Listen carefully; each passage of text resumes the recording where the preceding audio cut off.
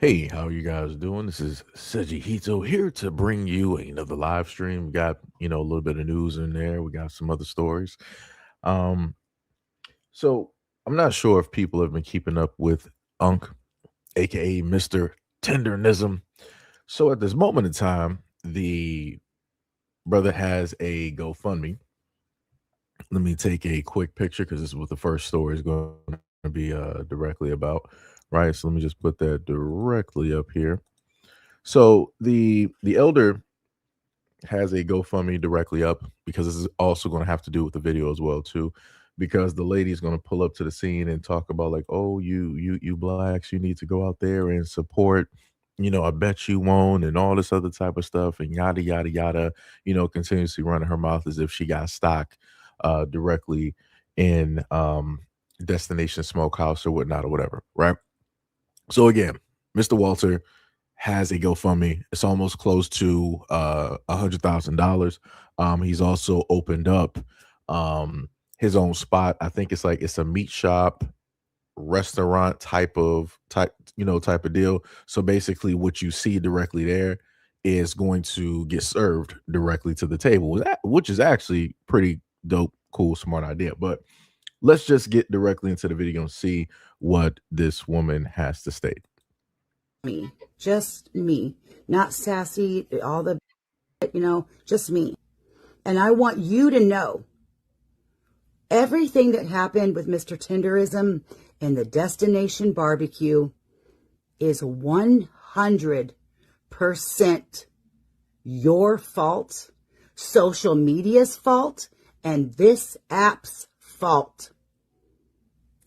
Everything was fine until the black folk found out that he didn't own that barbecue restaurant and he had a white slave master behind him forcing him to do everything. I bet you that relationship with them was just damn fine, but y'all could not fucking stand that wasn't his restaurant, and all the bullshit that Keith Lee and all the bullshit that went on in the app. You destroyed that.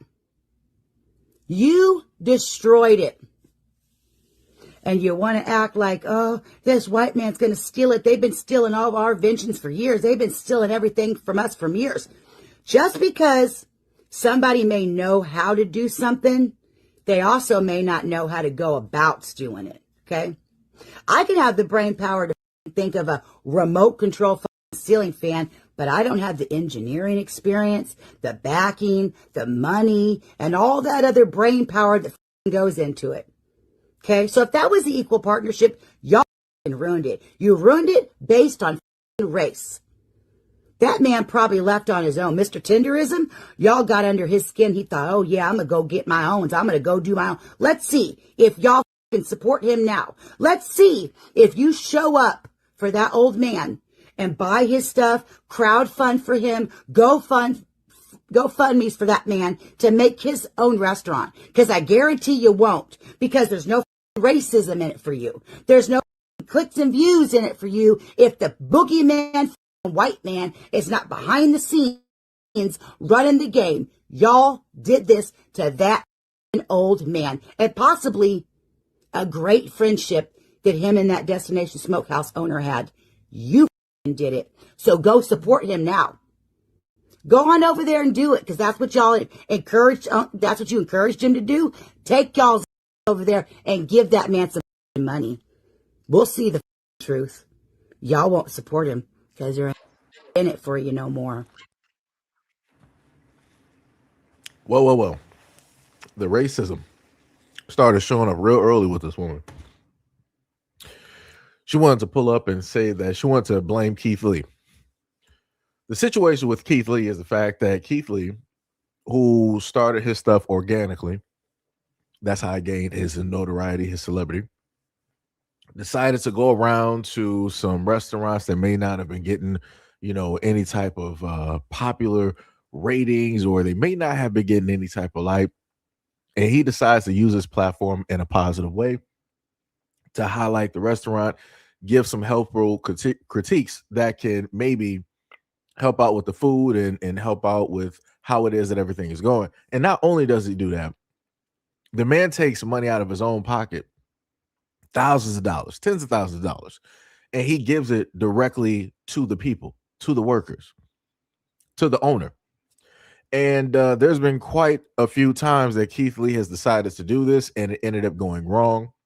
One of which was a food truck with some black woman. I forgot what it was, but he gave, I think it was like 5 to 10,000 or whatever amount of money to the owners so that it would be split amongst the workers that are there. So everybody's going to clear cut get blessed, right?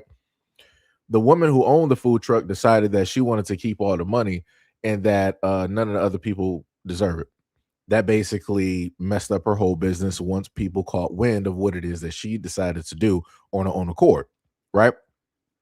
Now we got this instance here where this woman, and she again, if people pay attention, you can notice the the subtle racism that is there. All she basically said is it was the blacks' fault.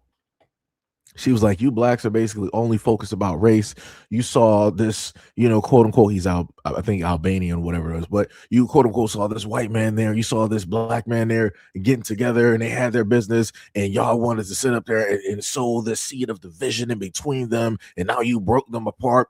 And now you cause the white guy to basically, in a sense, almost lose his business. You're watching it crumble and this, that, and the third. But realistically, you blacks aren't even going to support your own because now that Unc is on his own. Let's see if you really support him. So you mean to tell me, from your point of view as a white woman, as a colonizer, that black people are not going to just go out there and support their own after finding out the story and understand what specifically took place and happened? You forget, and you don't want to recognize the fact that originally black folks were supporting that white man's business because they originally thought that Mr. Tenderism was the original owner of that smokehouse, of that smoke shop. You forget to acknowledge the fact that while Unc was doing all the promotion directly there, and yes, he was getting famous. Yes, he was getting some celebrity. Yes, people were pulling up just to see him, all because of him, all because of his energy, all because of those recipes, right? Right? So while he was doing that, what did the white guy decide to do? He was like, "Oh man, this older white guy, he getting, he's basically becoming the face of Destination Smokehouse." I'm like, he's not the owner. He's not this. He's not that. Like, I deserve that limelight. I'm the one putting down the money. I'm the one doing this. I'm the one that's the owner. I am the one. And you know what he decided to do? Now he wanted to have Unc behind the camera. He wanted to put Unc as the cameraman and have him film content so that the white dude could be the face of Destination Smoke. Like, this is what we be talking about. The dude, the owner, quote unquote, was jealous that the older black guy was the reason that everybody was coming there. That everybody wanted to go to Destination Smokehouse. People wanted to sit up there and just take trips out of state just to go there, just to be able to witness and to taste the food and all of these other types of things. But y'all the ones that messed it up. You making this dumbass video, and then a white dude that is the quote unquote owner. Y'all messed it up for yourselves. And then on top of that, not to mention the fact that y'all went out of y'all way to try to capitalize by trying to trademark the word tenderism, right? And I'm like, that's a little bit weird. I'm like, that in a sense started becoming a part of the culture. And here you come out of nowhere, you want to just automatically, have it and take it and profit directly off of it. And knowing the fact that you're not going to give anything to that older man. Y'all were going to stand to make hundreds of thousands of millions of dollars directly off of that from, Destination Smokehouse and anything that has to do directly with it, especially off of that older man, because y'all aren't popular enough. Y'all not likable enough for people to just pull up there and want to see y'all. Like I said, you weren't the face of the brand. It's great that you owned it, but you can never actually be the face because you don't have the energy to actually imagine. Matter of fact, it wasn't even your recipes. let's just put everything exactly how it wasn't even your recipes. And again, when we originally thought that Unc was the one that had the restaurant, we also expected to see people that was reflective of Unc, back there cooking, chefing it up and all this. And that's not even what we saw. And it was like, wow, this is a like a whole facade. This is just rigged. I'm like, all right, we see it for what it is. So you want to sit up there and blame social media because you don't want to specifically take accountability for what it is that your people decided to do. And then you think that we're not going to sit up there and support somebody who is black, but yet isn't this about 100K that's sitting directly up there? And I want to know, this is coming from a variety of different sources when it deals with the GoFundMe, a variety of sources, but yet the goal is still being met. But you thought that it was going to fail because what? There's no white man attached to it. That's the owner. Also to note that there's a black lawyer that helped Mr. Tenderism get the trademark. Color me surprised on that. Look at that. Didn't want to list that one either out of your whole rant, and you wanted to talk about how the blacks are sowing, seeds of division and this, that, and the third, and all these. Yeah, okay. You're mad because you're not able to profit directly off of the energies of black folks. You can't profit directly off of, that area of the culture. So now you have to figure out and devise a way and a plan on how to do it yourself and how to make it work. Instead of focusing on what it is that is going on with aka Mr. Tenderism, why don't you figure out a way on how to market your business without having a black face, right? Being a mascot for it.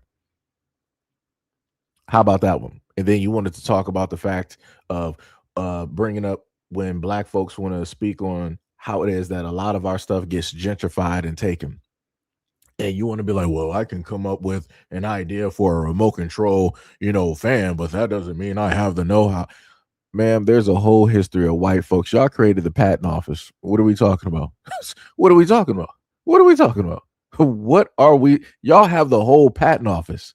And I promise you, there are patents still there that people don't even know about that are hidden directly in the dark that had to do with a lot of black people. I promise you that. And there's even more patents directly out there that had their start dealing with black Americans. But guess what? Because, at a point in time in history, black Americans were considered to be property. We couldn't go out there and specifically be like, okay, this is my patent. These are the plans. This is exactly what it is. Nah, you know who got the chance to do that? The slave master. So the slave master talked directly to the property, had them draw up the plans, tell them how it is that it worked.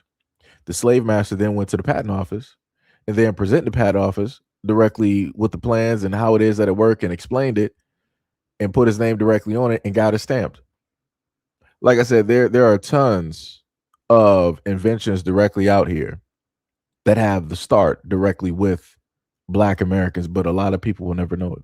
And there's a lot of white families that are still profiting off of this generationally, I might add, still to this day. But, they're never going to sit up there and come clean about that. Because you know how people like to do.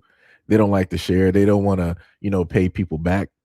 Nah, like I said, shout out to Jack Daniels because they one of those ones that sat up there and did that. The start of Jack Daniels had to do with black folks, but, it's whatever. Shout out to Mr. Tenderism, though. Much love, respect, and appreciation to Unc. Much love, respect, and appreciation. Also, shout out to all the folks directly here. Shout out to Mahoko, D-Love, Bushido, Sham, Hack.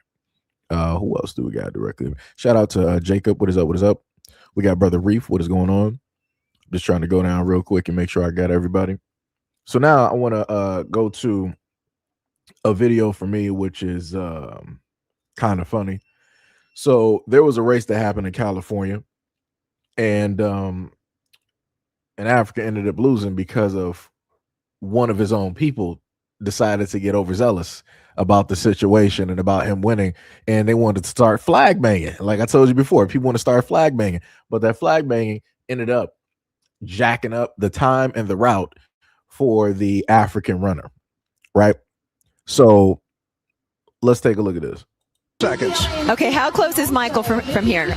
Is he within eyesight from us? He's in the last. I don't know. Here he comes. He comes right now. Here he comes. So let's get right back down to the finish line so we can watch Michael cross the line here. Michael Kamau from Kenya. Just over 2 hours and 11 minutes on the clock. Oh, whoa, whoa, whoa. Nathan Martin. Nathan Whoa. Martin. Nathan Martin. Nathan. Whoa. Oh, my gosh. Wow. And it is a photo finish for crowning of the 2026 A6 LA Marathon champion. I'm not Came out sure. of nowhere, because we can only see just a little bit beyond. We have to see that playback to see exactly what happened there, because So you saw what happened there, right? Let me just replay that one more time. So let me let you know. That's the African right in front. You got this full lead. A nice lead. Like I said, I ran track. That man has a lead. He has a very nice lead. He just has to stay pace. At this moment in time, right before that finish line, this is the moment that he needs to start digging deep. Whatever he has left, whatever memories that he can pull on, this is what he needs to do in order to get that extra burst of energy for a few seconds so he can cross that line, right? close is Michael from here? Is he within eyesight from us? He's in the last. I don't know. Here he behind him comes. is American. Here he comes. So let's get And right he's back like down to the finish line so we can watch Michael 36-year-old cross the teacher line from here. Michigan. Michael Kamau from Kenya. Just over 2 hours and 11 minutes on the clock. Oh, whoa, whoa, whoa. Nathan Martin. Nathan. Whoa. Chasing that man down like a Terminator. Oh my gosh. I just got a freezer right there because that's that Yamcha pose. If you are not a Dragon Ball Z fan, you will not understand. But that man immediately hit the Yamcha pose. I swear to goodness. As soon as I saw that, I'm like, oh no. He about to go see King Kai real quick. But anyway, now we're going to see how the African has some complications when they dealt with that, right? So let's keep playing. Photo finish for crowning of the 2026 A6 LA Marathon champion. I'm not Came out sure. of nowhere, because we can only see just a little bit beyond. We have to see that playback to see exactly what happened there, because So this is how it happened, right?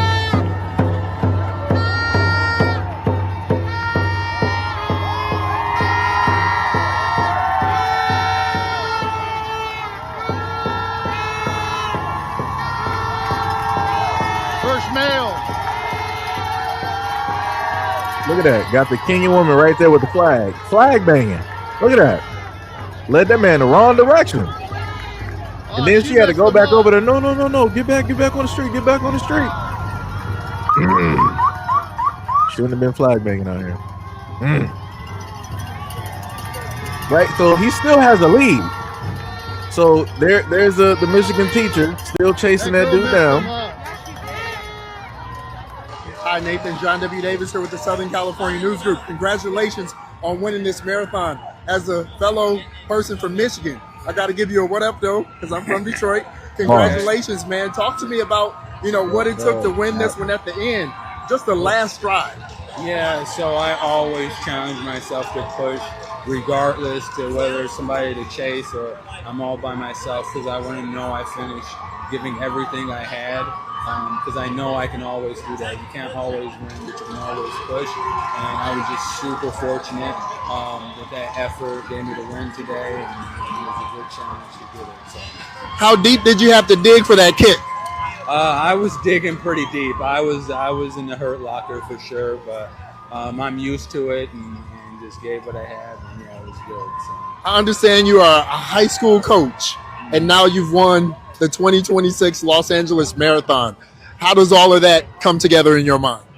It's amazing. Like you hope that you're able to pull something off, like you don't.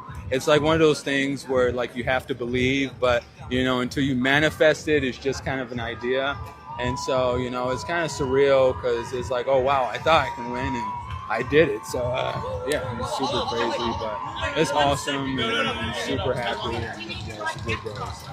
When did you really start closing in? Because I'm standing here at the finish line, and I saw that the person who finished second was leading for a really long time in this race. Yeah, so he kind of took off, and it was just a pack of like 5 or 6 of us, and we just started grinding together. We were switching off the lead, trying to close the gap, And around mile 5, I just kind of took off and nobody went with me. And so I said, hey, I have to push, I have to fight, and let's see what happens. And like, I wasn't thinking at that point about winning. It was just making sure I gave the effort I have. And yeah, around a mile was when I saw I had a chance, and I went forward and it worked out. So.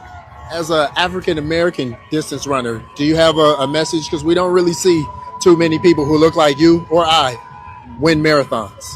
You know, hey, just never give up and never assume what you're supposed to be good at. Always test yourself, always find new opportunities, because it's not about necessarily what you like to do or what feels fun. It's what you're good at and what you're willing to challenge yourself to achieve, and you can accomplish a lot of amazing things. So, anything else you'd like to add about this historic moment?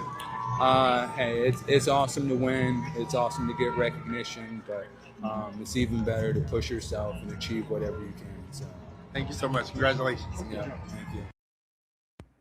Like I said, a very humble man. He worked very hard for that win. He did what he needed to be done, and he wasn't distracted. He saw the goal directly in front of him, and was like, well, it's my time to shine. Let me kick this up a notch. That man pulled out that Terminator run. He was walking that man down. And you can see back in the race how the African, he could probably hear the footsteps, and he again was distracted, wasn't focused, again was distracted. And then the moment in time that he even felt the energy getting close, again for the third time, got distracted. And that third time was the final time. Again, you got to stay focused, man. You got to stay focused at the end of the day. Just because it looked like, or you think you got it, don't mean you really got it. You ain't got it up until you cross that line. And those are facts. Now, we're going to take a look at the news report, and we're going to see what other people got to say about this, because fields of people out there have such, it's not even mixed emotions. They're directly on the side of Africa. But I'm going to let y'all hear this real quick. Shout out to Yamcha. The photo finish at yesterday's LA Marathon decided by 100th of a second. The new video shows the runner who finished second made a wrong turn that may have cost him the race.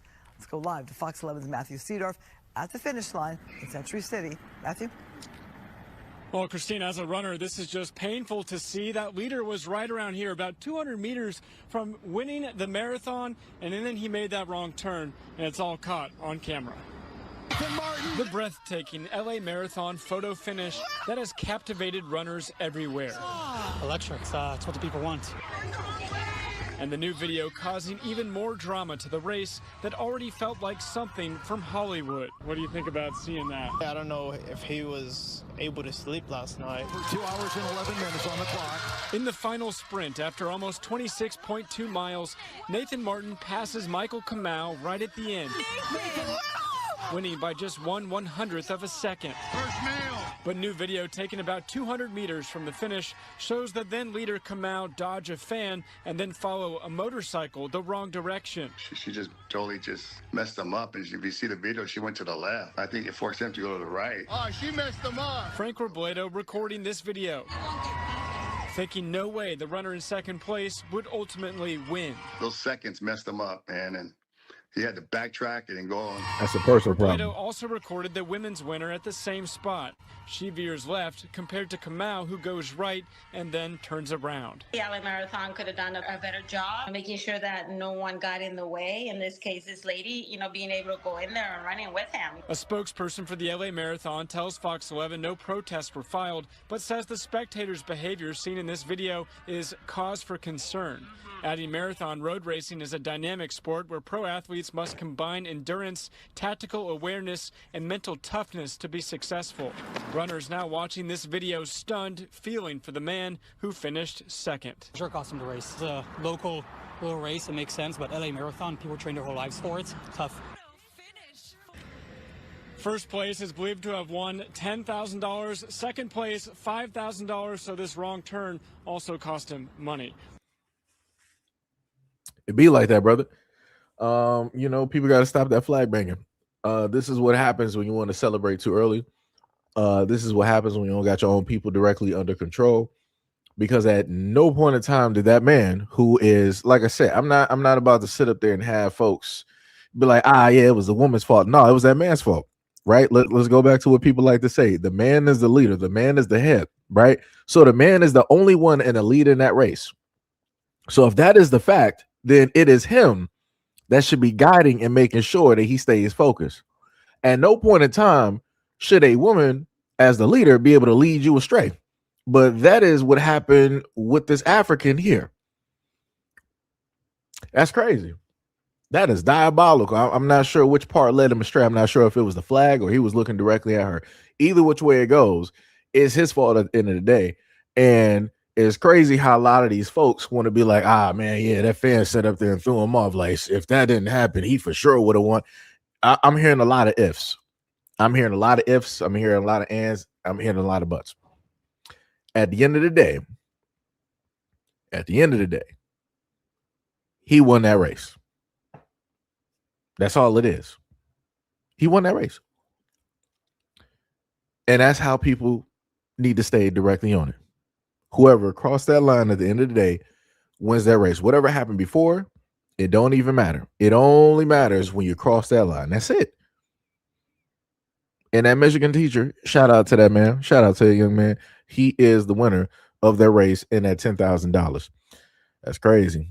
Waving that flag cost that man that race. Ooh, diabolical.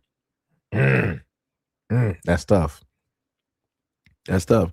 And nobody remembers second place. It'd be like that though. Anyways, now we're going to switch gears.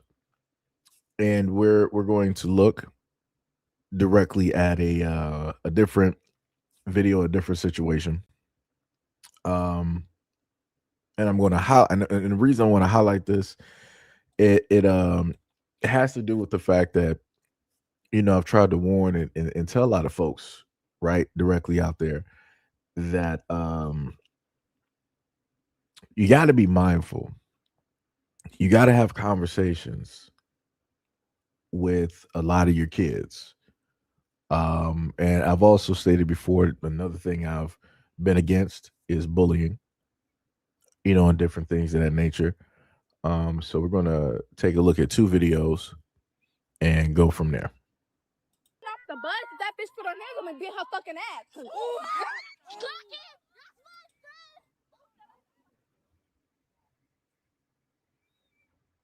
Mother wants answers after her 12-year-old daughter got into a fight at the bus stop and died. The mother says the bus driver should never have let the kids off that bus together. Channel 2's Tom Jones is live in Douglas County in Villa Rica. And Tom, as any parent can understand, that mother is heartbroken. Yeah, Linda, heartbroken because her daughter was a quarter of a mile away from home when she got off the school bus here. But that's when Jada West got into a fight with another girl, and Jada never made it home and never made it to movie night with her mother. She was like, Mama, can we do something? Rashonda McClendon says she was looking forward to hanging out with her only child, 12-year-old Jada West. We were supposed to go to the movies Friday. But Jada never made it to the movies Friday. Actually, she never made it home that day. Cell phone video shows Jada beefing with a group of kids at the bus stop. Then she and a girl began fighting. Jada took a hard fall and began to lose consciousness. We are not showing the actual fight and fall. One of Jada's friends ran to tell her mom what happened. Got in my car and I drove up there and she was on the ground. Jada wasn't breathing. She was taken to the hospital. Jada died the next day of cardiac heart failure. Her mother is in a lot of pain. It gotta stop. It must stop. Violence has to stop. McClendon wants to know why no one tried to stop the fight. On the video, you do hear a boy telling everyone to chill out. Let's push the peace. Let's push the McClendon says the conflict began on the bus and the driver should have been proactive. The bus should have never let those kids off. Turned it around. McClendon says her daughter was new to the school and had been bullied. She says we have to teach our kids violence isn't the answer. Love. The Lord wants us to love one another, not tear one another down. And Douglas County Schools plans to have grief counselors at Mason Creek Middle tomorrow when students return to school. Villa Rica police told me they are investigating and will forward the results of their investigation to the DA's office for review, and police are using that video as part of their investigation. We're live in Douglas County in Villa Rica. I'm Tom Jones for Channel 2 Action News. Tom, so much pain and so many questions. Thank you. Oh, so well, much. the district released a statement today saying they are saddened by the loss and extend condolences to her family and loved ones. And as Tom just mentioned, the district will have a crisis team of psychologists and counselors on campus tomorrow. Right. So the young 12-year-old, she was basically, I guess you could say she was jumped with. I'm just going to assume on that because I didn't see the full video. But more than likely, what normally happens when you see girls fighting, one girl is the one that'll normally defend herself, and she'll get jumped by a few or several other girls and all this other type of stuff. But the young girl, you saw her get directly off the bus, and somebody's obviously recording. And then she's speaking to the other girls directly there who more than likely have been trying to be confrontational or bullying her. And after that, a fight ensued. The young girl ended up hitting the back of her head, which caused her to get a concussion. And this is let me see if I can go to it. And this is her there lying in the bed on I think that should be a ventilator. Later it was stated that she passed from her injuries because her heart stopped. I think when the family members are going to list that the heart stopped quite a few times. So now we're going to go to a video of the family member. It took me a minute to start the live stream because I had to go through her video and try to edit a lot of things out. So we're going to listen to that here.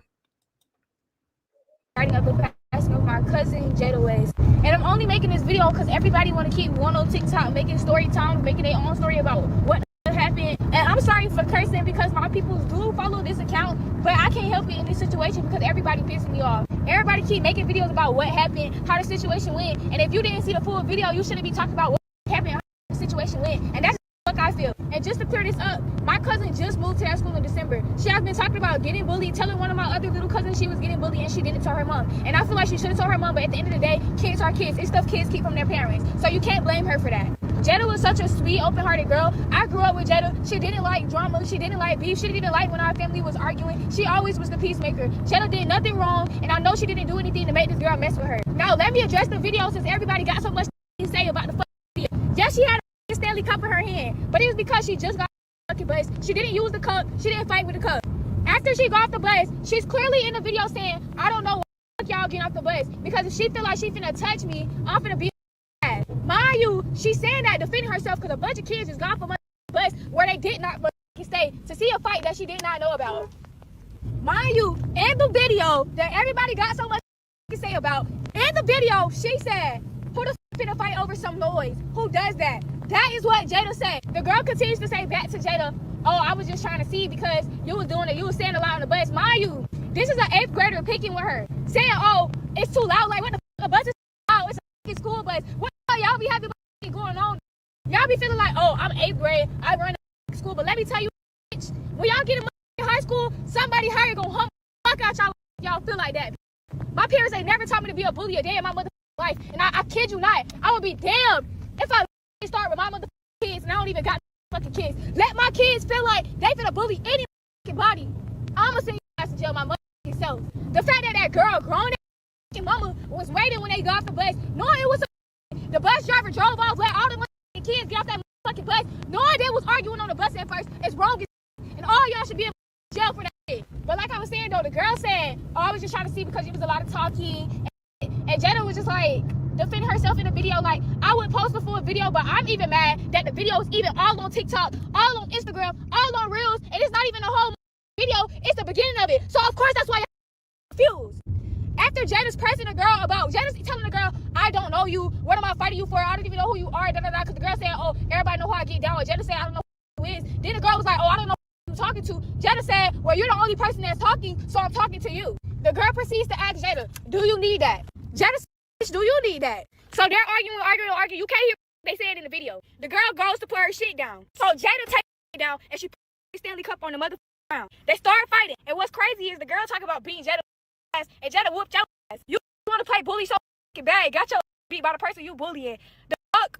But then, as they're fighting, Jada falls backwards because she's trying to drag the girl down and pull her to the ground. They're fighting on concrete. Jada falls backwards, and she falls on her head. The girl rolled over her, so I guess that her up in a way. But then they both rolled over, and Jada kind of had her like a little headlock or whatever. You know, people started breaking it up. You can hear Jada friend in the video yelling when Jada fell, because I'm pretty sure they all heard some shit, and that's probably why they broke it up. You can hear Jada friend in the video yelling, "Oh my gosh, Jada! Y'all see her talking so much because y'all ain't see shit. Y'all going off of what other people motherfucking. Y'all reading Jada grandma caption talking about some y'all can't understand it. Y'all don't want to read it. Y'all don't feel like reading it. Okay then, get the don't read it. Because now y'all got me mad as Of course, y'all can't understand what the fuck she talking about because she's trying to talk and probably crying at this fucking time. Y'all have respect and it's making me mad as fuck.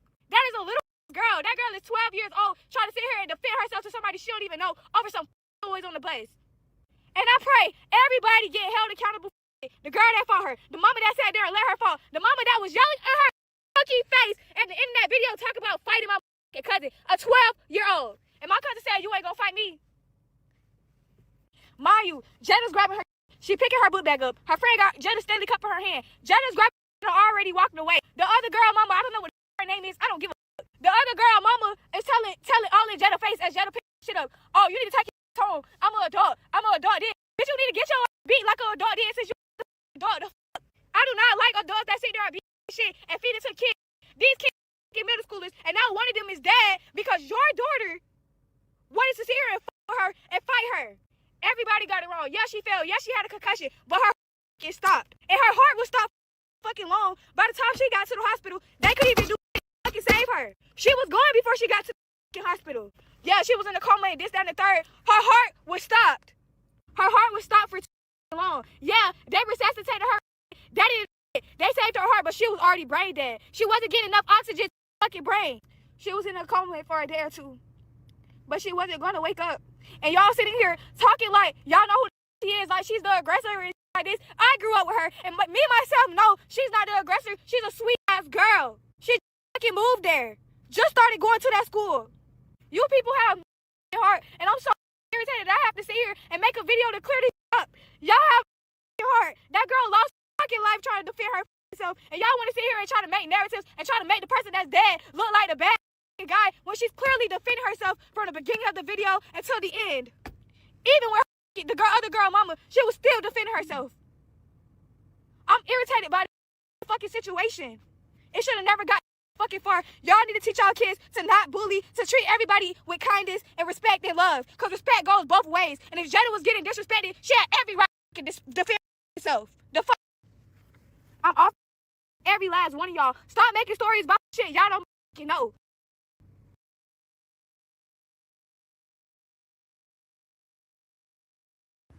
So we were able to hear that, right? So the first video you were able to see, again, you didn't see the full fight. No reason to even see the full fight. I guess if you want to see, you can go online and see that. There was obviously an adult there from what the young woman here was basically stating. Long story short, there's a lot of people that should be facing charges. This young girl, she ended up losing her life. She was basically gone the moment that her head struck the ground and her heart stopped. Like I said, throw that whole family away. Whoever that girl was that decided to, have this fight, and she's able to walk away safe and sound, and she can still go to school and go to prom and then grow up one day and get married and have kids and have a future and grow. Oh yeah, put her in jail. Put her in jail, in prison for life. Put the mom away too, because the mom is probably in her 30s, maybe her 40s. Put her away too for life. Like I said, throw the whole family away. Because that's crazy. Like, somebody literally lost their child for nothing. And I've tried to, touch on this topic a variety of different ways, try to make videos throughout, time. And as stated before, folks don't care.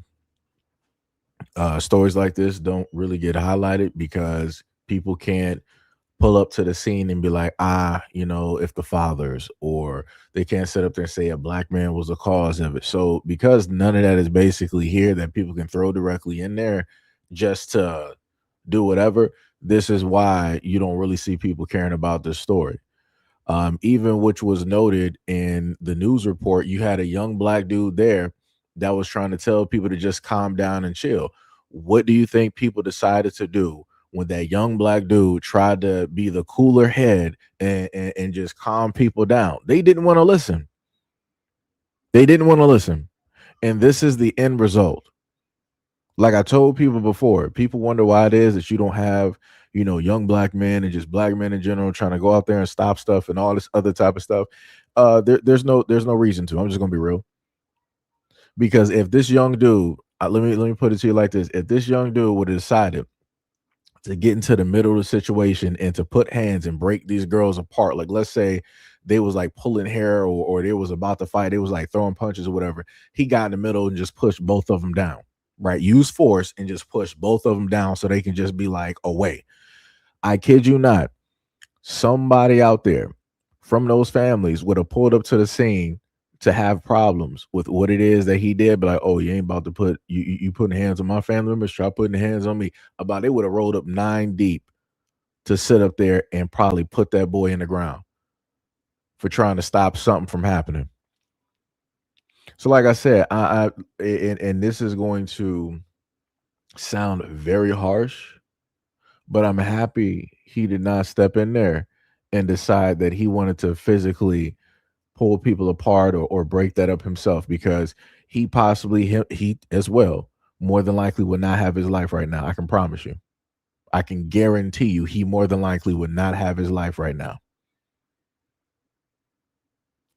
So because we know what the situation is, and I'm trying a variety of ways to explain it, the women directly out there who have these young girls directly in their families, it is up to y'all to pull up to the scene to stop these young girls and to teach these young girls from fighting. I've watched throughout my years. I've watched by way of World Star Hip Hop, Twitter, and many other avenues where people can upload to social media, where girls are filming and girls are watching other girls fight. And I'm not watching or seeing any of these girls break up those fights. I'm watching girls watch other girls fight, and I'm not seeing any of the grown women who are in their 20s, 30s, or 40s break up those fights, but yet they'll instigate and add directly into those fights up until something happens. I got umpteen videos of women pulling up to other women's homes in groups to fight one girl, one woman. Umpteen videos. And like I said before, none of this stuff is going to get fixed because you have women out here that don't care. As much as women say that we care about the womanhood, the sisterhood, we care about our lives, and we got to talk about the femicide and the men.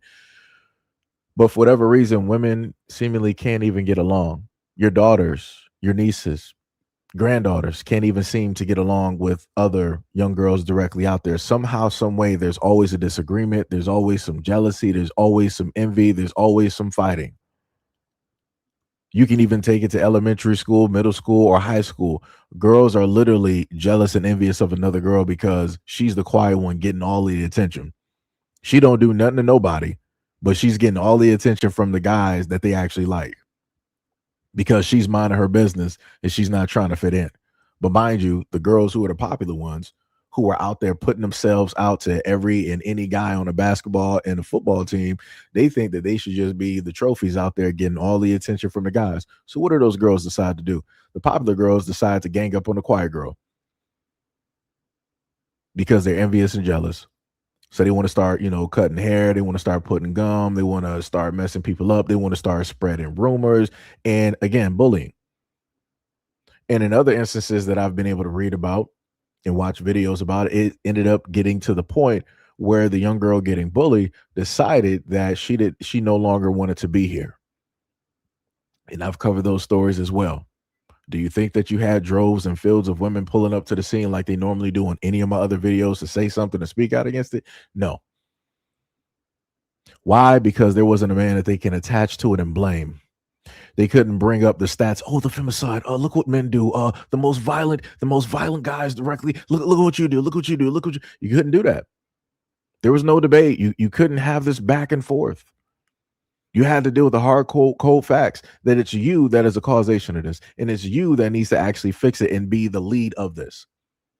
But like I said, when it's actually time for people to lead in their respective fields, magically folks don't want to sit up there and show up. Magically, people got things better to do. Magically, because it's not hitting their front doorstep, people don't want to sit up there and worry about it. Like I keep telling people 99 different times, people are going to decide not to care about something up until it's too late.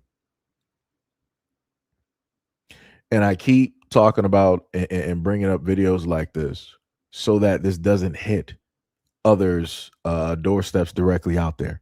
Because the last thing I would want for anybody to go through and have to suffer through is the loss of life. Watching your daughter lay there lifeless, somebody that you just was talking to yesterday or the same day or a few hours ago, smiling and laughing. You can just hear their voice as if they're still there. And now, at the drop of a hat, they're lifeless. They're no longer there. All the birthdays and all the plans that you had, all the celebration, all the holidays, all of that is broken. It doesn't exist anymore. It's now a dream because that person is no longer here. Like I said, if women care as much as they say that they care, then women need to actively start getting out and talking to these young girls and talking to the young women directly in their family so a lot of this madness can stop. Like I said, we already know how guys basically work and the things that happen. So guys are basically the blueprint of what happens when people decide to get violent. You've seen men fight other men, and 9 times out of 10, somebody's going to lose their life. So again, for the life of me, I'm trying to understand, why is it that you got women and young girls out here that decide that they want to follow the exact same blueprint as men when you're not a man? You weren't put here in a sense to be quote unquote a destroyer, to be violent and to do this and to do that. There's no excuse for this happening. Nobody's going to sit up there and tell me, oh, you know why she was so violent because men taught her this. No. Like, so you got to make it make sense. As a woman, why would you decide that you want to go to violence? Women are supposed to be, in a sense, emotionally sound, right? They're supposed to have, a good hold directly over their emotions, then pass the information of being emotionally sound directly to their daughters, their nieces, their granddaughters, and all of these other things. But obviously something is missing. Obviously things are not being passed down. Obviously people out there are lacking. And this is why I said before that just because you have a woman that can produce kids doesn't mean that she's a mother. And this is the result of a woman that can produce kids that should have never been a mother. But again, let's see if out of all the social media, all of the social media pages that quote unquote hate black men, let's see, take out your time of the day if you have the wherewithal to do and look at all of those black male hating pages and let's see if any of those women out there will actually talk about this story.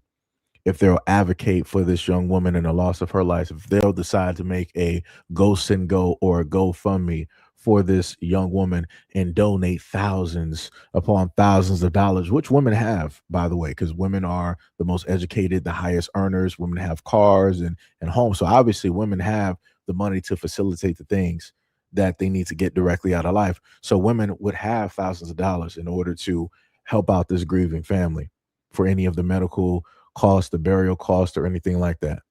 Let's see if those women will actually put their platforms on that type of time. And they're not, because they know that they can't monetize or really make any money. They know that their fan base is not going to pull up to the scene to want to hear that main narrator speak or critique them when it deals with this. because the only thing that they realistically care about is, what did a man do today? How did a man affect us today? How did a man take our life today? What can we do to escape these men and to protect ourselves against these men? And I kept trying to tell a lot of women out here that you're going to be so fixated on this that you're going to allow things like this, where you got young women out here losing, young women and young girls out here losing their lives every single day at the hands of other young women and other young girls of the same age every day. Because you want to be fixated on one side when you should be looking at everything. So like I said before, my condolences to the young girl's family. My condolences. This should have been something that should have never have happened. The other thing I want to say as well too that I have a disagreement with is folks online blaming the bus driver. I understand that the mother is grieving. So, I'm gonna put that directly to the side because again, she's grieving. But for a lot of other folks out there want to blame the bus driver for letting the kids off and all this other type of stuff. The bus driver has one job to realistically do. The bus driver realistically is not paid to be the protector of your kids. The bus driver is paid to go to point A to point B and just to make sure that your kids get from point A to point B. They are not police officers. They are not military. They are not trained in self-defense. They don't even have anything to defend themselves, because the craziest part is there's a lot of school bus drivers that just simply drive to and from, and you got kids out here attacking the bus school driver. And then magically people act completely stupid on that one. You don't hear like Phil's parents talking about, I'm about to pull up on a bus and wait for one of these kids to try to, put hands on these bus. You don't hear people saying that. But then when it deals with this situation, if an adult of this young girl's family decided to be like, all right, it's going to be an eye for eye, whatever it is, then people want to pull up to the scene. I wish somebody would sit up there. I don't care what mine did. I wish an adult would sit up there and put hands on my kids. I don't care what they did. Trust me, I done heard too many ignorant parents out here. And like I said, a lot of y'all shouldn't have had kids. I'm just going to be real. If you know at the end of the day that your kid sat up there and took somebody's life, it be like that. You better pull a John Wick. You better sit up there and be like, oh, you did what to who? I'm like, that's John Wick. You sat up there and stole his car, and you took his dog directly out, the dog that his wife gave him. You're no longer my son. You're on your own. That's it. Figure it out. That's how a lot of parents need to be moving. Because to still be out here knowing the fact that your kids are doing the utmost wrong directly in these communities, and you still want to body block and protect them, makes no sense. If you are in that type of light, hey, guess what? Everybody going to prison. Everybody going to prison. Everybody is going to prison. Like I said, this is all of this stuff is wild, man. Like I said, didn't just last year, I covered a video before where you had teens out there fighting, and the parents wanted to get online and they wanted to laugh about what was taking place and what was happening, and they weren't taking it serious. And there was a lot of women doing that. And I'm like, wow. I'm like, this is the behavior of mothers out here. I'm sorry, women who are able to produce kids, because I can't call them mothers. And over time, you started then seeing people on social media get into an uproar. But when it first happened, you had people egging on and siding directly with the wrong parents. And I'm like, y'all got it. All of y'all some clowns. I'm like, I hope y'all never produce kids, because I'm like, y'all kids ain't going to be no good. And that's just the way that you got to sit up there and put it. Like, I'm sorry, not sorry. Like, if you are a broken factory, it is impossible for you to produce perfect or near perfect goods. Like, it's just not going to sit up there and happen. Like, you're already a bad situation. How do you think that you're going to be able to produce anything good? You can't. You just can't. I'm sorry. Like I said, man, I feel very bad for this family and what it is that they had to go through. But it also comes from the fact that bullying is allowed to happen and it's allowed to take place. And a lot of parents do not check their kids because a lot of quote unquote parents don't actually want to be parents. The only time that parents want to be parents is when it's time to quote unquote defend their kids. But all along, your kid has been in the wrong. All along, your kid has been picking on other kids. All along, your kid has caused all types of problems to everybody else. But now when people want to start coming for that kid that's problematic, now you want to pull up to the scene and be the perfect parent. Now you want to be a superhero. Like I said, this is how in a lot of instances the kids that get bullied, they have a response of which nobody likes. And this is why I say before, I don't feel sorry when stuff happens. Everybody has choices. And people got to understand that you can only push people who are quiet and don't really bother people for so long up until you get a response. And it's going to be a response that chances are it may affect everybody. And like I said, at the end of the day, everybody got a choice. But when things like that happen, am I going to 100% put it on the kid that got bullied? Nope. I'm going to go directly towards the adults, and I'm also going to look at the kids that bullied that kid and the other kids that allowed that bully to bully that kid. There's a lot of people that was able to witness and see a lot of these things going on. You got one person that's getting bullied, and you got everybody else watching and sitting back. Like I said, it's crazy. It's diabolical.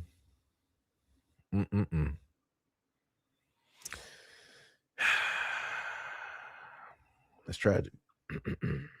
That is tragic. So now let's move on to a different video. And we're going to hear what a guy basically wrote directly into this podcast. And we're also going to listen to it and listen to the response. The girl that I'm seeing called me a creep.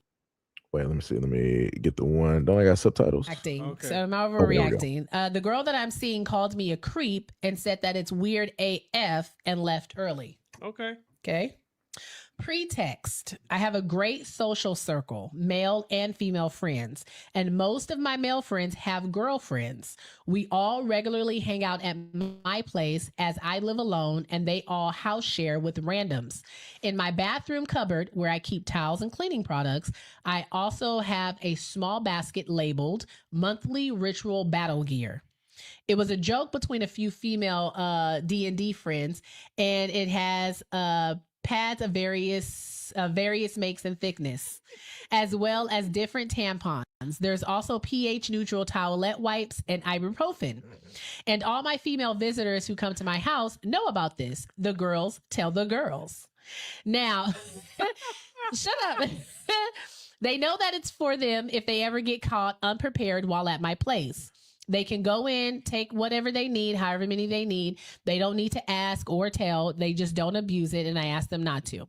I check it depending on how many times I've had people over, and I replenish it as needed.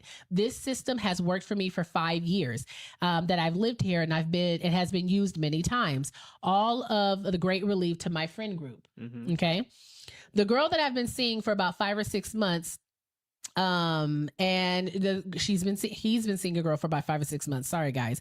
And she stayed the weekend, Friday through Sunday, during which time she came on her monthly blood sacrifice ritual and asked me if I could go buy her some pads or tampons. I told her that there's some in the basket in the bathroom under the cupboard.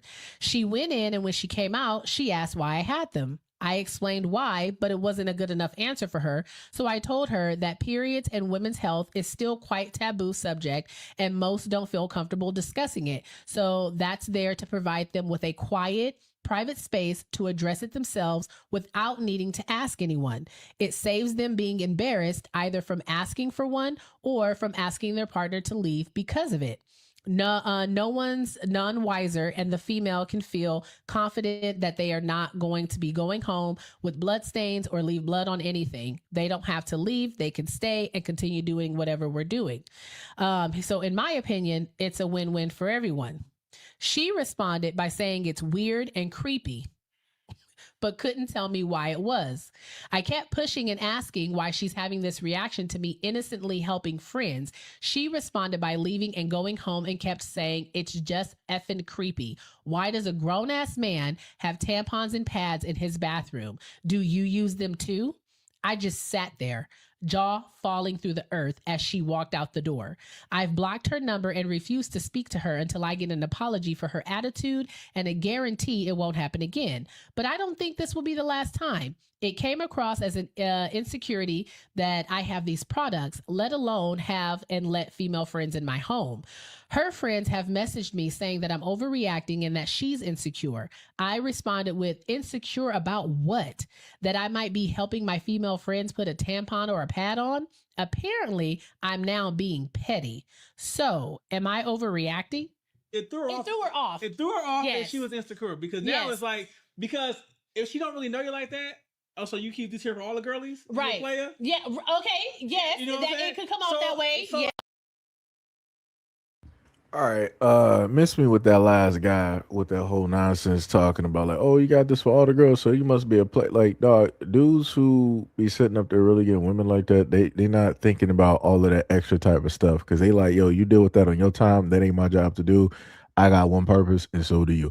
That's it. They're not doing all of that other type of stuff. So again, miss me with the dude on the bottom. He probably for the other team anyway. Just guessing. I don't know. But the whole other thing is, I put it from my perspective, right? Something that I did directly in high school, as I told y'all before, over the years, is that the moment in time, high school, I was able to get my own locker, and I think it was probably in an E or D wing of the school, right? And I'm like, yo, let me just start keeping like a lot of stuff, directly in here for, a just in case, right? So you got some Tums directly in there. You got some Pepto-Bismol. You got, toilet paper. Maybe I might have had some baby wipes in there or something like that. Like I said, I had quite a bit of stuff. And during the point of being on the track team or whatnot, some of the girls would come directly up to the locker and see some of the stuff directly in there. Maybe if they needed it, they might knock on the door, and then I would have to come out the class and, give them, whatnot, or whatever out the locker because their stomach was hurting or something like that. And I think one of them actually, who was that? Was that a girl on the track team or somebody else? But I think somebody was like, yo, you ever thought about having like, some tampons or some pads in there? I was like, nah, like I never really, thought about, doing that. But then after that, I did think about it because there has been times where girls, in a sense, have been embarrassed because, they're young at the time in high school and they not really keeping track of, periods when it starts and all this other type of stuff. And there's been instances where girls have had, accidents, bleeding directly through their jeans, right? And I'm like, man, maybe I could, sit up there and do that. That'll be, helpful so that people, won't be as, embarrassed and whatnot or whatever. I probably would have did it if in year, because then, doing that all, 4 years, but this is sort of like the tail end of everything. So I, end up doing it. I still had the normal stuff directly in there, but I never really did that. But long story short, what I'm saying is, if you're a guy and you want to potentially do, something nice or considerate, you do run the risk of being called weird or a creep or people trying to make it more than what it is. And like I said, this is what happens when a lot of people don't even understand what a decent guy specifically is, right? That dude is decent. He decided, he was like, yo, I got, women that we play, Dungeons and Dragons and all of these other types of things. So, I'm going to sit up there and make sure to have some stuff specifically there for them so that if they do come by, they're fine. They don't have anything to worry about. They don't have to like run out. They don't have to be embarrassed. Like the dude, he did the right thing. Like I said, he 100% did the right thing. I agree with what it is that he decided to do because, again, that's a human being being considerate and understanding other human beings directly out here. That woman, like I said, I know, but just by listening to the attitude, listening to the wording, I know exactly why it is that he got the response that he got. And I can tell you beyond a shadow of a doubt, if it was a man of another race, the conversation would have never have happened. It would have never have happened. That dude would have been called, everything next to Jesus if it was a man of a different race, because it was, the guy that he was. This is the response that he got, and this is why she tried to, in a sense, try to throw the shot to try to make it seem like he's either DL or gay. She was like, "Oh, so are you using them too?" Who says that? Like, aren't you dating this dude? Haven't you more than likely been with this dude? So why would you say something as ignorant as stupid? Like I said, this is why you have a lot of dudes out here that just sit directly in ignorance of a lot of things that deal with women. Because there's always that risk on, if you do know some stuff about women are now gonna, sit up there and question you, like, oh, like, why do you know so much about women like that? Like, you're not even a woman, but this is what you're in. It's like, this is why a lot of dudes just stay ignorant of a lot of stuff. This is why a lot of dudes just would rather stay ignorant of a lot of stuff, because it's like, hey, if I'm gonna be wrong, I'll just be wrong. Don't nobody got no time. Again, it's a tiring thing to continuously have people want to try to question your sexuality because you want to do the right thing, or you want to be educated or knowledgeable about certain stuff. Like I said, man, it's just it's tiring. So like I said, I feel for that dude, and if I could, I would tell that dude, don't be looking for no apology from a dummy like that. Like, that woman is a straight bird. If you're looking for an apology, you're also leaving the doorway open for a potentiality of y'all talking back to each other. Like, dog, you blocked her for a reason. You dodged the bullet. She is a bird. Let her go out there and become a single mother, because that is the road and that is the route that she is going to take. If she has the mentality to try to say that you are a creep, you're anything negative because you're being considerate of another human being, like, yo, she only has one route. She will be a single mother. I promise you 1,000%. That is what is going to happen. Because that's ridiculous. That is 1,000% ridiculous. Like I said, you can't even be considerate for women now without somebody considering your sexuality. That's wild, dog. That is 1,000% wild. Oh my goodness. Oh my goodness. Like I said, it's whatever. It's whatever. Like I said, a lot of people gonna ruin it for other people. That's the best thing I'll tell you. A lot of women out here are going to ruin it for other women directly out here. Like I said, that's wild. That is 1,000% wild. So what we're going to do is we're going to take a look at another video. We actually got about probably three? No, we actually got a few videos directly up here. So right, we're gonna, because I think I did put relationships directly up there, or did I put and more? Oh yeah, I did put and more. So all right, whatever. So let's keep going and take a listen. I remember having a conversation with the kid and, dating. And he was talking about how he would prefer to be with a woman with a... So let me just read the top part just in case y'all can't see it. The lady said that if I was a man, I would view the baddies as positive for all of those serious STDs like HIV and herpes, right? So let me pull this back and let her talk. I remember having a conversation with the kid and, dating. And he was talking about how he would prefer to be with a woman with a low body count. And at the time, I didn't know any better, right? And I was like, well, past partners, past sexual relationships shouldn't matter. Yeah, it does matter. It definitely does matter. Considering that y'all come up on Al Gore's internet talking about don't settle down until you've had like 50 to 100 dudes ran through you. What? How, Sway?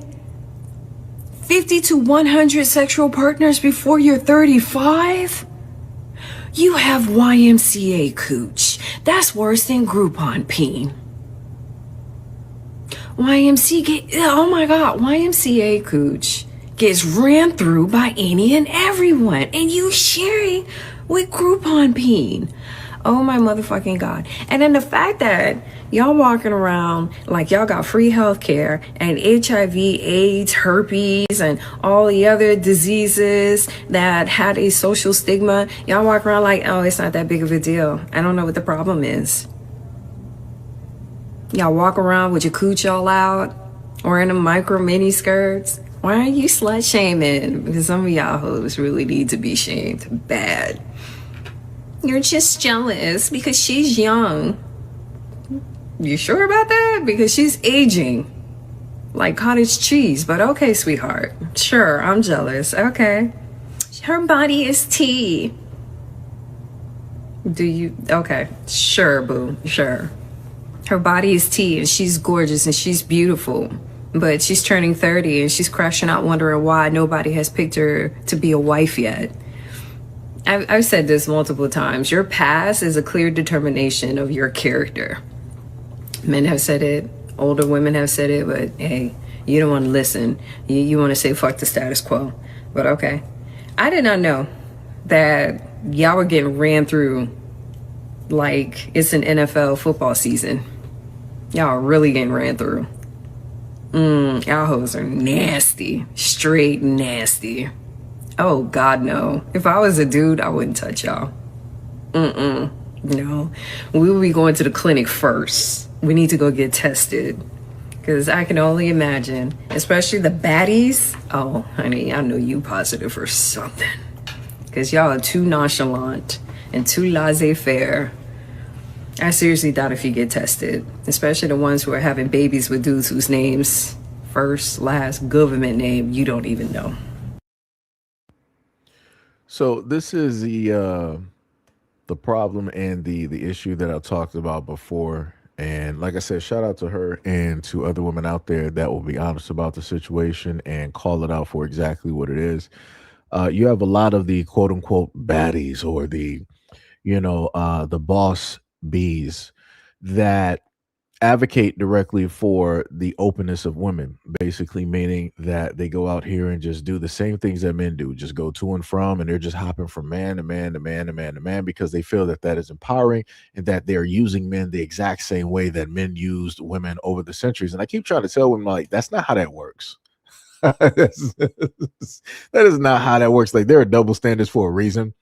And the only person that is winning when a woman thinks that she's using a man like that by just having relations with him and just sending them basically back home, the guy is winning.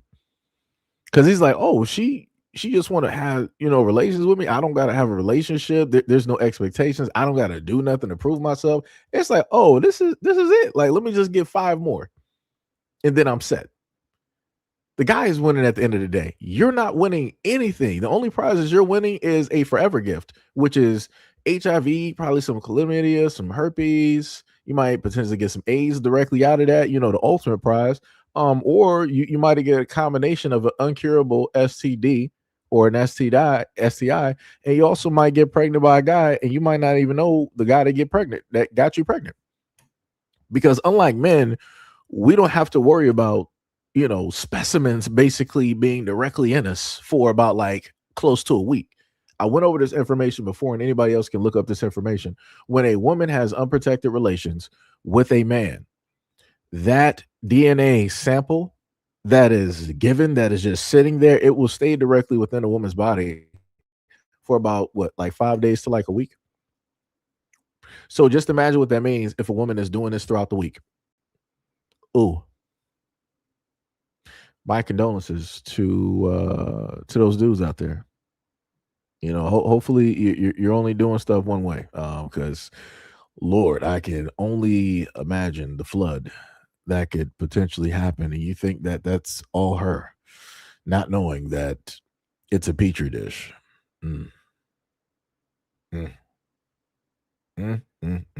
Crazy work.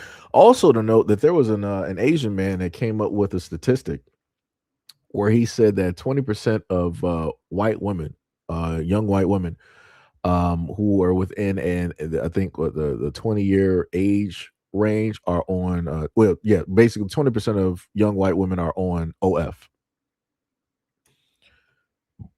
So you can do with that what you want. If I can actually find that video, I will actually put that up, because the funny thing is I just thought about that.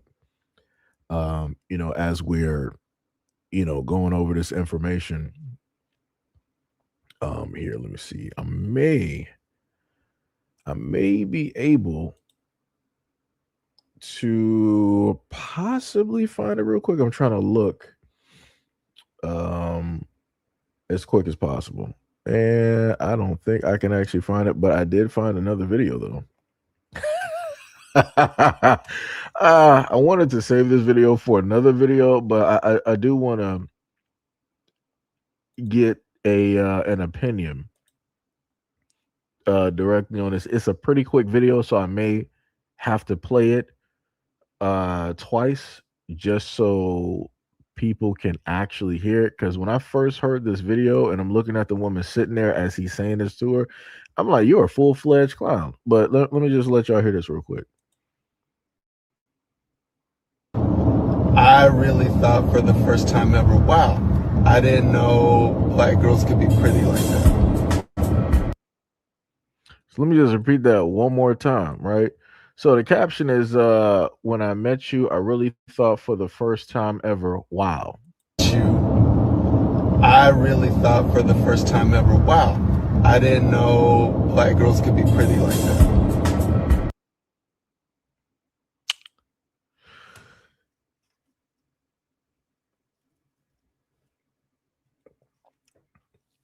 I would just like to say that you can't educate, and you can't help and save a lot of folks directly out here.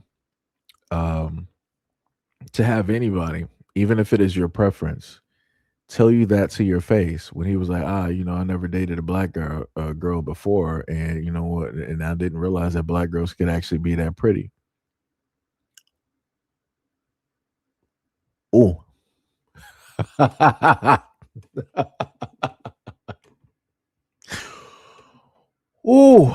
Oh boy.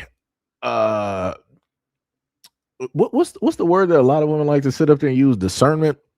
Because normally folks will sit up there and say that if a man at all says anything that can be read as disrespectful or a slight or anything like that, you're supposed to have discernment, and you're supposed to understand that this is the time that you run. This is the time that you leave the situation, because obviously he does not respect you.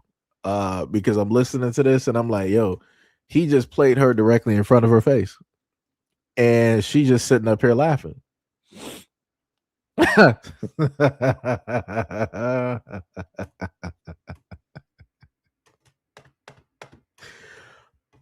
Smart, and folks be out here like, I choose the bear. You got it. You got it. Like I said, people will allow other folks, when they deem them to be attractive, they will allow other folks like this to play directly in front of their face and not even care. Like I said, hey, it'd be like that. But I'm pretty sure somebody somewhere, instead of punching the air, they're like, yo, but let's focus on what these black men have always said to black women. All right. No problem. We can just overlook the fact that she has a smile as he's explaining this. That's cool. No problem. Shift it over to black man. It makes it easier. It allows people to cope so much. Crazy. I really wanted to save that video for a whole. I got packs of videos.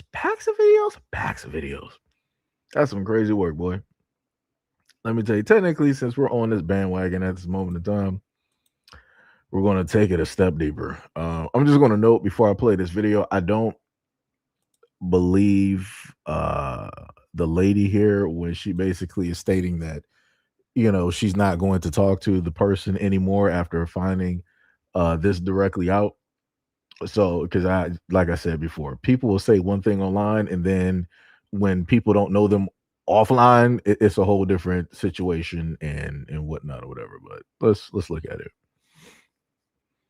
I just got back from my second date with one of the 3 guys I'm currently going on dates with. Let's call this guy Mr. Italian.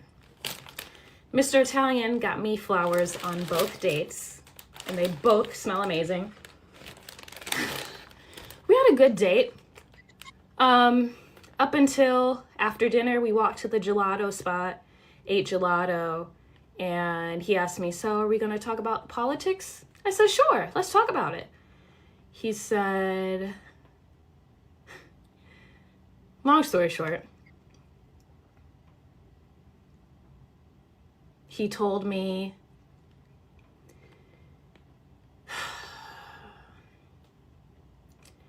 So let me just pause it because she's taking. I mean, I should have, went through and put the video times too because she's taking a lot of time and spacing. The reason why she's doing this is because she really, really, really, really, really, really, really, really, really likes this guy, and she really finds him to be the utmost attractive. But again, Mr. Italian, so we know who he's not. We know that he's not black, right? So again, because this is more than likely her preference, and she's viewing so many things as green flags, this is why she is not specifically getting to the point, because she's reflecting on the memories. She's trying to figure out a way of like, okay, maybe I can look over this, or I can look past it to still be, with this guy and to still date him and all that. Like I said, trying to, as she's explaining this to us, in her mind, she's trying to figure out a way to rewrite time and history so that she can still see this guy. That's the crazy part, right? Because she knows that politically she's on one side and he's on the other side. But he voted for Donald Trump twice, but Martin Luther King Jr. is his idol. And I asked him, he said, how do you feel about that? I said, I'm processing. I said, it does seem a bit interesting though that the person you idolize is in exact contrast to the person you voted for. And he said, I never thought about it like that.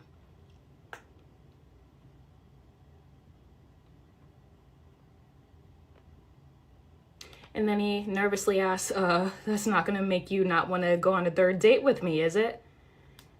And I politely joked around the answer to that question. But despite how beautiful these flowers are, and despite how handsome he is, even though he's literally 24 years older than me, so handsome, so respectful. I would say he's probably the most handsome, respectful, chivalrous man I've dated in a minute. So this is my question, right? She listed all of these. He's chivalrous. She said that he's a great looking guy, and all this other type of stuff. And she said that that's the first time that she's met a dude like that in a long while. Why is that? Why is it that once every blue, pink, or purple moon, you can just happen upon one of these guys as if it's a rare unicorn? What is up with you and your energy of the reason why it is that you can't seemingly attract these dudes every day, every which way? That's all I'm trying to sit up there and say. Because for me, for her to say that out loud, that leads me to think that she is problematic somewhere. And again, it could be her energy. Because people will say that they want one thing, but their actions will dictate something else. The universe is not going to pay attention to what it is that you say, per se. It's going to pay attention more to your actions, because within your actions is energy, and that energy is going to lead to what it is that you actually want at the end of the day. It's going to actually show the universe the reality of what it is that you are really going for versus your words. Because you can say anything using words, but it's your actions, right, that dictate the end result. But let's keep going. But yeah, I've cut friends off for less. I'm not going to be dating a man who voted for Trump, let alone twice. So, and then there were 2. That's some crazy work. That is diabolical. Diabolical. Yo, Zoo, what is up? You said you heard her say sugar. Hey, I mean, people got to get their money somewhere. If it's not Dubai, if it's not OF, people got to sit up there and get their money how they sit up there and get it. Like I said, 2 grown adults, I don't really care, in a sense, but I like to look at, certain things. And when a woman is basically saying that she can only find or meet certain men every once in a blue moon, I'm like, you're the problem. I'm like, and I'm like, hey, you're the one that's saying it. It's not me. It's not a theory that I'm just pulling out of thin air. Again, if you got women out here sitting up here saying that, hey, I can only seemingly find these guys under rocks, under bridges like trolls, or somewhere deep in some caves that have never been touched by man. This is where I can only find these men. Hey, it's her. I'm just gonna be real. That's the best way I can sit up there and put it. The moment in time that people fix themselves and their energy, they will get the things that they deserve. Up until that point, it'll be like that. It will be like that. Zeus said 24 years older. You said that old men like that will give you worms. That's crazy. It's diabolical. But Zeus, this is the thing though, right? Because that's basically like saying like all older men are basically dirty. Okay, cool, fine, no problem. We can work directly within that. Within that exact same logic, wouldn't you then say that for women? Like a Drea Michelle, that's a 40, somewhere almost, some might say close to a 50-year-old woman that's dating young guys who are directly in their 20s. Right? The same age as her son, which is wild to me. I'm like, you're basically dating your son, right? That's how, a lot of women want to put it. If a guy in his 30s or 40s is dating a young woman that is in her 20s, they'll be like, oh, you're basically dating your daughter. And that dude cannot even have kids. But they'll be like, oh, you're dating your daughter. So we know what you're into. Like, they want to love you that. But I'm like, but you got grown women out here going after like 20-year-old dudes. And ain't nobody batting an eye saying that. So I'm like, I'm just saying, I like to look at, even playing fields. Realistically, I don't got a problem with it because everybody's grown adults. At the end of the day, people can make their own decisions, right? But if we're going to levy, Zoo was like, it works both ways, LOL. You don't believe that. You already know you don't even believe that. Come on, you already know you don't believe. Like I said, everybody got their biases. It's it's cool. It's all good. It is all good. But the reason I wanted to highlight this video is to showcase this one thing, right? And I've tried to go throughout the years and showcase. It used to be a point where I would heavily show this because I'm like, I'm really trying to hammer this home for a lot of these women out here because they need to like really understand who it is that they're actually dealing with. I've showcased videos and also messages where one woman who had several kids with a white dude ended up finding out that he was racist by way of a Twitter account and looking at how he was talking about black people online. Like I said, none of these women actually know, how deep racism is. Because they're looking at it through like rose-colored glasses. And even if that dude is racist, some women will be like, all right, I'm just going to align myself with that because it's whatever. I'm with this person, ride or die, Bonnie and Clyde, and all this other type of stuff. Other women, they'll decide, like, I'm just going to overlook it.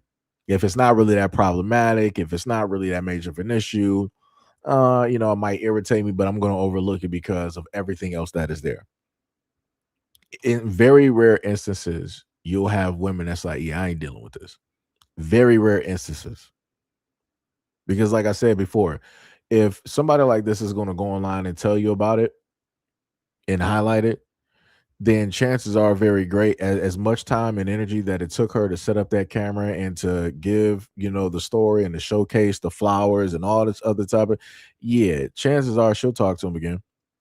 If the dude was like, yo, I'll change my religion for you, she will very quickly be like, okay, it's fine. I forgive you. Like I said, all he got to do is just lie. Or perform the actions of which, hey, I'm going to change my religion directly for you if that's actually that much of a bother. Hey, I'll sit up there and just like leave that whole thing. But again, him verbally saying it versus what he's internally doing is two different things. That guy, he could tell her everything that she wants to hear, but internally he's going to make sure to empower and to keep up the exact same system that has been problematic for folks directly out here for the longest time possible, aka the inception of this country. Like I said, that's why he voted twice. He was like, one time wasn't good enough. We're going to make sure to do it again. And like I told y'all, for what's that dude's name, Ogleby or whatever it was, senator, Republican senator that wanted to amend the laws out here in order to allow presidents to serve 3 terms. If that passes, that man that she's talking about here is going to vote a 3rd time. A lot of people out here, no matter how uncomfortable or how they may feel a certain type of way about Trump, they will vote a 3rd time, because people got to understand the main thing directly with that, and I've talked about this before, is that they want to amend those rules and regulations so that a president that did not serve 2 consecutive terms could actually run again. Trump did not serve 2 consecutive terms. He basically was there once, and then you had Biden, and then after that, you had Trump again. So again, because there was that space, he didn't do 2 consecutive terms. So if it came down to him, running again in 2028 or whatever it is, he specifically said himself, and I got those videos, he was like, hey, if we decide to run or however it is that we want to do it, we've looked into some stuff. There's some, some laws there. There are things that we can use and do in order to make stuff happen. Those are his own words. So like I said, they're fully aware of a lot of stuff if they want to sit up there and do this again. It's just that everybody else, they're not too aware of it. Like I said, so I won't be too surprised looking at 2028 on how things are going to be looking. I won't be too shocked, won't be too surprised, right? But like I said, I normally, try to put information out there to allow, folks out there to be informed. Like I said, I can have my disagreements with a lot of individuals directly out there. You're a human being, it's whatever. I can look directly over that and have an understanding that, you may be putting yourself directly into, walking through a dark road that you really shouldn't be walking through.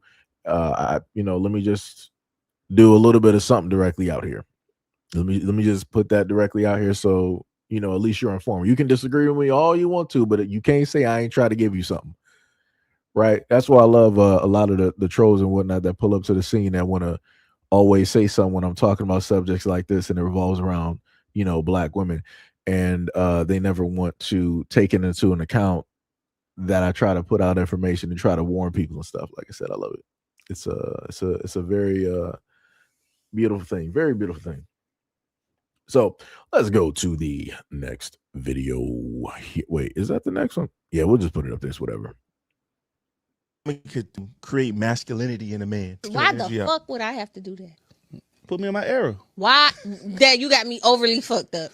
Why should I have to do that? Put me in my masculine You're era. a grown ass man. Why should I have to put you in your masculine energy? Exactly. No, it has to be already in him before he approach Mm-hmm. any situation. I feel like he should come with that. At least Huh? come with that. Do you think a man can pull femininity out of a woman or put a woman in the feminine space? Yes. What? Huh? Somebody make that make sense, right? And this is what I've said for the longest time possible. So on one end, a woman cannot put a man into his masculine energy. He's supposed to already come pre-built, pre-established with that, right? But basically, from what they're saying is that a woman does not come pre-built with anything. It just is what it is. Like, it's just empty. So whatever basically happens in life is going to determine if she's going to be more feminine or more masculine, or third option, both.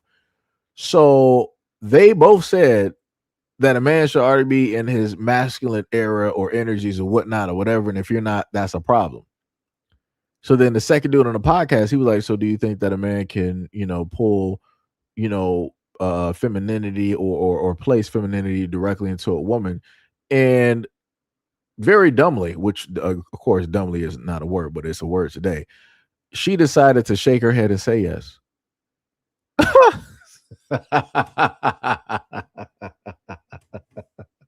That's why I love podcasts. This is gold. Oh my Lord. Let's keep going though. What the fuck? Hey, A man needs to be a man. I shouldn't have to teach you how to be a man. That's your mother. when a man can teach you how to be a woman. You can teach me how to be soft. Like What the fuck? You can put me in a softer era because we have to be hard all the time. I just changed my own engine air filter. I ain't had no nigga do that. I did that by myself. What they do? I just cook my own food. I mean, I'm feminine. But you gotta eat. What doesn't make sense? a woman making a man masculine. How? How am I bringing that out of you? How am I bringing that out of you to be how? Yeah, exactly. If you're already a woman, how am I making you womanly? Leading, you making me like, oh my God, he really a man taking care of his shit. If I have to do literally everything, you think that's So let me just pause right here. I don't know who the cameraman was, but they decided out of all of this conversation, as soon as she really started talking and they knew she was going to say some stupid stuff, they were like, you know what? Let's give her the full screen. Let's let everybody see specifically who was talking at this moment in time. That's diabolical. That cameraman, that's wild. I don't know who the cameraman is. That was wild. They took that opportune moment. I'm really feeling that the cameraman had to be a dude. I'm like, he was probably like, yo, she's talking crazy way too much. We got to sit up and let people know who exactly is speaking. We got to show everything front and center.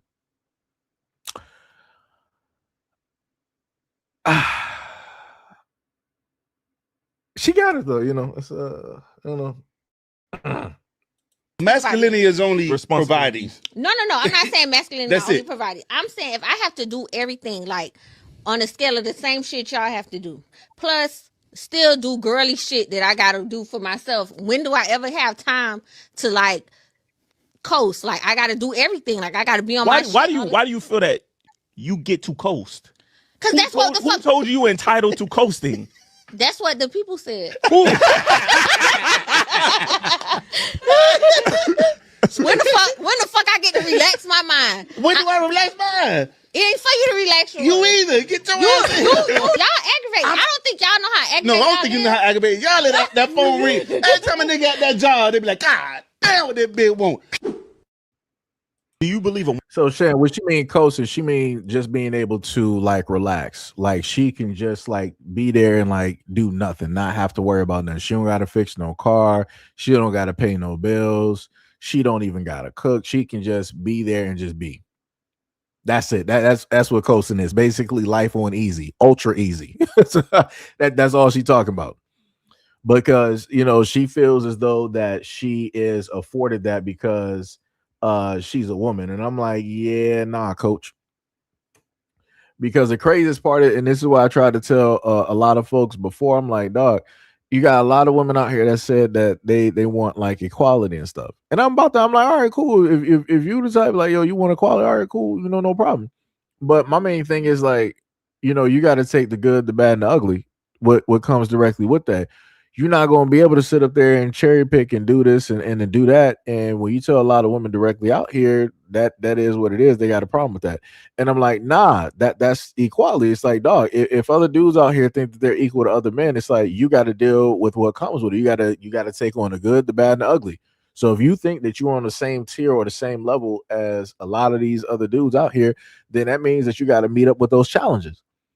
So it's like, all right, the good part is like you're going to have women looking at you as a guy and all this other type of stuff. You're going to get the congratulations, pat on the back, and people looking up to you, right? So the bad part is now you're going to have people trying to, you know, disrespect you and try you and all this other type of stuff because they want to prove that they are better than you. The ugly part directly to that situation is that now because you are supposedly the same as the rest of the guys, you got to be in life or death situations. You're going to be placed and put in situations that realistically you should have never been put or placed directly in. But due to the fact that you felt that you were on the same tier level or the same as all the other, you know, champions out here, it is what it is. So you got to get into that Coliseum. You got to start fighting. So that's what I'm saying. And that is my thought process when it deals with women out here saying that they want equality and that they're equal to men and they can do the exact same things and all this other type of stuff. Like I said, man, like, I don't got no time. I don't got no time.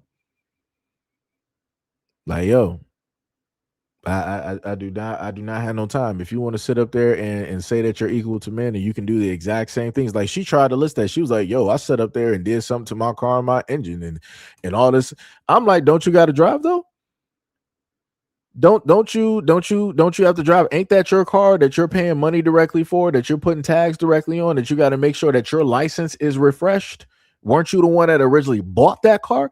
That is your responsibility.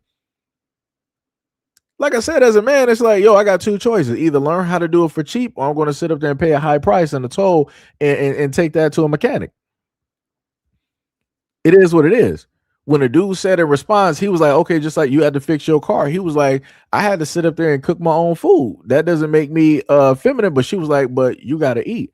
All right, but you got to drive though, right? So why should it be a man's responsibility to realistically fix your car? You should, as the person, as the equal that you are, you should be able to sit up there and do that because you can do everything a man can do. But like I said, too many folks want to sit up there and they want to cherry pick. They want to take all of the good things and they want to leave everything else behind. And I'm like, yeah, no, we ain't doing that. We ain't doing that. Like I said, you got choices out here. You're either going to be Lois Lane or you're either going to be Wonder Woman. We're not pulling up to the scene where you're like, no, I'm both. And I'm just going to select the days when I'm on this day, when I'm off this day. Nah. Mm-mm. Mm-mm. Because it's the same woman that basically said that a man inherently, he should just automatically be in his masculinity. And again, the guy that was next to her saying that, he was saying it jokingly, but he was saying it to basically prove the point of how stupid it is when women say this, and he just wrapped it in basically being a man and having a masculinity. Like I said, she just proved his point. What a lot of these women out here say is stupid. Because if you flip it, women ain't gonna be like, oh yeah, I agree. Women should be putting men directly in ain't masculine. Ain't no woman out here gonna say that. No woman is going to subscribe to that. They gonna sit up there and be like, you sassy. you must think that you're a bad bee. It is crazy. It is wild out here, man. It is wild. It's wild, man. We are living in a very wild world. But it'd be like that though. Like I said, everybody, got their own opinions. People feel certain type of ways. So let me see. Do we got something else that fits directly within I actually do. I was going to save that for a video, but we're doing live stream, so we'll put the unedited version directly up there. Oh, matter of fact, no. Let me go to the most craziest one. Let me highlight this real quick. Another thing I'm starting to see now. So let me just say this. No, let me just let it play. Let me just let it play. I gotta let the foolishness play on this. And another thing I'm starting to see now. They enjoying everything we enjoying. I'm starting to see niggas sitting down, busting down crab balls. Bitch, when did y'all start eating crab balls, boy? When? I remember when a nigga used to say, I don't want that shit on my hands. I don't want to be smelling like no crabs, no fish and shit. Now you sitting down cracking crabs. What is it? Sucking the claws and stuff. I can't take y'all no more, man. Bro, I cannot take you suckers no more, bro. I am sick of y'all. Bro, I swear I saw a nigga that sitting there siping up crab boil dog in the crab boil place. Sucking up crab legs, man. I'm like, look at this nigga over there all in the crab boil, hotter than she is. All that, boy. That pisses me off, boy. I remember when niggas used to tell me, I ain't eat no crab, boy. I don't want no shit like that. I don't eat that shit. Nah. Bitch can't even enjoy a crab boy by itself. So let me just break it down very simply. If you are a black man and you like eating seafood, you are now considered gay. That's basically what she said. Because crab boils is a mixture of seafood. She basically said that if you're a black man and you eating like seafood, you are gay. Like I said, I can't make this up. No other race of men, no other race of men have to deal with seeing and hearing such foolishness online, where every single time that people decide to make a video, they want to attack the sexuality of black men directly out here. And this is why I said before, like to some of the folks that pulled up to the scene, I think it was like a week or two ago, and wanted to rah in the comment section. And I pointed this out before, I just didn't have a clear-cut example. But I'm like, so when women sit up there and do this, and they're trying to use being gay as a negative, and I'm like, how come y'all never call this type of stuff directly out? I'm like, these are supposed to be the women that's the allies to the LGBT when it deals with, gay black men out here. But I'm like, you got women like this all the time. It's like, hey, they got gay family members and friends and dudes that's doing their makeup.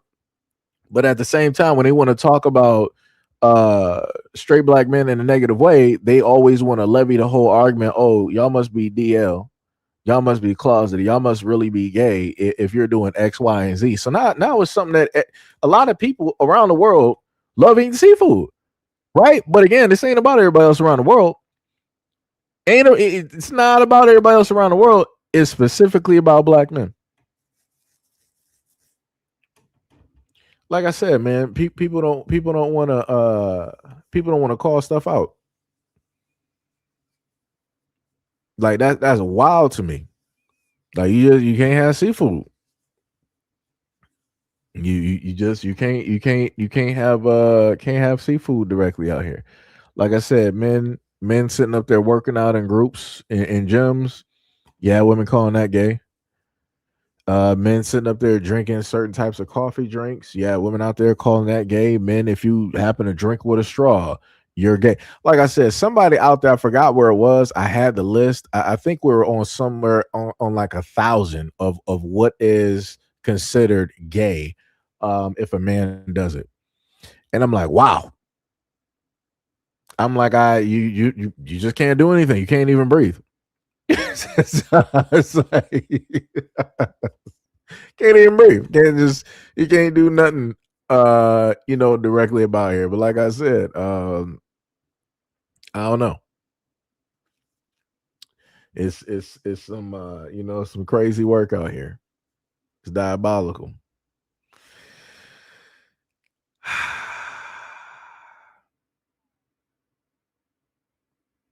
But it'd be like that though. Like I said, shout out to all the black guys down south that normally be fixing, like crawfish and crab and shrimp that been doing that for the longest time possible. Right? Before everybody else like caught on to like the seafood boils and stuff like that. Shout out to y'all. But this is a society that we currently live in at this moment in time. Can't do nothing without magically it being about your sexuality. Some crazy work out here. Diabolical. Well, let's continue. That fat people face is sadly still very real and alive. I recently went to the doctor in regards to having an infection and talking about managing my type 2 diabetes, and the doctor just automatically assumed that I do not take care of myself. He started going on about how I need to be on a proper diet. And then I said to him, how do you know I'm not on a proper diet? Because while I'm not going to act like the way I eat is 100% perfect, and yes, I do have a history of, however, I've been doing such a great job of eating my vegetables before I eat my protein and fat, before I eat my starch, and I've been drinking a lot of water. And he also assumed that I do not drink enough water, but I'm a freaking fish. I had to explain to this person that I exercise almost every day. Now, am I powerlifting? Am I doing acrobatics? No, it's more so walking or doing some resistance exercise, but nonetheless, I'm doing it. If I were in a smaller body, I can guarantee you, I would not be accused of not eating well or not taking care of myself properly. Thing is, fat people, we can do everything right, but if the labs don't look great, or if we have once again another infection, it's suddenly our fault. Instead of saying, oh well, clearly you're not eating well because of the way your labs or your frequency of infections are looking, maybe you could say, hey, how is your diet going? Are you eating balanced meals? Let me know about that. But instead you just automatically assume, especially someone who's been trying so hard to, keep being in recovery from this thing. I can't say it out loud, getting in trouble on TikTok. I'm so proud of the choices that I make. I feel so empowered by my knowledge about nutrition. Just to have a doctor just assume the worst.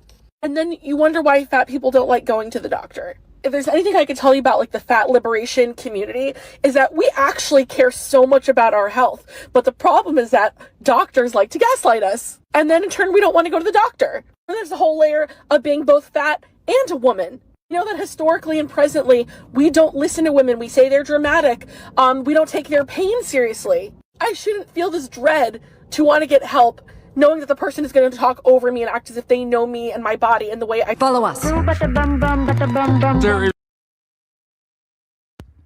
Right. So I don't know what the infection is directly. I'm not sure if it may be, like a staph infection or something. Like I said, I don't know. I'm just throwing stuff directly out there. You need to get all of your stuff directly in order. You're like, oh, but if I was smart, but you're not. So you need to get your stuff directly in order and stop focusing directly on what ifs. You said that you're not doing anything that's really going to help you burn a lot of weight. She was like, I'm just doing resistance. And I'm just doing some walks. You're probably not walking fast, and you're not. I know you're not jogging, and you're not running, because that will cause a lot of pain directly on your joints and on your legs and everything like that. And she'll probably be out of breath pretty quick, because it's probably been quite some time since she's actually put her body directly through a type of pace, right? And more than likely, looking at her, she has a job of which that she's probably not moving a lot anyway. So on top of the fact, if she were to make a list of all the stuff that she eats over at least a month, you can then multiply that and to figure out what she eats during a year. And none of it is going to be conducive to what it is that she's doing. The amount of exercise that she is doing is not going to counter the stuff that she is eating. If she's, the carbs, the sugars, and all of those things, right? And she didn't mention, she says she's drinking water, but she didn't say if she was having sugary drinks, such as sodas and all those other types of things. Again, any working out that she is doing, she's countering that by the way that she eats. So she's going to be at a stalemate. If she was very close to losing like a pound, all she has to do is eat 1 to 2 things, and now she has 3, 4, 5. And she wants to start, almost halfway crying, directly on the what's name and try to make it seem like doctors are trying to fat shame. No, the doctor know more than likely what it is that you're eating, because he can look at you. He can see you. He can look at your charts.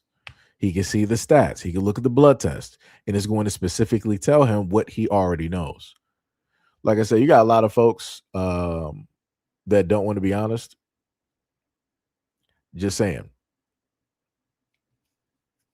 Just saying. Just saying. Rabbit says, Cedric, I don't know her personally, but there are people whose bodies don't cooperate no matter how hard they diet or exercise. I knew a girl whose body refused to burn fat. And I'm going to put that as like the extenuating circumstances. I'm going to put that as the extenuating circumstances because you got the few of the women out here that work out, and things of that nature. But you got a lot of other women that don't want to do any of that. They don't want to do none of that. Like I said, I follow women directly on social media who have gone through that, have worked out, through the pandemic and whatnot. And they've lost 100 to 200 pounds. So it's like watching them, and those are the women. They're categorizing everything that they're going through. They're filming it so that people can see the step-by-step process. They can look at the weight, fall directly off and things of that nature. Like I said, I love content like that, because they're showing what hard work and dedication can do when people are consistent. You have women out here like her that more than likely are not consistent.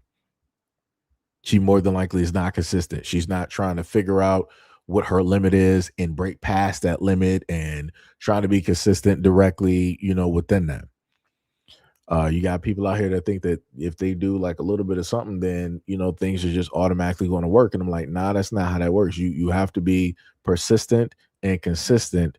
And you have to work within those actions in order to get those end results. You can't just be like, all right, I'm going to do this and then I'm going to give up. I'm going to do this and I'm going to give up. I'm going to do this and I'm going to give up. You can't just sit up there and keep doing that, because then ain't nothing going to work.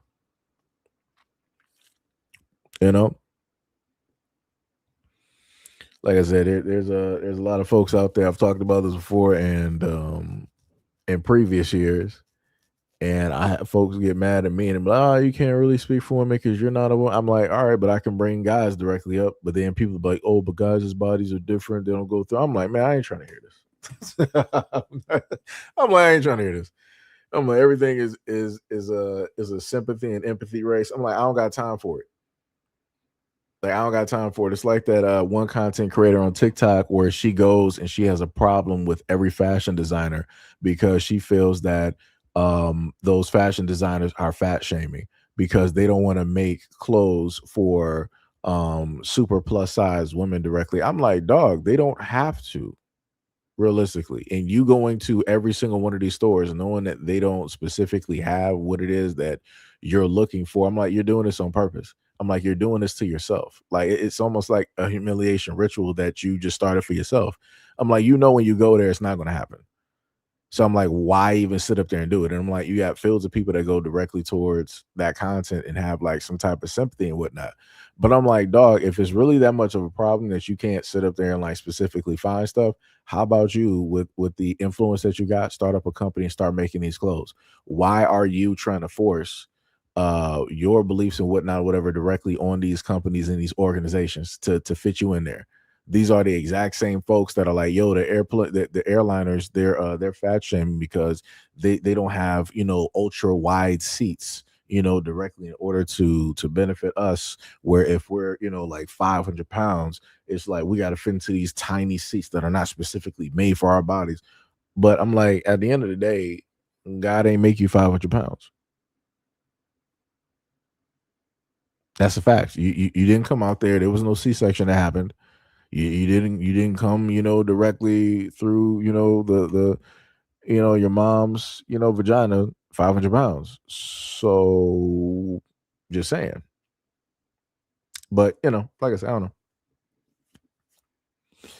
I don't know what to tell people, man. People can take it how they want to take it. Seiji the villain, Hito. Take it how you want to take it.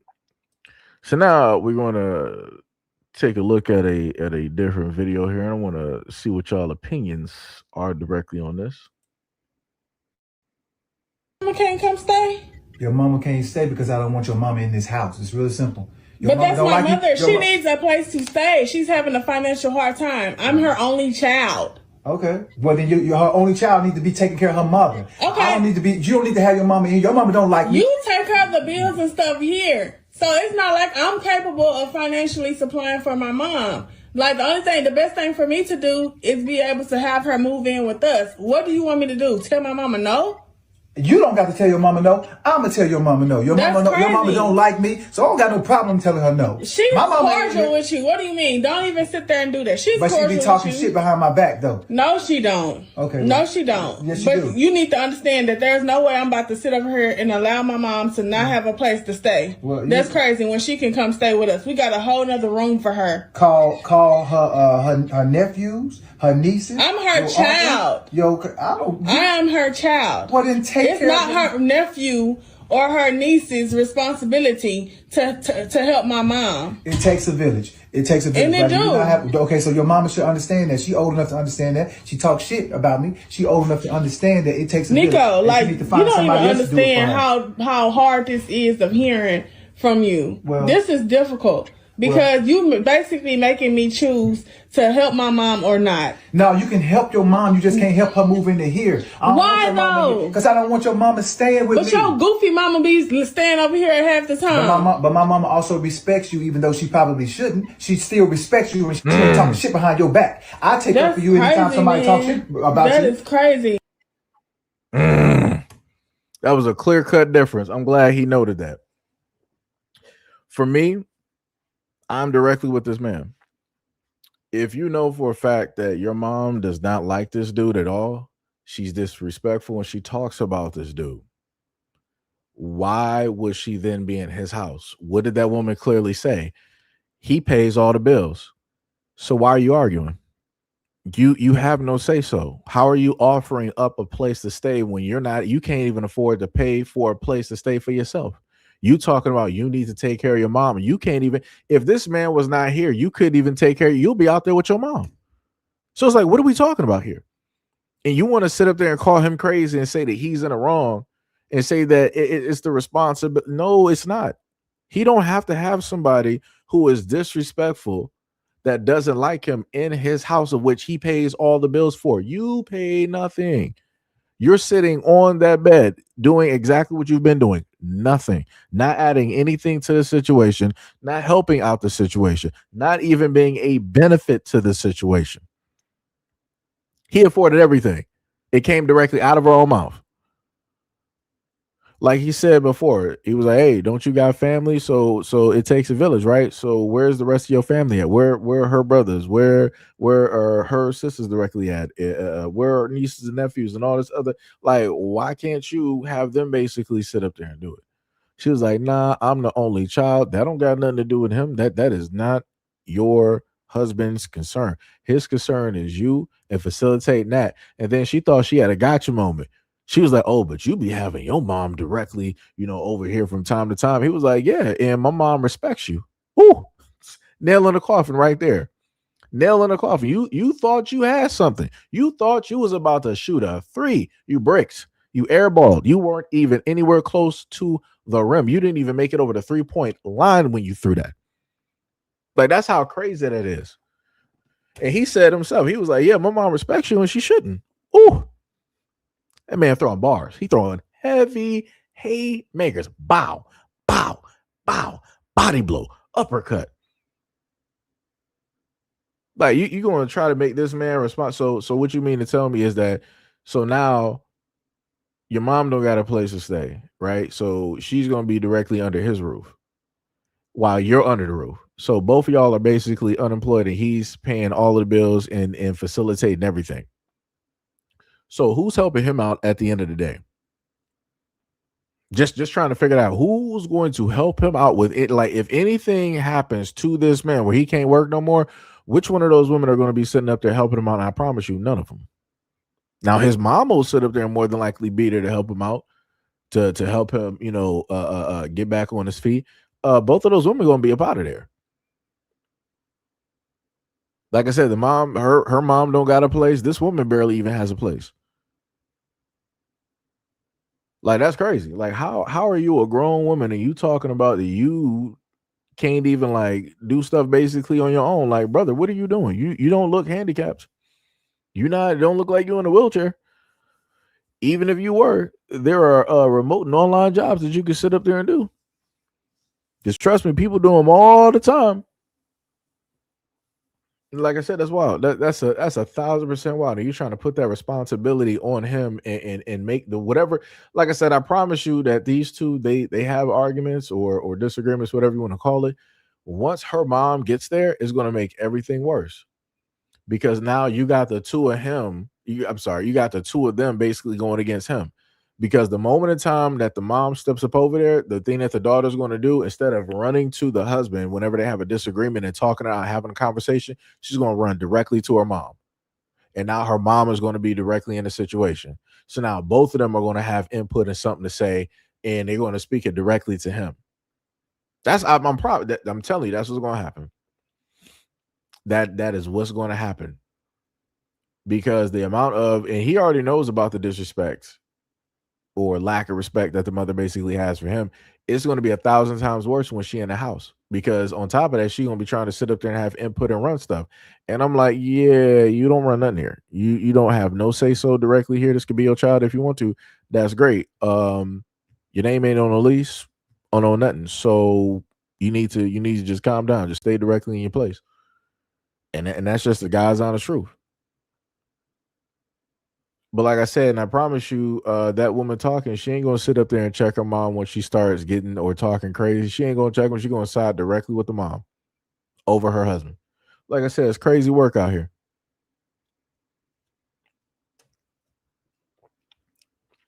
That's wild.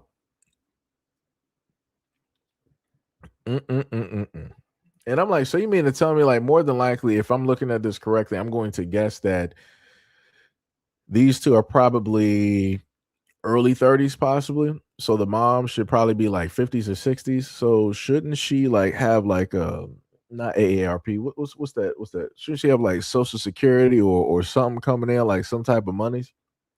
Like she should be basically considered a senior citizen. So I'm like, so you mean to tell me like there's no way that she can, get some type of affordable housing or something? Like, I'm like, yo, some ain't it just like, it's crazy. I don't know. Like I said, it's crazy. It's 1,000% crazy. And this is going to cause a further issue directly within a relationship, because this is going to be a consistent argument and a conversation, no matter how this goes. And the problem that's also going to happen is, I'm going to tell you what's going to happen also. The moment in time that they have arguments, because you got women that pull stuff like this, if they know like their parents and stuff is there, she will decide to have these conversations and arguments, not in private, but out there where her mom is. So if her mom is in the living room or the kitchen, now she gets the idea, oh, I want to have this conversation here. I want to talk about this here and now. And she wants to, pour all of her emotions out there and all this other type of stuff to seem like the victim, so that now when everything is looking at you, you pretty much don't have nowhere to go. If you want to try to defend yourself, you're wrong. If you want to try to speak about it logically, you're wrong. If you want to sit there and just let her talk and be overly emotional about whatever she want to talk about, you're in the wrong. So you're not going to have anywhere to go. You got 3 options, and all 3 options are nothing but L's. The house of L's. Like I said, it's a whole setup. If he allows that mother to be in his home, to reside there, is going to be a loss every single time. Being quiet is not going to help. Defending yourself is not going to help. And arguing back with her is not going to help. It's just going to be a loss. It's just going to be a loss. But like I said, and folks be out here talking about, oh, we want men to lead and to do this and to do that. That man is leading. He's specifically telling you like, yo, that woman ain't about to be up in my house. I don't even know why you even offered her a space. That wasn't even up for you to sit up there and do. Because like I said, all of that should have went directly through him. He's the one paying all the bills, affording all the bills, allowing you to basically be there, not working, or however that basically works. You should have ran all that through him, and then he would have conveyed the message. Whatever message he conveys, if he specifically tells you as the one, the breadwinner and all this stuff, that, yo, this ain't happening, it ain't happening. But like I said, he's taking a leadership position, and she don't want to sit up there and listen. Her emotions matter more than the leadership. Like I said, and people always talking about, oh, we need more men out here to be leaders and to stand their ground and to stop just allowing women to do what it is that they want to sit up there and do. But the moment in time, like I said, this example here, she still want to do whatever it is that she want to do. Like I said, that is wild to me. Wild.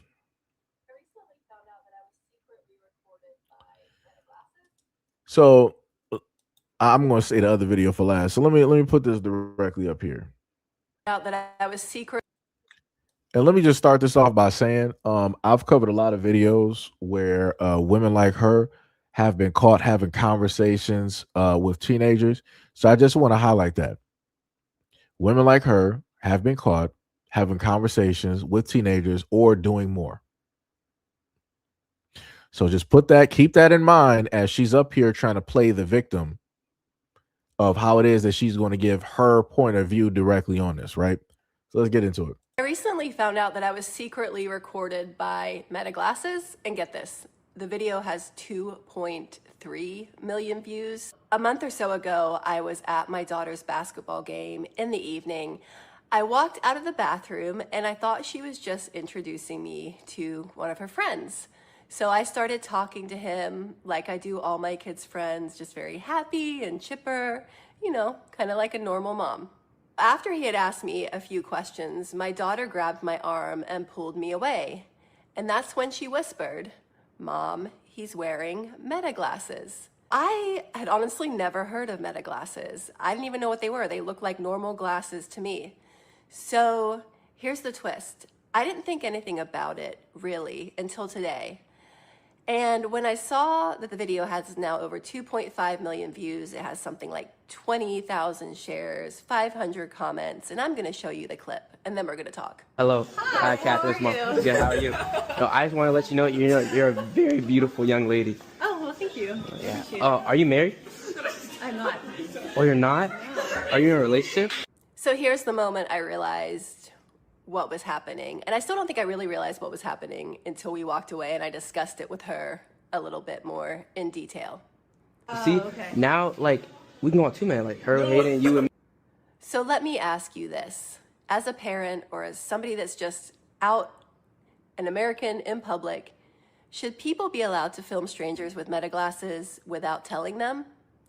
Would you feel like that's an invasion of your privacy? Where is this tech going to take us in the future? Would you be okay with this happening to you? Would you be okay with your kids having a pair of these Meta glasses? Is this the future or is this a privacy problem? Let me know what you think. Oh, all right. Well, you look very good. I just want to let you know. Ask you this. So we heard that, right? So this is my thing, right? She said that as a mom, she just talks to her daughter's friends all nice and chipper. The dude was basically like really trying to talk. He was like, "Hey, you know, how are you doing? You're real pretty," and all this other type of stuff. He was like, "Yo, are you seeing anybody? Are you in a relationship?" And all this, like basically asking if she's single. She replied, "No." Why as a grown woman are you even entertaining that line of talk when it deals with a teenager? Why did you even sit there? Women have the ability to perceive things in the future before it even happens. And I'm trying to figure out how this woman who was a mother knew more than likely what the line of question it was leading towards, and she still stayed there. That's my problem. Because I'm not even worried about the Meta glasses, because at the end of the day, I put it to you like this. You're being recorded every single day. Your job is recording you. Police sit up there and record you. Hospitals record you. Businesses record you. The government basically records you. Everywhere there's cameras. But it's like magically nobody is talking about privacy when it deals with that. You're inside of a school. You are a parent. You are not a student, right? So the students, they sit up there, they record each other all the time. This is what kids sit up there and do. So now you want to sit up there and be like, "Ah, this kid was sitting up to record me as he was trying to, you know, basically talk to me. I might have almost gotten caught if I didn't really get stopped or understood what was really happening, and I could have basically been in some trouble." For me, that's how it looks to me. You're embarrassed that you were placed directly online because you were entertaining this conversation with a minor, of which as a grown adult you should not have been entertaining. He's a teenager. You are more than likely in your 30s or your 40s. He's asking you if you are single. He's saying that you're pretty. You're entertaining this conversation from a minor.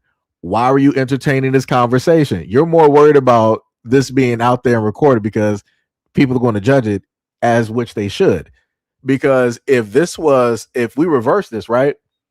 Let's say if this was, how would you sit up there and do this? I guess you would have to do like you just sit up there and reverse it. Let's say if it was a female student that was 15 or 16 and she was talking to somebody's father like this, and he was sitting up there, you know, smiling or laughing about it and all this other type of stuff.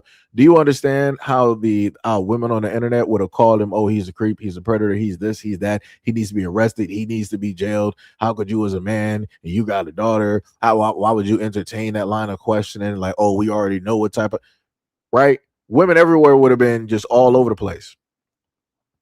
But now when it's this, oh, I need sympathy. I'm the victim. I'm this. I'm that. You have to be kidding me. You got to be kidding me.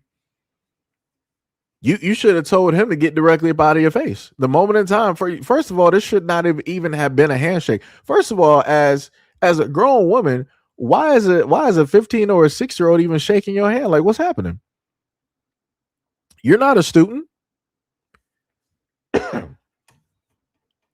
Like I said before, I've introduced myself to people's parents before. I was raised to have manners and different things of that nature. But again, you can say hi. You can wave. You don't need to sit up there and shake nobody's hand. Like I said, there's a lot of things here that I'm looking at, and it seems as though that more than likely, if I were to go to, I guess, wherever her video is located, and look at the comments, I'm pretty sure a lot of folks ain't going to be questioning a lot of the stuff. But again, if it was a man and he was sitting up here trying to make this exact same video that this woman is making, nobody will be on the side. I promise you that. Nobody will be on the side. People will be trying to get law enforcement and FBI and everybody involved. And they will be online trying to advocate and try to get his children away from him. And if the dude is married, they'll be trying to dissolve the marriage. But like I said, so much for those double standards, though, right? So much for those double standards. That's some crazy work. Wild directly out here. And then on top of that, I'm like, so you took out the time to do your makeup, your hair, you positioned yourself, you got your cell phone recording on top of having the ring light in order to make this video. It's not like you made it as soon as you realized what was happening. You were in the car with your daughter. That would have made it a little bit more believable if you had some concerns. But it's like you decided to do this probably the next day or whenever it was. And after you basically seen that he was getting views, you were like, nah, he's actually monetizing, making money off of this. Oh, that's crazy. Let me sit up there and go out there and see if I can get a share directly of that monetization of people coming my way as well too. If he was able to get 2.5, let me see if I can get a share of that. I feel like if that video did not do as well as it did, she would have never made this video. If his video would have got like 5 views, she wouldn't have gotten on social media to make this video. But because it got 2.5 million views and all of those shares and likes and all this other type of stuff, now she's like, nah, can't be having that. Can't be having that. But like I said, those double standards are real. Those double standards are real. When you got women like this entertaining young dudes out here, where clearly we know that she's in a high school around students. When you got women out here doing this and you can clearly see it, nobody wants to question it. Nobody wants to bat an eye. It's not dangerous. It's a woman. If a man did it, though, that's all I'm saying. That's all I'm saying. If a man did it. So now let's go to another video and take a listen to what this young brother has to state. The comment section, y'all real for sure. So this is what the brother said. He said, quick story time about the Sugar Room incident. I guess the Sugar Room is a club or what have you. A reply that he had, because I guess it was to the original video. He said, everyone is implying that you should have matched energy, aren't realizing you're a male and you throwing anything back where she works with coworkers and security wouldn't have gone well for you or your record. It's best, right? It's best. Basically, he acted the way that he acted. So now let's listen and hear what the brother has to say. Shout out to the comment section. Y'all real for sure. Give y'all a little story time. Make it real quick and short. Me and my homeboy pulled up Sugar Room. We always come to Sugar Room when we come to Houston, especially Thursday nights. Basically, we inside getting drinks and stuff like that. Bartenders are already rude off our first drink. I even mentioned to my homeboy, I said, damn, I said, she a little aggressive. So, we ain't paying no mind. It was like, it's busy, whatever. Went outside to the patio. Ran into one of my homeboys that live in Houston. Seen him, offering, grab a shot, whatever like that. It's a little area bar patio. that we got the shot from. So I walked up and I was like, hey, can I get a shot of tequila? I forgot what I get. It was something. And she was like, yeah, she's cool. A girl walked up beside me. I don't even know who the girl is. I guess she knew her because they started like, talking, quick convo. And then the bartender, she complimented the girl. She was like, oh, you are so pretty. And she turned to me, the bartender. She was like, you gonna give her a shot? I'm like, what you mean? She's like, she's pretty. You should give her a shot. And I looked and I was like, nah, I'm good. Then she said, so you're not gonna give her a shot? And I said, no. I'm gonna assume that she didn't like the word no, just off her reactions, because after I said no, she started cutting up. She started just talking shit, basically. I'm not sure exactly what she said, but just started talking shit. And I'm like, I'm shocked, because I'm like, you mad because I'm not gonna give her a shot? I don't even know her. And I'm respectful. No, I didn't say anything out of pocket or anything like that. And all I remember is she just having some ice, grabbing some from the little ice thing, and she chunked it in my face. And it hit me in the eyes and everything. So I paused for a second, and I'm like, what the fuck just happened? And, I'm very mature. I always think before my actions, always, no matter the scenario, always. And I questioned her. I was like, why did you do that? And she was like, oh, your feelings hurt? Aw. And I was like, that wasn't kind. And then she proceeded to call me sassy, blah, blah, blah, blah, blah, blah, all this shit. And I just walked off. Oh, I was heated as fuck. I'm not gonna lie, I was heated. But this comment is also was in my head because I'm in Sugar Room. Everyone's already hostile. Security guard, it's like 10 of them, police officers. As a man in a situation like this, arguing with a lady, you already the aggressor, you're already the suspect. So I wasn't gonna be on the other side of the Sugar Room TikTok. I'd rather be on this side to where I'm gonna let y'all handle y'all big thing like y'all been doing in the comment section. So basically, yeah, I walked off. I was heated, but I can control my emotions very well.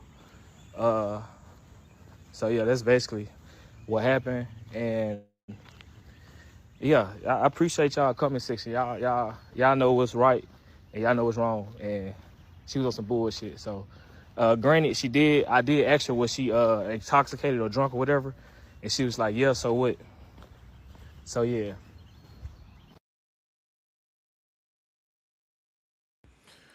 So there's quite a few things I want to mention while talking about this video. Number one, shout out to the young man for it. And again, I can tell he's young, probably like maybe like early or mid 20s. And he was logical about the situation. He caught himself before fight or flight was going to kick directly in, and he thought about the situation and where it is that he was. So he managed his tone.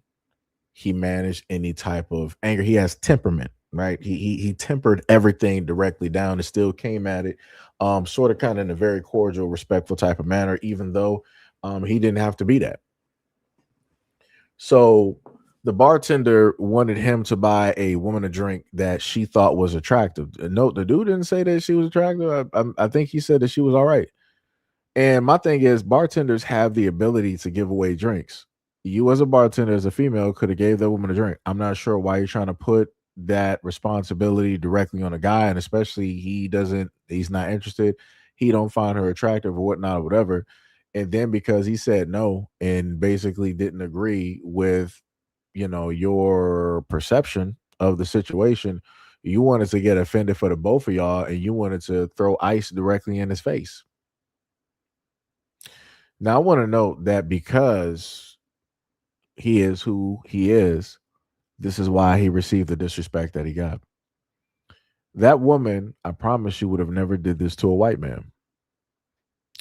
Somebody who was Asian, somebody who was Arab, whatever. She wouldn't have done this to anybody else. And the whole thing of her being drunk, I don't care nothing about her being drunk. I'm not giving no excuses to this dumb type of behavior, because if we reverse it, if a dude decided he wanted to throw ice directly into a woman's face, even the coworkers and the security guards would have been handling that bartender. But like I said, because we got these double standards out here, you got men out here that will watch stuff like this happen and they won't say nothing to these women out here. But the moment in time that a dude want to raise his voice or look like he's going to do something, now everybody want to pull up to the scene. Now everybody got sisters and mothers and aunts that need to sit up there and protect. Now all women need protection. But I'm like, all y'all had to do was step in and say something when a disrespect happened, and nothing would have to go to any other extent. Nobody would have to try to monitor or control their temperament because of somebody else's actions. Specifically speaking, that woman was trying to set him up. And that's the best way I can sit up there and put it. And I told people 99 different times that there are a lot of black men here who had nothing to do with nothing, and they ended up losing their lives because you got women like this that decide that they want to start problems. And usually behind a lot of these problems out here where you got men that are dead, there's a woman. And this is a case of point example. She was trying to set him up so that he can be beat up, hospitalized, or pretty much unresponsive, because she was offended because he didn't agree that the other woman was attractive and he didn't want to buy her a drink. Like I said, man, I can show 99 different videos of the type of stuff that black men have to sit up there and deal with, and people will still act oblivious. They'll still act like this stuff does not exist. And another reason I want to show this directly off, a lot of women here, y'all got sons his age, y'all got nephews, grandsons directly out there, or friends of the family that are this young man's age. And at the end of the day, you got women out here that will decide to provoke situations, start situations, be the aggressor, and all of these things. And people always want to tell the dude, like, oh, you got to be the bigger person. You can't do this. You can't have a response. It don't matter if a woman stabs you up 99 times. You as a man should never raise a hand. It doesn't matter if a woman attacks you and hits you with a car or a car door. You can take that because you're a man. It doesn't matter if she's throwing very hard items like an iron pot or whatnot or whatever and acting like a child. You as a man, you're never supposed to sit up and respond because you're a man. But it gets even worse when you listen to a lot of the dudes out here, because they were like, we cut from a different cloth. Don't know nothing about these young dudes out here, but they ain't men like us. A woman can sit up there and hit me with a baseball bat, and I'm still not going to raise my hands because I'm a real man. And as a real man, you're going to be dead 6 feet deep. Still saying that you're a real man. Hopefully that's put directly on your grave. For a lot of those older dudes that like to sit up there and huff and puff and have their chest directly out about how much a real man is, and how they would never sit up there and respond or defend themselves against a woman no matter what she does, no matter how life-threatening it is. Your name never needs to be on that gravestone. Just put that you was a real man and you never fought that woman back. Just put that. That's all you need. That's all you need to do. And like I said, a lot of those are the same folks in both parties. A lot of those are the same folks that want to raise their sons to be that exact same way. And they wonder why it is that these sons get treated like this. You wonder why it is that your son or your friend in the family or your nephew or your grandson be coming up with bruises, and he ain't sitting up there and getting into fights with no guys. You wonder why that happens. It's because you got those young girls or those women out there swinging directly on them. And folks out here specifically taught them, like, you never, no matter what happens, you never sit up there and put hands on a woman. I'm like, wow. But yet nobody raises these girls out here to don't put hands on guys, to don't get into a guy's face. Gotcha. It's crazy work. It's diabolical in nature. It doesn't make any type of a sense at all. It just doesn't. Like I said, man, these double standards out here. A lot of people gonna end up losing their lives. And the main ones that's gonna be losing their lives is men. It's not gonna be women losing their lives. The women are the main ones that always survive. They never go to prison or jail over situations like this. The only ones that's going to lose their lives and lose their freedoms are the men involved. Either both men involved are going to lose their lives, or somebody's going to lose their life or be hospitalized, and then the other person is going to be in jail and prison with a record. But the main cause, the main provocateur, is going to escape scot-free and be able to live their life and do the exact same thing 99 of the times. But like I said, I can show these videos a multitude of times, and people want to act oblivious and act like this ain't a problem, act like it doesn't happen. That's some crazy work. But like I said, shout out to those real men out there and the ones that are dead in the grave because they didn't want to defend themselves when those women were pulling up with baseball bats and stabbing them up 99 different times. But you know, like you said, you in the grave, you a real man right now. And you made sure to stay a real man. Dead. 6 feet. Clowns. Like, dog. Folks out here, dog. It's just, it is annoying. Tunnel vision. Let me just highlight some real quick. Shout out to Brandon V World. I know the brother probably like sleeper at work right now, but he wrote this early. He said, "Oh boy, I seen this video. Not going to lie, the amount of people I would have buried that day if it was my daughter. Heart goes out to her and her family." I think he was talking about the video I showed y'all earlier, where the 12-year-old ended up hospitalized. Next, he gave another $5 donor. Much love, respect, and appreciation. Said, "Man, all I can do is think about my daughter in that situation. I know it's projecting, but yeah, that one really hurt me." Yeah, I understand. Like I said, you know, I've covered a lot of stories like that, you know, over the years, and in hopes that, you know, the women out there that are wise enough and smart enough to, you know, happen to tune in to see those videos will get the information out to other women. Like I said, I didn't even care if they had to redo the video and they just put their own spin directly on it with their voice and stuff just so that the information can make. I didn't even care. Like, yo, it's whatever. Like I said, I ain't trying to have people out here losing kids like that, but you know, what can you do? What can you do? But yeah, it's crazy out here, man. It is wild. Let me see. I think we do have another video. Let me see. Is this it? Yeah. So let's just take a look directly at this.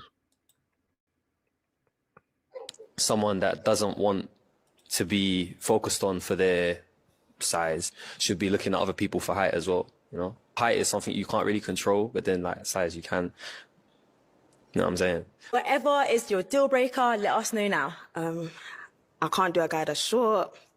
Like, yeah, I just can't do it. I mean, for me, I'm quite a visual person in a way.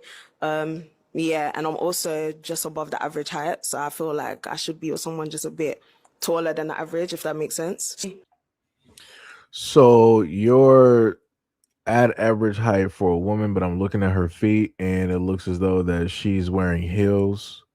So I'm not sure what your average height would be at this moment. She looked like she's actually probably about like 5'6" technically, but she has heels on.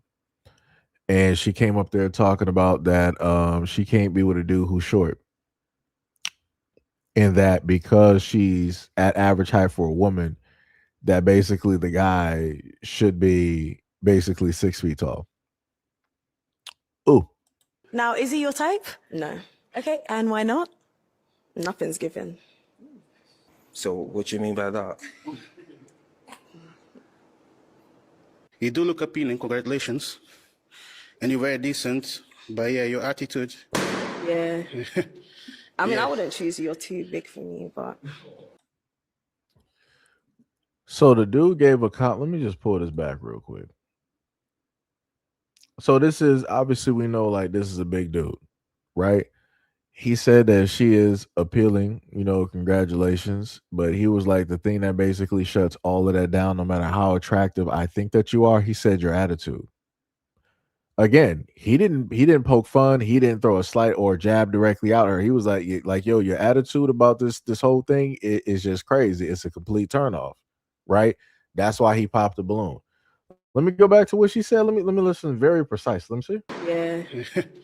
I mean, I wouldn't choose you. You're too big for me, but How do you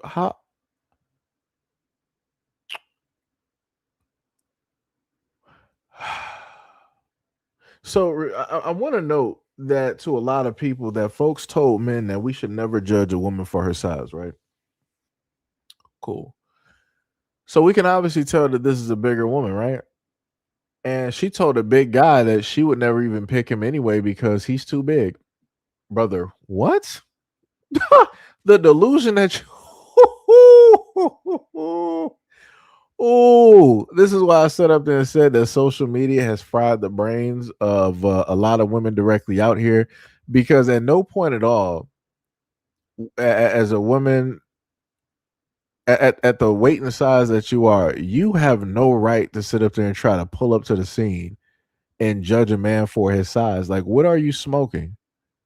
What type of delusional crack are you smoking at this moment in time that super powered you up to the moment that you thought that you had the full right to go off and judge somebody based off of? Let's keep going. I take it. Thank you very much. I'm Keenan. I'm 28. And Keenan, why did you pop your balloon? I'd say that she gives me more of a friend vibe. Physically attractiveness, I think I like my girls with like just a little bit more slim and a bit more bum as well. No offense, darling, but that's just my preference when it comes to physical attraction. So without that, I feel like attraction, longevity wise, it's just not gonna work out for me. Yeah. Mm-hmm. Thank you. Wait, let me just say, it's funny how like a lot of you guys were focusing on me preferring height, but you guys are focusing on the body. That's a bit of a double standard myself, but no, but I'm just saying is. But at the same time, for me, you know, I don't think someone that doesn't want to be focused on for their size should be looking at other people for height as well. You know. Oh. No. I think that, you know, height is something you can't really control, but then like size you can. You know what I'm saying? But no offense to you, I'm not dissing you. I'm not dissing you. Whatever. I'm not dissing you. I'm just saying, like, if it's a thing where if you don't want to be judged off of your physical attraction. No, I don't care. But yeah, thank you. Okay. Is Keenan your type? No. Am I not? Nah, I'm not gonna be bitter. Like, you're a nice looking guy, but just not my type. Yeah. Thank you. The delusion, he gave a very generous, nice explanation, and you heard her say, she was like, I don't care. This is what guys talk about when we talk about women out here being delusional. The dude simply explained, he was like, for a person that doesn't want to not be attacked, but you don't want to be judged for your appearance, you shouldn't be trying to judge guys off of their height. A guy cannot, if genetically wise, if a dude is born to be like 5'4", he can't just like automatically just like change that. Like you now, again, extenuating circumstances where people want to go get leg lengthening surgery, right? But again, that's doing some very invasive work. You have to break the bones of the legs and put rods in place in order to get these things to happen, right? Losing weight is not invasive like this. Like I said, a dude cannot control his height, but people can control weight. And she wants people to sit up there and accept her for how she is. I promise you, that's not even her natural hair. You wanted to judge the other dude from being big. Like the dude, he was dressed like he was cool. Like he dressed in a way that it basically fit him. You decided that you want to pull up here and all tight everything. And I'm like, dog, you did yourself a disservice. You 100% did yourself a disservice, and you want to be delusional and feel that you can just judge men because of what? Like that doesn't even make like, man, a lot of folks out here just are not conscious of how it is that they look. They're not conscious on perception or anything. Like I said, a lot of women out here are doing their friends a disservice when they're not really telling them the God's honest truth. And then people's feelings get hurt when guys out here got to actually do the work, and we got to sit up there and tell people what it is. Because like I said, it's crazy how, again, going back to the one gentleman, let me pull back here. She wanted to say that this dude was too big. And then she threw some other shots out here. She was like, well, you know, it's not like I'm the biggest person here, but whatever. Who asked you that? Like, it don't matter whoever else is basically here you throwing shots at, or maybe if you might have been trying to throw a boomerang shot back at this dude because what he said about your attitude. It's like, dog, you cannot, like, how are you as a big person going to judge a dude for being big? Like, come on, brother. Come on, dog. Like I said, it's wild, dog. 1,000%. 1,000%. Like that is some crazy type of work directly out here, dog. I need people to do better. I need people to do better. To do better. Better. Let me see. I'm actually going back directly through because normally this would be the day that Tippy would be like, yo, said you play more videos. So I'm actually trying to look directly through and get some other videos directly for you guys. I think we did. We looked at that when I was dealing with the dating scene. That was a lady that was getting a divorce. Let me see. Those videos were just, I'm not even sure about that one. Like, I think, that's it, right? Is that it? Let me see. Let me fold these directly back. Okay, is this the rest of them? Oh, yeah, I got rid of other ones. Okay. Let me see. Let me just check this one real quick.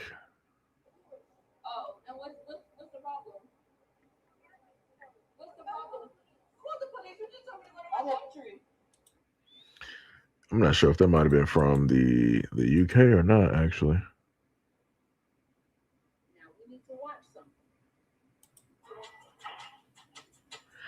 Oh, yeah, I can't get a video because I would actually have to edit that a little bit. Oh, I have to put that somewhere else possibly. All right, so I think I want to say the last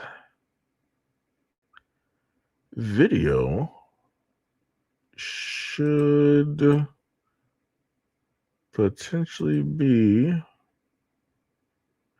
actually, for those who do not do DoorDash, but those of you who get food from DoorDash, I want to show 2 videos real quick, right? Or I might do 3. I don't know, but let me just show this one. We're here 32 minutes ago. Because I thought it was down there. 32 minutes ago. Yeah, you're not taking this order. I'll contact DoorDash. Dasher waiting for 31 minutes, but I don't think so. We 35 made it 30 minutes ago. I hit on the tablet, call Dasher, and it says, is the call connecting? Like, what are you talking about? Hello, this is Carlos. Hung up on me. Can't make this up. Let's try this again. They have AI screening. Carlos Carrillo. What's the name? Lynette? Are you picking up for Lynette? You marched that you were here 32 minutes ago, but you weren't. This order's been ready for 32 minutes. No, yeah. But you marked that you were here 32 minutes ago. Because I thought it was down there. 32 minutes ago. Yeah, you're not taking this order. I'll contact DoorDash. Yep, she marked that she was here 32 minutes ago and wasn't really here, and now trying to pick up the order to deliver it, but that makes us look like shit. So what I'm gonna do is I'm gonna remake the order, call the customer, and deliver it myself. It's not happening. No matter how many issues we run into with delivery partners, we're gonna make sure that we protect our business and that it's represented well, so we're gonna take care of this customer by delivering it ourselves. Right? So what he's basically referring to, which I didn't know that this was a thing up until I started seeing these videos, is that you got some of the folks out there who do DoorDash and they will state that they are already there and ready to pick up the order on time. And then they'll just sit there for 10, 15, 20, 25, 30, 50 or to an hour, right? They'll just like sit there and allow the clock to basically run through so that I guess they can get, more money, because I think I had a conversation about this before, and it was like they do like an hourly, type of thing when it deals with the money. And I'm like, yeah, that's jacked up to in a sense, dude. But like I said, shout out and respect to this business owner, because this was the next move that he decided to do once that happened with one of the orders. Let me see, is that the right video? I think this is the one. I'm the owner of Coco's at 40th Street. You had a DoorDash order from us. I wouldn't dispatch your order because it's been sitting here for 30 minutes, so I didn't want the order to get to you cold. We already canceled it in the system, and it's going to be refunded to you, but if you'd like, I can still make the order and deliver it myself, because I know you were probably counting on breakfast, right? Thank you so much. I appreciate it. So if you're going to be an owner of a small business, you can't be afraid to do shit yourself, and when things go wrong, even if it's not your fault, you do what you can to take care of the customer. Never would have imagined that we were going to do a DoorDash delivery today. Here we are. A little later. Hello. How are you? Good. Yeah, no worries. So what happened? It came up on our tablet like every order does. They marked that they were waiting. Well, then she shows up and she's like, hey, I'm here for Lynette's order. And I was like, you marked that you were here 32 minutes ago. And she's like, I don't know. What do you mean you don't know? So, At least once or twice a week. yeah. Like oatmeal's fire, sandwiches fire. Awesome. Well, come into the store whenever you're over that way. That's a success. Like I said, shout out to this dude. I think what do you say his name was? Carlos. Shout out to Carlos and his business. Because like I said before, I respect small businesses and entrepreneurs and people who do the right thing by the customer.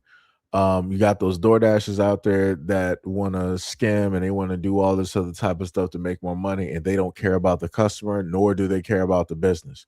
Because if an order comes late, it's going to end up, it's not going to reflect badly on DoorDash. It's going to reflect badly on the business, because the customer is like, my order was supposed to be here and supposed to be done, and it's not here. Like, yo, what is this business doing? So then they go on Yelp or whatever it is, and they start, giving the business stars, like, 1 or 2 stars or no stars because of the service, not understanding that it's the dashers that are the causation behind the problem. It's that middleman. So instead of depending on the middleman, the small business is like, yo, all right, what we're going to do is I'm going to call you up. Your business is basically close by. I'm going to, fry this order up real quick, and I'm going to deliver this to you. Like I said, shout out to him, because a lot of businesses, they would never even take the initiative to actually do that, especially a chain business. They would never take the initiative to actually do something like that. And because of this, he's probably going to get inundated with people, trying to order directly from his establishment because of how it is that they, go about it and do stuff for, the customers. Because like I said before, this is how a lot of small businesses, they start having complications because of the quote unquote middleman, because of that greed that other folks out here basically got, right? So now we got another video. And it has to do with the exact same thing. So let me just throw that one up. Let me just find it real quick. $35 worth of DoorDash going in the trash.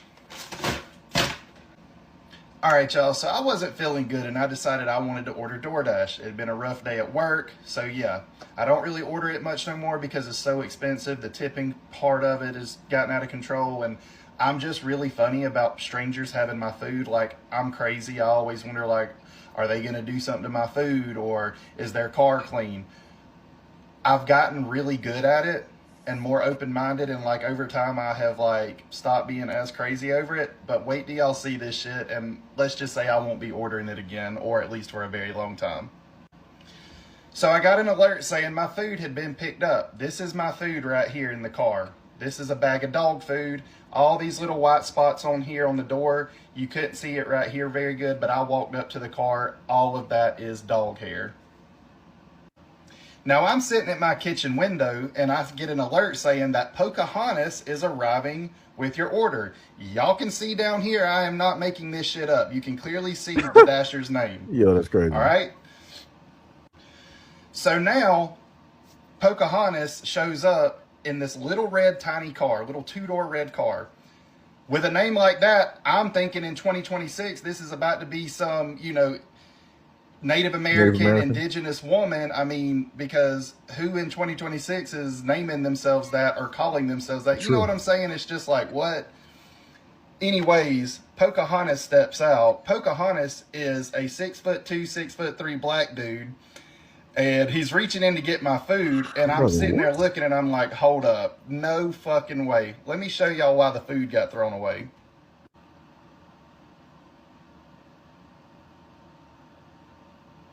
Nah, son. Why is your dog in the car? So as you just seen in that video, he gets out of the car. He has my food bag. As he's pulling the bag out, the dog is literally sticking his nose in my food bag and biting at the bag. And he's like trying to get the bag away from the dog. He walks up to my house. I take that video because I'm like, there's no way. I'm already sketched out about ordering DoorDash because I'm scared, worried about this type of shit happening. So I go outside and I meet him. I'm already pissed. I already know I'm not eating the food. And then he's like, oh, here you go, blah, blah, blah.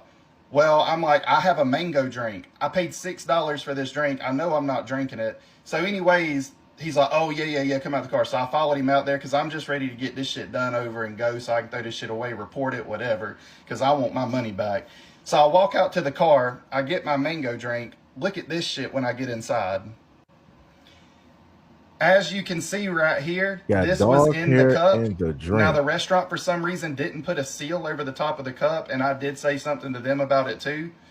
But that's dog hair sitting on top of the liquid in the cup because, again, they didn't put something over the top. That's not kind of the restaurant's fault, too, but when I seen that, no.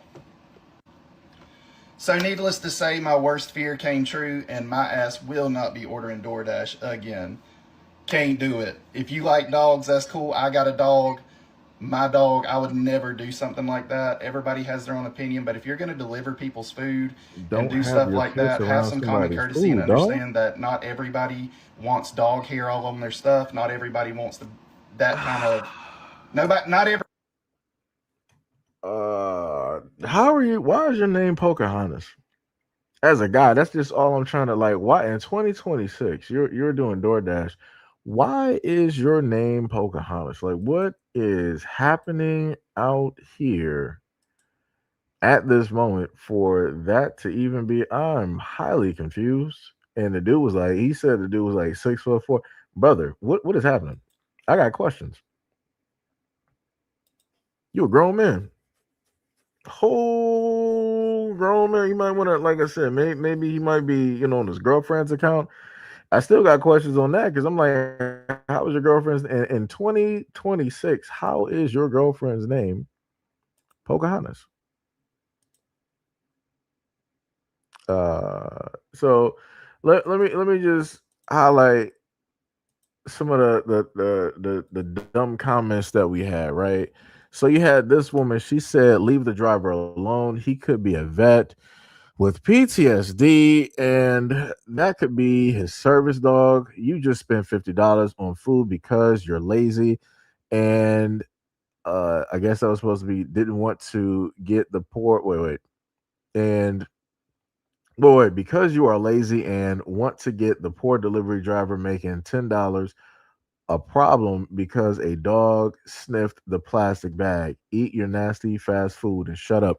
Dog, you little okay, let me just I gotta catch myself. Let me say something real quick. The man clearly stated that the dog was biting on the bag. So you got dog slobber there. On top of the fact that you probably got dog hair within the bag, dog breath within the bag. No telling, because he didn't show the foam on dealing with the food, because I'm pretty sure it has some dog teeth directly on there. Again, dog slop. The dude literally showed you in the video that, hey, my mango drink has dog hair in it. And you want to sit up there and focus and bring up some magical narrative talking about, oh, it's probably a vet, it's probably this, it's probably that. Like, why would you ever sit up there and cause problems for these individuals? He has PTSD as a vet. Do you understand what he's went through? All of the wars. He saw things all the way back from 1886, and this poor dog is the only thing that he basically has in order to keep him sane so that he can actually work and be around human beings because of all of the things that he has suffered through. Like, you're making up this whole narrative, self-driven story that you wrote yourself in order to give an excuse on how nasty this was. You literally jumped through all types of hoops and loops in order to take away the fact that this was completely disgusting. You are a delivery driver. Leave your pets at home. Nobody wants dog slob, breath, bite marks, and hair on their food or their bag. And then on top of that, why was his food, freshly cooked food, why was that even sitting on top of dog food? Like, what are we doing? What are we doing? What do we do? That's so disgusting. I do not fault him for throwing any of that away. I would have threw my order away too and got a refund. And then you got the nerve to try to call this dude lazy. Like, yo, you more focused on a customer. The delivery driver, that was dirty. And then on top of that, let's not forget how the delivery driver on purpose forgot to drink. Notice how this person didn't want to spot that. I gotta really edit myself. Notice how she didn't want to note the thievery that was taking place. Because the dude, he was like, yo, I got a mango drink. I paid $6 for. Like, where is it? I know it got to be with the order. And the dude was like, oh yeah, come out to the car. Nah, you was trying to scam. You was trying to really, yo, nah, brother. Nah. And then on top of that, the dog can have worms. The dog could also have some type of worms or parasites, and you got him basically being right next to or biting directly on the food.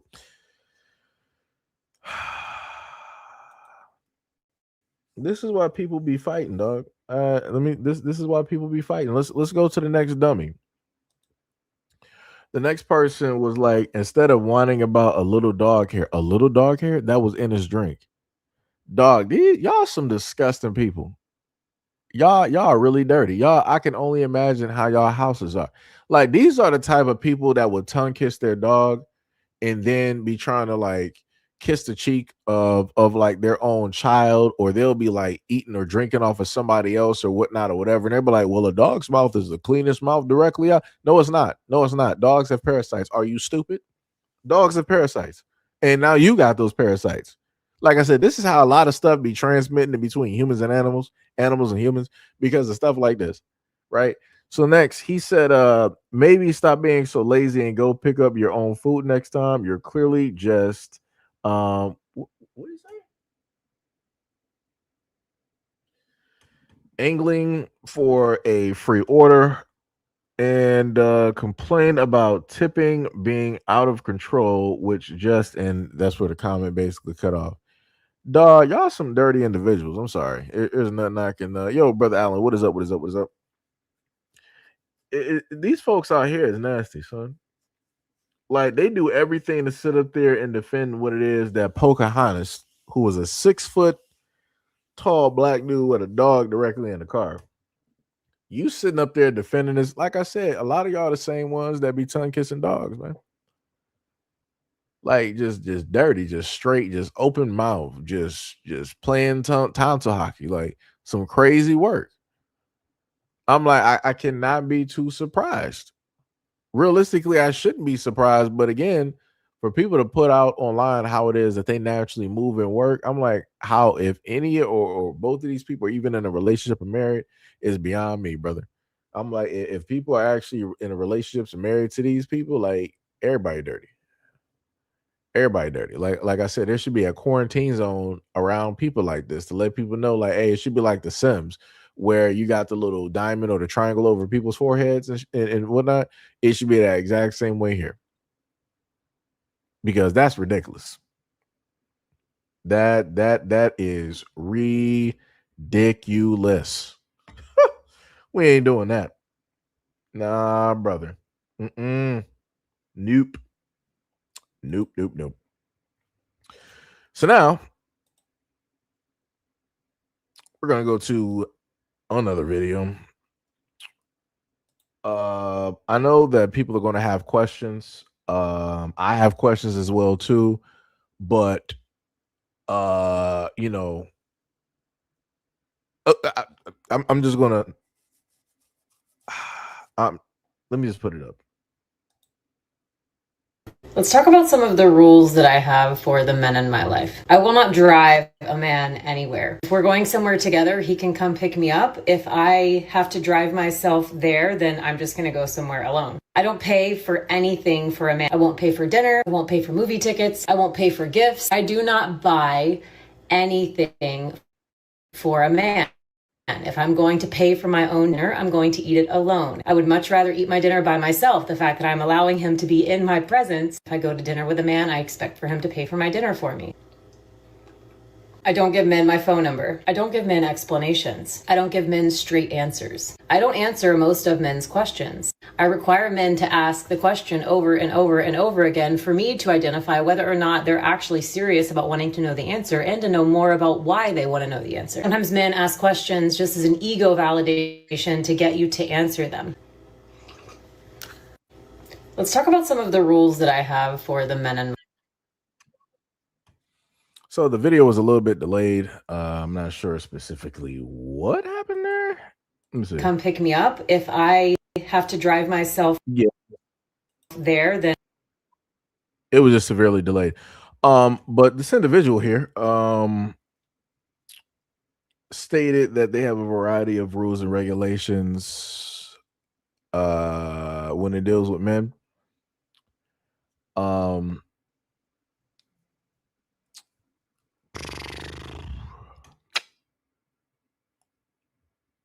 This is a lot. I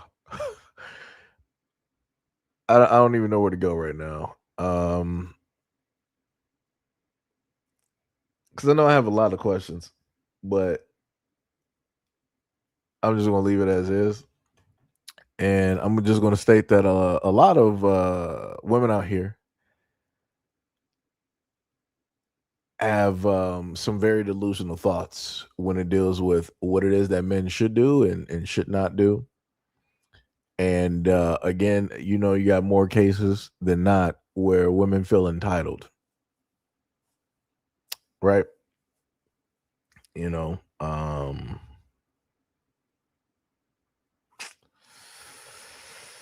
it's crazy work.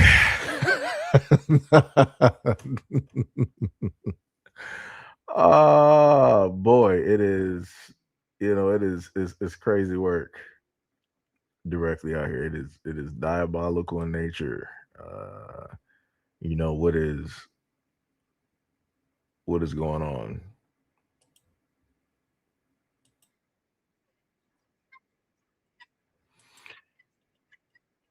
So, I just found another video, so we can actually look at this real quick. Like I said, you know, it's going to keep this going real quick. I mean, I know it's getting late. It's about like 6:18, so I got y'all. I ain't trying to keep y'all here longer than I need to. I got y'all. We're going to look at this one right here. This is looking at the caption. To take. So the caption basically states that wife is caught on tape promising to destroy her husband's life after being caught having an affair. So now remember how people talk about, you know, the divorce rates and the reasons why people get divorced, and people are like, oh yes, it's 100%. It's always the man's fault. It's never the woman's fault, right? So let's just take a listen to what this woman is saying. I'll move heaven and earth to take you down in this divorce. If this is the you decide to play, you have 1 hour to deposit that money, or I swear to God, Vince, I'm calling the cops and telling them how unsafe I feel around you and how mentally and emotionally you've been and how you pushed me up against the wall in the bathroom my last day in that house, and I had to tell you to get off me 3 times. Do you want to be arrested in front of your kids, Vince? Because I can make that happen. Watch me. Damn. Who was that on that recording? That was Leah, my wife. Okay. And when did she tell you she was having an affair? I found out, and she didn't tell me at first. She gave me papers on. She gave me the divorce papers on a Sunday. I found out on a Tuesday from my brother. And when I asked her, she did tell me she was having an affair. And then by that Saturday, she had moved. It's crazy. And I had to tell you to get. So I just want to highlight that. And again, that was a video I was just going through X, and that just pulled directly up. So you listen to a woman plan out ahead of, like I told y'all before, women are very good at planning stuff out. Women are very good at playing chess. She was like, yo, I know that you caught me basically having an affair as a woman, but it's not going to go the way that you think it's going to go. What's going to happen is that I'm going to blackmail you, and you're going to sit up there and give me the money that I request directly from you. And if you don't do that, I'm going to call the police, make sure that I get full custody of the kids, that you can never have the kids again. And I'm going to get you locked up and give you a record, because I'm going to lie to them and tell them that I feel unsafe around you and that you put specific hands directly on me as a man. Whew. And people say that women don't lie, and that women don't set men up, and that women don't make up stories. Oh, I hope he gets everything that he is looking for. I also hope that this man gets full custody of those kids, because that is not a woman that should be raising kids at all. That is not a woman that should be raising kids at all. That's the type of woman that will sit up there and try to tell the kids to not be around a father because she wants to make up all of these fantastical Lifetime-esque type of stories in order to make the kids hate the father who ain't do nothing wrong. Wow. And she was the one cheating. She was the one having an affair. She was the one stepping out, and she's the one sitting up there doing all of this. Woo! You would have thought that the dude was in the wrong. You would have thought the husband was in the wrong. He didn't do nothing wrong. It just the only wrong thing that he did was that he selectively chose to get married to her, and he had kids with her. That's the only thing he did wrong. And people wonder why it is that a lot of dudes don't even want to get married and stuff like this. It's because of stuff like this. Like I keep trying to tell people, there are so many stories like this of women getting away with murder, literally, by just sitting up there lying because they're not being recorded. If in a lot of these cases women were recorded and those recordings were able to be played, there would be a lot of, matter of fact, I'm not even going to say there would be a lot of women locked up, because it wouldn't, because we know how society is. A lot of the feminists and all these other types out there, they'd be like, no, she's innocent. You know what women have to go through emotionally. I'm pretty sure he was emotionally abusive, and he was financially abusive. I'm pretty sure that he was putting her down and criticizing her. You understand what a woman has to do with the kids and the house and the cleaning, and what they got to do for everybody and they can't do for themselves, and it'll be all of this other type of stuff on how they would excuse how problematic this whole situation is, what it is that we specifically heard. That is immensely problematic. She was going to have that dude put behind bars, all because she was the one caught having an affair. Wow. That's crazy. That is wild. So again, to the women out there, it is in your best interest to teach a lot of your sons out here the good, the bad, and the ugly when it deals with these young girls and these women directly out here, so that this won't be one of your sons sitting up here at a court proceeding trying to defend himself and hoping that he got enough evidence where he'll still be free. Because this is a crazy spot to be in, knowing the fact that that woman was the one that stepped out and had the affair. That is wild. Like I said, that is horrible. And like I said, I feel so sorry for the kids.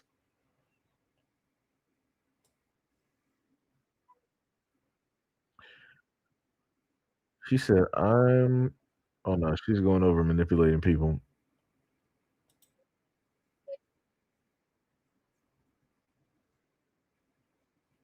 Oh, she's talking about the atrocities of slavery. That's the you accidentally took a man's Guyanese accent for African.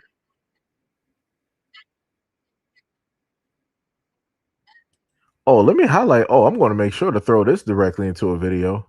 Whew.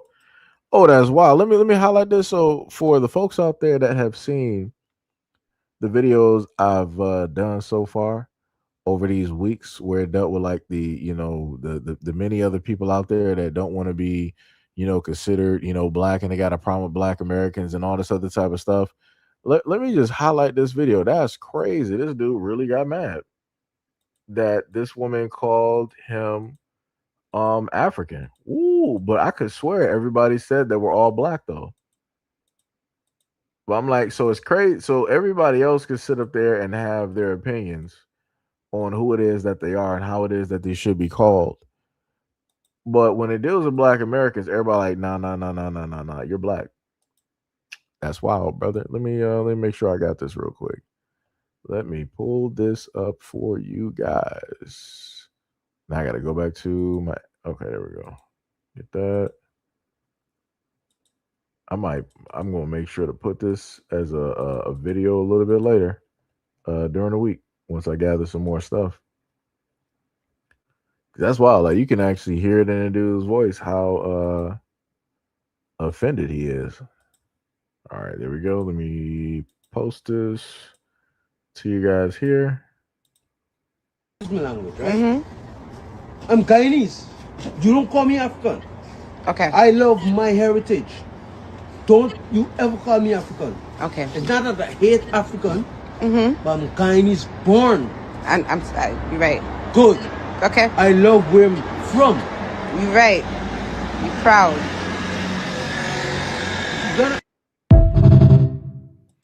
So a whole Guyanese man got mad because the lady just simply said that, he was African. This dude was sitting up there. You can tell that he was getting mad about that. But I'm like, but when black Americans, we get the exact same way, like, hey, we're proud of our heritage, we're proud of who it is that we are. We tell everybody else this. Everybody want to say that we're xenophobic, that we're anti-African, that we're hateful. So are you going to say that this Guyanese man is basically hateful towards Africans because he don't want to be considered African because he was catching attitude? Are y'all going to sit up there and pull up to the scene and do that? No, you're not.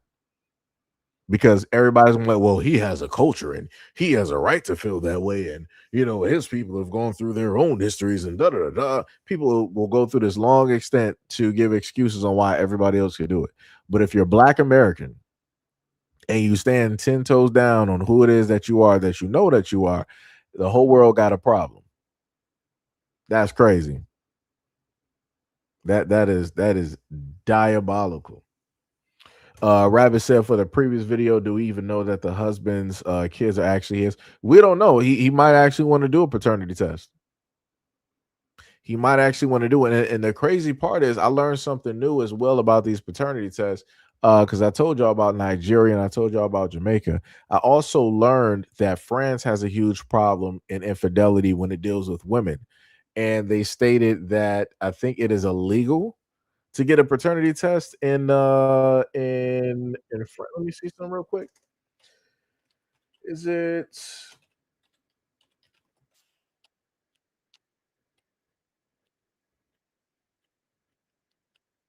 in that actually came directly up. Either they listening or not. They said private paternity tests are illegal in France without a court order. Violating this can lead to penalties of up to 1 year in prison and $15,000 fine. DNA testing for paternity tests is only permitted for judicial, medical, and scientific purposes, specifically to establish or contest legal affiliation. They said legal restriction. Let me just put this up there. So because like I said, I don't want nobody to be lost on what it is that I'm talking about. That is wild. So I feel sorry because somebody had made a post and they were saying that if paternity tests were legal in France, it would basically flip the whole system upside down because you more than likely, because women are cheating every which way. And it would be very problematic, right? So they said legal restrictions under Civil Code Articles 16, -11 and 16-12, genetic identification for paternity must be authorized by a judge. Purpose of the ban. In 1994, bioethics laws aim to prevent the disruption of family stability and avoid unauthorized genetic testing. Ooh, penalties. Conducting or seeking a private genetic test, including using foreign labs, is a criminal offense, punishable by a $15,000 fine and up to 1 year in prison. Whew. Alternatives. While at home kits are prohibited, legal DNA tests for establishing paternity are, in fact, permitted, provided that they are ordered by a court during relevant proceedings. So, you as a man, if you are in France, you're born and raised in France, and you live there, and you happen to be there, and you want to question the paternity because the kid don't look like you, it's illegal for you to do. Like if you want to go and just go out there and find out one of these labs, you can't do it. Now they said that you can do the home kits, which is a little bit weird because I'm like, okay, so are you sure that those home kits are correct? Because I'm like, it's weird that you can't go out there and go to a lab that's certified and that will get you the information that you need, but you can use these home kits, right? A little bit weird, highly questionable, right? People need to look directly into that.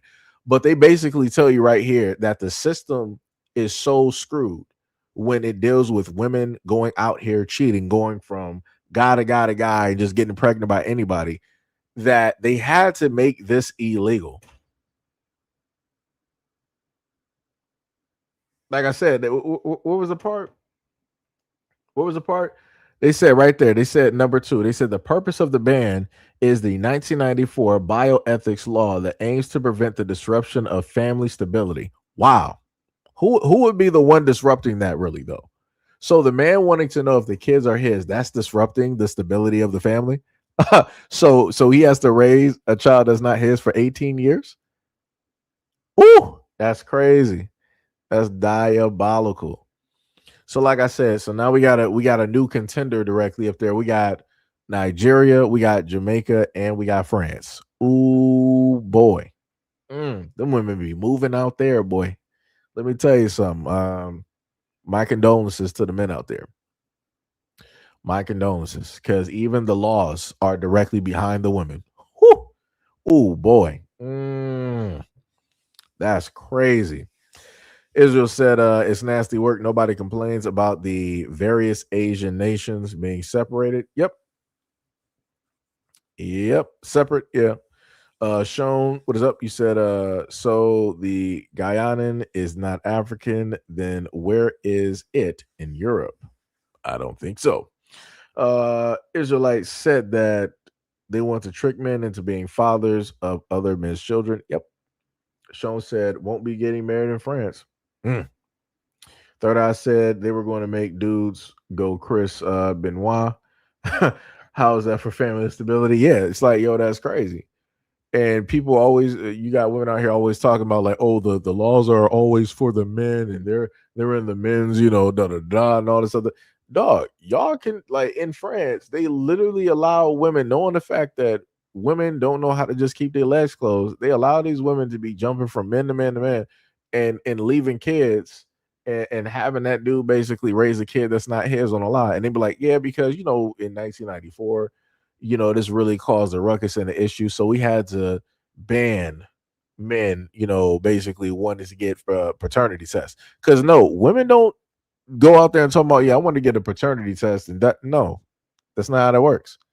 Men are the primary ones looking for a paternity test because they want to know if he is the actual father. Women don't have to do that. Oh, I need a paternity test to see if I'm the actual mother of this child. Yeah, no one ever. No woman ever has decided to go out there and do that because they wanted to know if they're the mother of the child. Yeah, that doesn't exist. Never happened. Never happened. But woo, that's crazy. That is diabolical in nature. But yeah, pretty much that is what was it? Israelites said that no, they'll go to the grave knowing it is a lie. Yeah, they will. And that's the crazy part. But as I told people before, the reason that a lot of dudes get tricked is because they're not taught that women will do things like this. Men and boys are specifically taught that girls are everything and nice, sugar and spice and everything nice, and that, they don't lie, and they would never try to pin a kid directly on you, and they would never lie about kids and all this other type of stuff, right? Because in the reverse, what do people always say? It's like, yeah, we're gonna raise, our daughters, and we're gonna teach the women in our families about the good, the bad, and the ugly about men, and how they lie, and they cheat and they steal and do this and do that and all this other type of stuff, right? So that's the main book. That's the main information that is specifically getting passed directly down through generation to generation. But then we only got one side of the story, right? They're not telling you the other side of the story where you got good dudes out here and all this other. No, no, no. Let's just specifically focus on the bad stuff dealing with men. And then we want to teach stuff about the girls out here and the women. We're only going to talk about the good stuff, because no bad stuff exists when it deals with women. Women don't do anything, in comparison to, what we know about men. Women do anything. They're saints. They're the closest thing to God. Like I said, people going to find out. Freedom said, you just found that out. I tell every man to always get a DNA test, because you can't even trust women like that. I had cousins who are no longer cousins at this point in time. Yeah, it'd be like that. Well, for me, I just found out when they deal with France.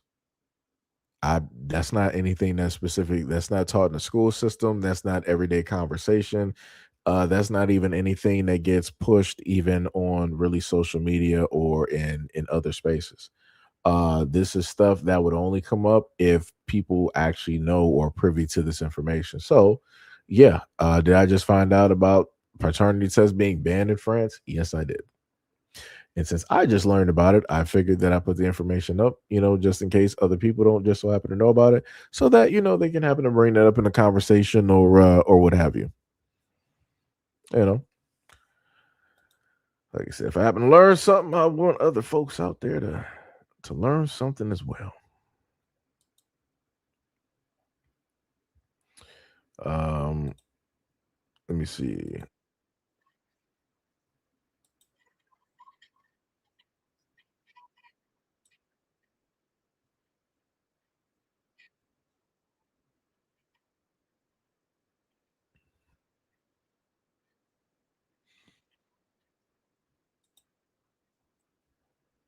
I mean, people got a point.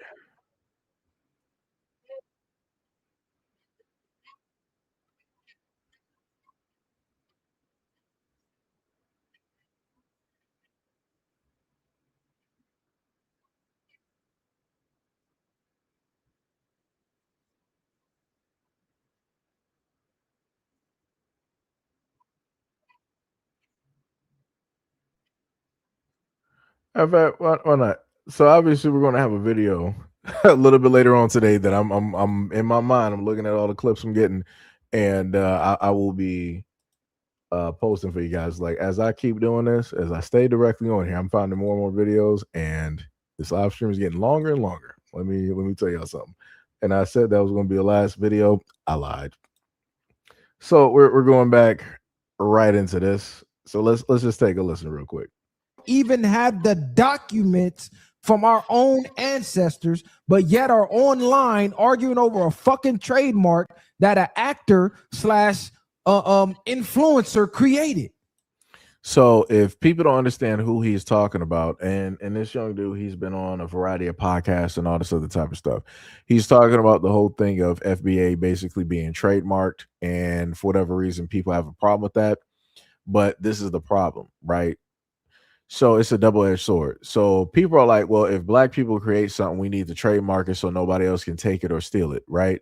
Because case in point, go back to a conversation that was being had with educated persons on a podcast that was called Hillman Talk, where you had educated black people that were there and to talk about things, and I guess to also talk about solutions. You had white folks that wanted to pull up to the scene, and they wanted to trademark Hillman Talk so that they can profit and make money off of something that they did not even create, right? And that was a whole conversation within itself. If I happen to find the videos again, I'll bring that directly up into a solo video and showcase that to y'all and try to link it back to this conversation. So Tariq Nasheed is pretty much known for the whole concept and the idea of FBA, Foundational Black Americans, and coming up with the whole thing. Again, this has been something that's been here for at least a good close to like 10 years. So it's not like it's something that's just like brand new yesterday, right? And this person is basically saying like, this dude is basically an agent. He's an actor. He's this, that, and the third, and all this other type of stuff. And Black people don't really got any type of records when it deals with their history and all these other type of stuff and yada, yada, yada, right? So let's go back to it. Well, I mean, you can't say makes zero sense. You can't say Black Americans don't have records of their ancestors when you can look up the statistical records that Black Americans have the most documented record of their ancestry than any other group of people on the planet. I'm talking about meticulous administrative records. Black Americans. Who's giving you that information? Huh? Who gives us that information? I mean, we're getting it from the same system that's feeding everybody the same information. Exactly. That's my point. If I want to go to a Black institution to get Black history, we don't have original documents. Like a lot of our artifacts and shit like that. Just because someone capitalizes on your documents don't mean that you didn't write those. It's in another continent. Niggas got to go to another race for their own history. Y'all don't see a problem with that? So let me just put it. Because he brought up two different things, right? So number one, he said that Black people, he's mainly talking about Africans, have their information, their history directly in museums, right? Which is true. Even still to this day, you got some African nations directly out there fighting Europe to get back their artifacts, if it's in Germany, France, or the UK, or whatever it is, where they still want to hold these artifacts that are not theirs, holding them directly in those museums. The other thing that's being talked about here, where he was like, well, if you got all of this knowledge and information, because the other dude on the podcast, he was like, so where are you getting that from? As a quote unquote gotcha moment. And the dude was like, what do you mean? He was like, where are you specifically getting your information? Who's specifically holding and teaching this information? And the dude to the right, he was like, well, we're getting this from the same place that everybody else is getting their information directly from. I'm like, the thing that I have a problem with this conversation is that the two dudes on the podcast are not pointing out the fact where for the longest time possible, Black people were not able to hold on to or have any of these records. Whatever it is that white people do, they make sure to have records of what it is that they do, right? The winners will always have the history. They will always have the records, and they'll burn everything else. So when it deals with quote unquote chattel slavery in the United States, these are the main people that still have those records, right? No matter how horrible everything was and all this other, they might get rid of everything, but they'll make sure to have those records. They'll make sure to keep those numbers, right? Because everything is linked to something else. Because again, at the end of the day, everything has to do with money. So the dude is trying to basically position it to say that, oh, well, you're getting your information directly from white people and you don't see a problem directly in that. When it deals with certain stuff, I'm like, nah, because where else are you going to get this information from? Correct? When you talk to certain Africans directly out here, you'll get two different stories. Number one, you'll get Africans where they're like, yo, we don't know nothing about the slave trade or anything like that. We don't know what y'all talking about. Number two, I got a video where an African was laughing in a Black woman's face, talking about, selling slaves and all this other type of stuff and rah, rah, rah, and whatnot or whatever. The third thing that you happen to get from Africans is they're like, well, we don't care. And what are you going to do about it? So you can't expect to get any type of records from them because they're not going to have anything. Whatever happened on quote unquote going from the out of Africa theory, whatever happened on those shores so long ago, that was it. Those records are cut directly off because half of that information is in the ocean, right? Because you're not going to sit up there and tell me that fields of those people, millions of those people made it all the way directly up over here. No, you had a lot of people that died. A lot of those people got left directly at sea. They're swimming with the fishes, with the sharks. They're at the bottom of the ocean at this moment in time, probably still to this day. So you're like, well, you shouldn't be getting it from the white people, but it's like, so where else are you supposed to get it from? Because you yourself being on this podcast, you can't sit up there and tell nobody nothing.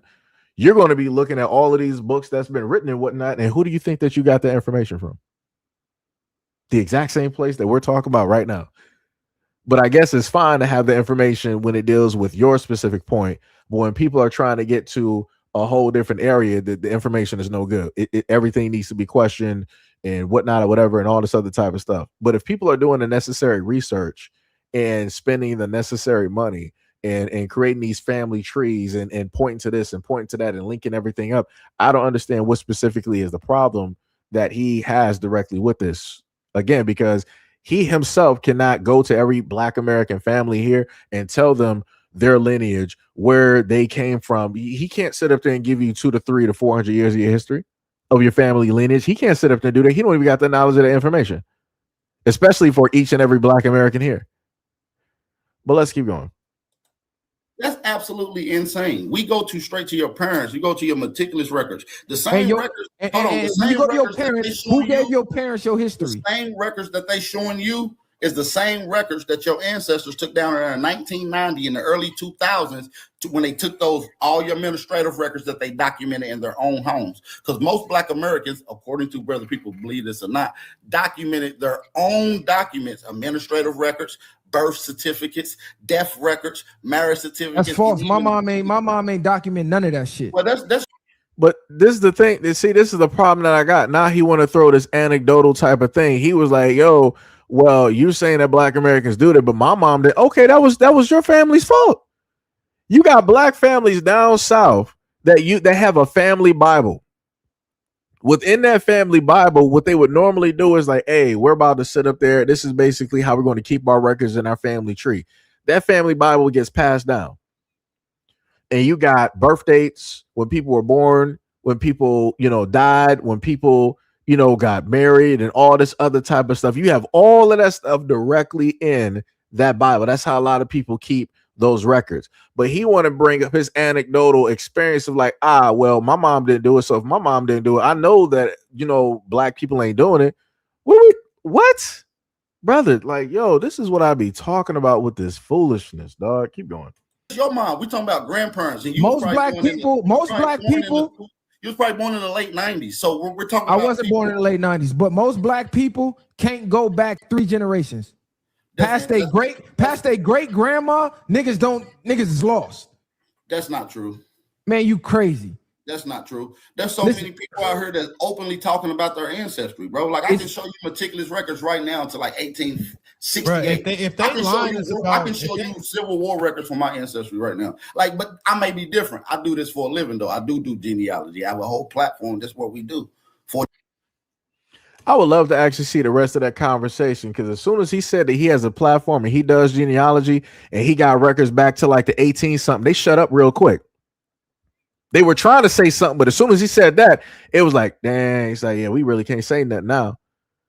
Because like I said, they up here looking crazy. I'm like, dog, you're arguing with somebody who actually does this. And if he does this for a living, other people are also paying him to do this as well. Like, bro, man, dog, man, this is what I be talking about. Like, you just got people out here just wanting to cause issues. And it's like, this is my thing though. If you, so let's go with the 2 young men that's on the left side of the screen, right? Let's say that they are correct, right? That Black people just don't know, they don't have no records, no nothing. Why don't you be with the platform and everything that you got? If you know that this is a problem, why not be a solution to the problem that you highlighting? Why not be the spearhead for people to be able to learn their genealogy, to learn their history, to understand who it is that they are in the United States? Why not do that? Why sit up there and have this back and forth? Because I'm going to be real. He's not doing this for a solution base. He's not doing this to sit up there and solve a problem. He is one way and he only sees this one way. I don't even have to look at the rest of his content to even understand it, because I can hear it just in this snippet. I think there's about like 2 minutes and something seconds. Like, you're being argumentative with a person that is telling you from his experience that, yo, you got a lot of Black Americans out here that know about their history. They know about their lineage. They know where they came from. They can go back 300-400 years. And you're consistently saying, no, that's not true. That's not true. Those are all lies. You out your mind. My mom didn't sit up there and do. Like, it's all of it. Like, brother. This is why I be trying to tell a lot of folks out here. You just got people that's meant to be a distraction. Because if he's pointing out a problem, then that same problem he pointing out, he should be a solution to that problem. But he ain't trying to do that. And if he is trying to be a solution, everything is going to be like, oh, well, I can easily tell you're African. But I'm like, if we don't have no records or nothing, how are you going to go to that point? Well, history dictates with the migration. But I'm like, who told you that? Wouldn't that be the Europeans that told you about migration and how it is that everybody traveled, to and from? But obviously, the craziest part is every place on a planet had people on it, or at least at one point in time when it dealt with the original people. I'm pretty sure back when we had Pangea or whatnot or whatever, I'm pretty sure that there are some human bones directly on that landmass that is ice covered, just like they're finding, brand new, would it be isopods? I forgot. They're finding brand new types of bacteria. They're finding, brand new crustaceans and sea life and whatnot underneath the ice in Antarctica that have just been there unbothered for, probably thousands of years or whatever it is, right? Millennia or whatnot or whatever. So I'm like, if every place had people directly on it and we can find pyramids, there's pyramids in Antarctica. Technically, there's pyramids all over the planet and also on the bottom of the sea floor. So I'm like, obviously people have been to and from all over the place, but you're specifically looking at the Europeans who are giving you this information where, out of Africa and everything basically, started there. These are the same people who basically handed over the Bible, where it basically told people that, yeah, the first living human beings on the planet were Adam and Eve and Cain and Abel. And I think to myself, I'm like, something ain't mathing real quick, right? When it deals with, Cain and Abel, Adam and Eve and all of that stuff, right? So they got Adam and Eve got thrown out, and you also got Cain and Abel. But then the first recorded in history, or at least of what we know of recorded, the first time that a killing happened was when Cain slew Abel, right? So what I'm understanding is that you got two men on a planet that basically, quote unquote, repopulated the planet, which is Adam and Cain. But the only woman that I can seem to remember when people want to tell the story about Adam and Eve is Eve. So I'm like, two men and one woman. I can tell you where I've heard that story before. There's tons of movies directly out there online, but I'm like, that sounds a little bit crazy. I'm like, that doesn't really fit. In order for a repopulation or how people want to basically put it, or a population to happen, there would have to be other people directly out there, because you're not going to sit up there and tell me that one woman was magically giving life to the rest of civilization. I'm like, that don't make no type of sense. That don't make no sense. Like I said, it's just me though. Again, I could be wrong. I could be incorrect on the story of Adam and Eve. I don't know. I'm not going to throw Lilith and all that other type of stuff directly in there and whatnot or whatever. But I'm just saying. But this whole thing right here is just is crazy. It is diabolical. Let me go through the comment section and see if they have the rest of the stream directly up here. Let me see something.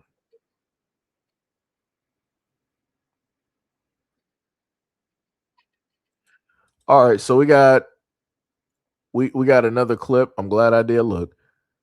I'm going to see if I can find the rest of this podcast and whatnot. Because the thing that's crazy to me is that whenever these people want to sit up there and say that some stuff is fraudulent, it's not like he's trying to have a conversation with Tariq Nasheed. I mean, you got a platform, so I'm pretty sure that would bolster the numbers on your platform. That would help people see your platform. So a collaboration like that would actually be beneficial for at least him. It wouldn't be beneficial for Tariq because he already got a platform, right? He has stuff both online and offline, so it wouldn't bother him any which way. But it's like, if you feel as though that the things dealing with FBA or lineage-based things are fraudulent and all this other type of stuff, why don't you have a conversation with the people who are actually within those spaces and have the most information and knowledge directly on it? You having, these type of back and forths is not conducive to anything, nor is he going to be learning or pulling anything? Because he seems like the type that realistically doesn't even care to learn, directly about it. So let's go to this other piece that I was able to find real quick in the comment section.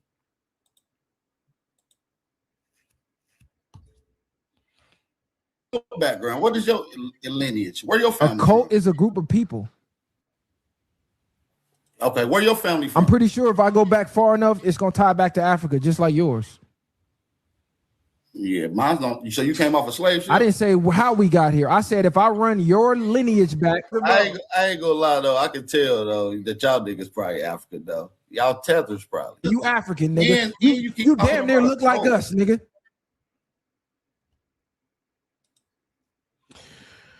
So we heard that the dude on the podcast couldn't even answer the question. The only thing that he had to do, getting offended by what the dude said, he was like, if I sit up there and look back far enough and I mean, I'm pretty sure if you look far enough for back with a lot of other people, you can pretty find some stuff, but you're not trying to do that, all right? The main argument that this comes up with is specifically Black Americans. When it deals with anybody else, let's say the Aboriginals in Australia, he's not trying to make that argument with them. Folks down there in the tribes of South America where they have not gotten in contact with man, he ain't trying to say that to them. Some of the islands in Indonesia where the folks have not been having conversations with outside life, and they use spears. Like anytime they see anything strange that is not of them, they're automatically throwing spears. They're automatically attacking it to get it away directly from the island. He's not saying that towards them. And again, like I said before, he's not going to say that towards the Asiatic, the Arab, or the European man. He's not going to bring up this argument towards any of those other folks and say that they're African. They only have this conversation with Black Americans. And I'm like, that's the craziest thing, because I could have sworn if we're dealing with the out of Africa theory, wouldn't that mean that everybody's African? Because the Garden of Eden was in Africa. That's where life originally started and yada, yada. So wouldn't you be having this conversation with everybody? But you're not going to do that, though. Like I said, man, like this whole thing is crazy. This is 1000% crazy. And this is why you see a lot of people, they're like, yo, delineation is a must. We gotta keep going. We gotta keep this directly up. Like I said, the moment in time that Black Americans, like, let me put it to y'all like this, right? I've been on this whole, content space for a long time, right? The moment in time that Black Americans started moving away from the whole thing of being like Pan-Africanists and all this other type of stuff, that's when you started seeing people have problems. Every now and again, you would have Brother Umar Johnson mention some stuff. You'll have, let's say, like a Roland Martin mention some stuff. You'll have a lot of these other, popular folks mention some stuff. Because then their main point is like, oh, Black folks always want to be something. They don't know where it is that they come from. They're afraid of this and afraid of that. And I'm like, don't nobody got no time for that. So the moment in time that this kept carrying on and that it started gaining more steam, this is when you started seeing more and more folks started making these podcasts, coming up to the scene, speaking on Black Americans and making content and trying to pinpoint and tell us who it is that we are. But like I said before, he wanted to argue with the same dude in the live stream. He was like, if I traced you ain't gonna trace nothing back. I'm pretty sure you don't got the facilities or the money or the expertise to do what it is that this man has done. You got the money and expertise to do this podcast. You got your MacBook directly there. You got the soundboard and everything else for like the podcast and your seats and whatnot. Yeah, you got that. But when it deals with that genealogy, when it deals with the expertise, when it deals with linking, stuff together and putting family trees together and making these phone calls and doing this and following up, yeah, you don't got no expertise in that.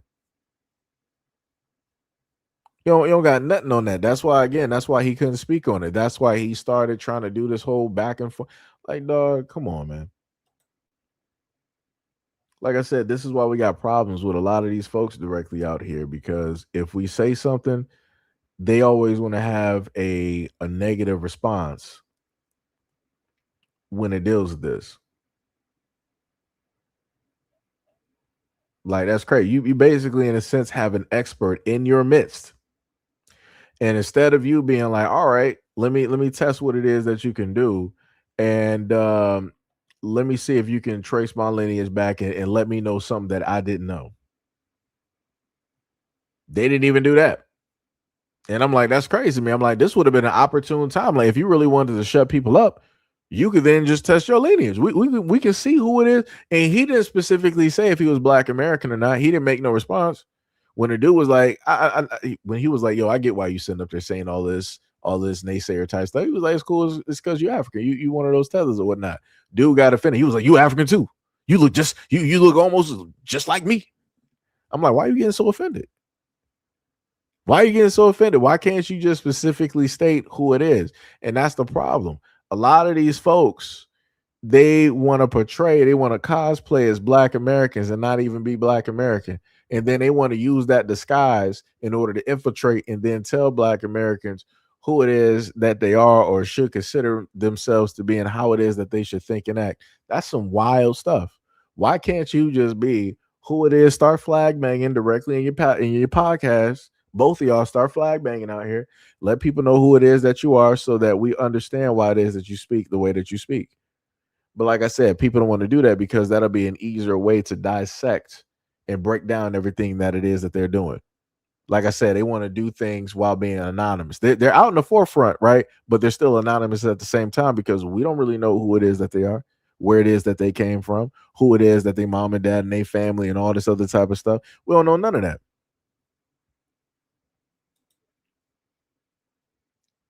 Like I said, that's crazy. So now, away from that, for a brief second, I probably had that, directly up there for y'all a little bit later. I want to look at this video real quick and see what this woman in the medical field is talking about. Maybe some health related. We will see real quick because I just grabbed it. So we're gonna see what she's talking about. Oh, that's what it is. All right, so we're gonna listen to this video real quick. Want to be alive anymore. And I understand that that's a very, very heavy sentence. And no, that does not mean that I'm trying to end my life. That does not mean that I have any plans or intentions to end my life, because I don't. But I would be lying to myself by saying that I want to be alive, because I don't. Being alive is expensive, and I feel like I'm finding myself questioning often, what is the point of being alive if I can't afford to live, period. I got the red notice on my door yesterday, and it has really brought forward this, I don't know, this like sense of heaviness, this breakdown that I've been having all week, especially because this weekend is one of my busiest weeks for work. I go to two out of my 3 jobs today, not today, but this weekend. I work overnight today, and then tomorrow morning I'll come home, get a couple hours of sleep. I'll go to one of my jobs, and then once I clock out of that job, I'll be going straight to another overnight shift. And then on Monday and Tuesday, I'm just working all morning. I know that makes no fucking sense. Or like, I'm sorry if that's like confusing as fuck. It's just like a whole lot of work and a whole lot of hours. And like, I hardly want to go because it's like so clear that like I can't even obviously like cover my fucking necessities. And I don't even know what to say like right now at this stage. Somehow by Monday, I gotta pay $1,918.80. And it would take a literal miracle for me to get that.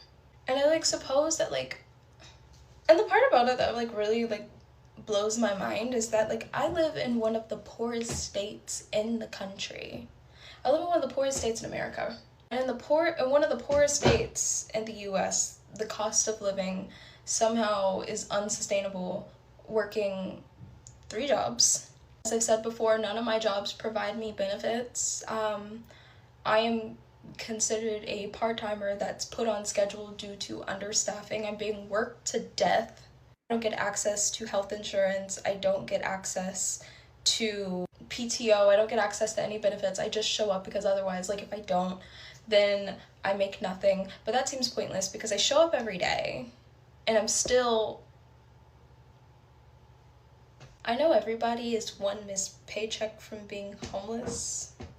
I don't even know if I'm, like, missing... Like, I cannot wrap my mind around how I work 3 jobs. I work 6 days a week primarily, and I still can't cover my necessities. Like, as I'm talking about this, like, the people around me are like, it's not your fault, it's not your fault, it's the system, it's the system. I can't bring that to my property manager and say, it's the system that's fucking me up. Sorry, I work 3 jobs. I literally can't. Like, they don't give a shit about that, right? And I'm just... I don't know, man. I'm just gonna finish getting dressed and get ready for work. The thing I'll say is this as tough. And this is what a lot of guys have tried to explain to a lot of women directly out here, that it is not easy trying to just do this, just trying to live and survive. Like, guys do it because it's like, hey, we're just gonna have to make the sacrifice to do it. Nobody cares. So, that just is what it is. Bury your head directly, on the ground and just keep working. Right? Just keep digging and keep doing what it is that you're supposed to sit up there and do. And, maybe you'll see some light at the end of the tunnel, right? When it deals with guys. When it deals with this lady here, I don't know what certifications that she has. I'm not sure if I'm guessing she has to work in the nursing field, because she says she got, 3 jobs. I was looking, I was like, could she be like working in like the dentist field or something like that? But more than likely it is in the medical field. I don't know what type of certifications that she has. If she, like I said, I don't know. Maybe she might need to try to be with parents real quick to save up some money. Like I said, I don't know her situation. I don't know if she got parents or not, but she needs to figure out something so that she can start saving money. Because you're working 3 jobs. And I'm guessing all 3 of those, I'm not sure. Maybe I didn't listen correctly, but it sounds like all 3 of those may be like a part-time type of thing. Because having a full-time job with hours and then working 2 jobs part-time throughout the same week of which that you're working is madness, and you're going to overwork yourself. Women are not built for that. I'm just going to put that I'm going to be very frank directly about that. Very direct. Women are not built to be doing all of that running around, all of that madness when it deals with like multiple jobs. Y'all are not built for that. Like I said, y'all bodies are going to break down real quick.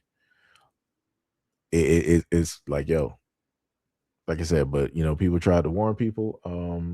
Hopefully she got some parents or some family that she could explain and she can be directly there and save up money, put 500 or something, directly towards the whatever the monthly bill is or something like that. So that she can start to save up some money. Because if she can just be like, all right, let me live with family real quick and save up some money, I just got to give up like 5 or 7, and you're basically making like close to like 2. I'm like, that will allow you to sit up there and save up some money. You'll save up money quicker that way versus being broke the way that you're doing it right now. The other thing is, I'm not sure where she is living. Even looking directly at the post where I got this from, I don't think they mentioned what her rent. Oh, no, okay, yeah. So she got 19, 18, $1,918.80 is due on Monday. And if she don't have that, then she'll be evicted. Like, yeah, you might for that. And I'm looking at like that bathroom and everything. Yeah, you might just want to find a different spot. And I know a lot of people will be like, hey, it's not that easy and all this other type of stuff. I'm like, yo, for me, she's getting robbed. Like, she probably picked a very nice spot, and I'm not sure how long she's been there, but probably the rent has been going up for a minute. That rent is almost like $2,000. You probably should have moved out a minute ago, just to be real. because that looks like highway route. I wish we would have been able to see like a walkthrough of like the apartment, but it's like even still, it's like that's way too much for a single person. For a single person, 1,900, brother, no, brother, no. And please don't tell me that that's a 1 bedroom. No, brother, it ain't even making sense. It's not, it's not making, no type of sense. It's not making no type of sense. Like I said, she needs to exit plan wise. She's gonna have to bite the bullet and try to stay with family or with a friend or something. Because all of this talk that she's sitting up there doing is like, I don't feel like being here. I ain't trying to hear that. Like I said, I understand that times get tough, times get hard, and it feels like an uphill battle. It's like, dog, I ain't trying to hear that. And again, I done told y'all, my situation from years ago. So, I don't got no time to sit up there and hear people talking about some bills. Like this is how I don't feel like, nah. You just giving up an excuse. And you're just trying to take the easy way route, the easy route, directly out. Now don't make no sense. You're a grown adult, like, figure it out. The hardest thing to do is to live. The easiest thing to do is to go the other way. Like I said, I don't got no time for that.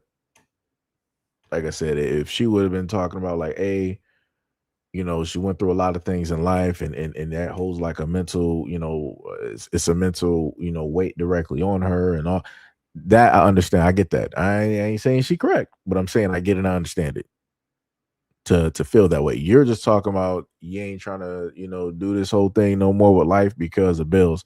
I'm like, brother, nah, you got it. Nah. This is at this moment in time, hopefully, women will sit up there and let me see, what was it? OMG said this is why black people tune everybody out. I'm not listening either because that's BS. She probably don't have any family. Parents are probably dead. It happens. I mean, even if that is the case, you don't, as a woman, you mean to tell me that you don't got no friends? That women always say that women have communities out here.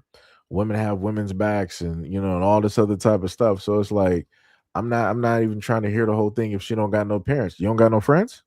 You don't got no, so your whole bloodline is erased. You have no families nowhere on nobody's side. Like nobody in existence. You are literally the only one. You are the last piece of DNA walking from your lineage at all. Like, nah. And like I said before, it's very easy for women to jump online and to do this, to make videos like this, and then they'll start getting money directly to their social media platform. Like I've seen this countless times throughout the years, especially during the pandemic. I have seen tons of women literally get on TikTok and within a few days to a week, they got tens of thousands of dollars to sit up there and help cover rent and utilities, to give them a little bit of headway so that they can figure things out. Like I done seen this 99 different times. And then on top of that, that's not to mention when women start up GoFundMe's. Again, women get more money directly off of that too. So it's like, I'm listening to her and seeing this video and I'm like, dog, I done seen so many women like her profit off of this situation, monetize the situation to get the money that they need. I don't understand. Like I said, if the quote unquote sisterhood exists like people say that it does, then all of those women need to sit up there and pull up, right? Because the whole thing is decenter men. Men are the problem, men are the issue. So this is a situation of which women should pull up to the scene, make a GoFundMe, a Go Send Go, or go directly to her platform, and they should be inundating this woman with hundreds of dollars. Just throwing it, just making it rain like it's Magic City. Just make it rain so that her bills are paid for, so that she can get, her mental under control, so that she can get her emotions under control, so that she can see that light directly underneath the tunnel. So what I'm saying is, even if she don't got a mother and a father and all this other type of stuff, in a sense, you still got family out here because you got other women that understand your situation, that understand your plight, and that's been there, and they can sit up there and help you out and talk you directly through this. So that's what I'm saying. Like, I ain't trying to hear no excuses out here of like, hey, I ain't trying to do this no more. Nah. It's like, just say that you're a quitter. Just tell people that you're a quitter. That's all you got to sit up and do. Just be honest. Don't flip flop and go back and forth. Just simply and tell people that you are a quitter and that is your mentality. Like, at least be honest about it. It's like, that's like, yo, that's wild to me. OMG said that men are richer than women. Women are poor. Wait, you said women are poor. Wait, let me read that. You said women are poor, women struggle than men do. I hope you finally realize that and got your stupid wake up call. Once your parents are dead, you're asked out. I mean, OMG, I'm trying to figure out which is are you replying directly to me or are you replying to the video of the woman? I'm trying to figure that one out.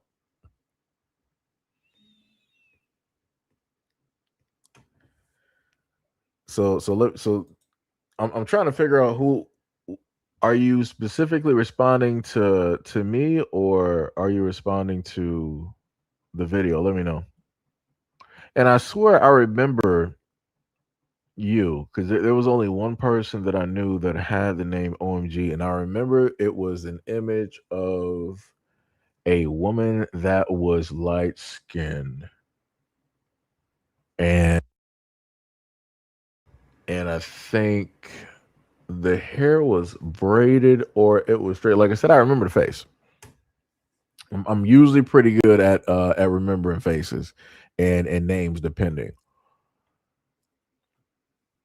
But let me know what you were specifically replying to because I'm a little bit lost on that. I'm a little bit lost. I'm not sure if you might be using. It looks like you might be using text to speech, or maybe autocorrect. Might have got you.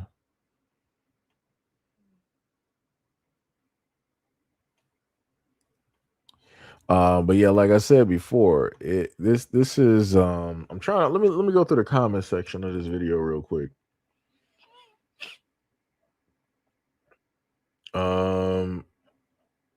We got quite a few people. So let me see. So actually, technically on TikTok, she should be actually making some money. Because she got like 60.9K followers. Like, she should be doing fairly well. On top of the fact that she got about like for the whole directly of it, she got about like 6.2 million likes. Let me see something real quick. Just a regular. She's a cat mom who is studying politics and pre-law. So I'm not sure if she is. Let me see music memories. So she has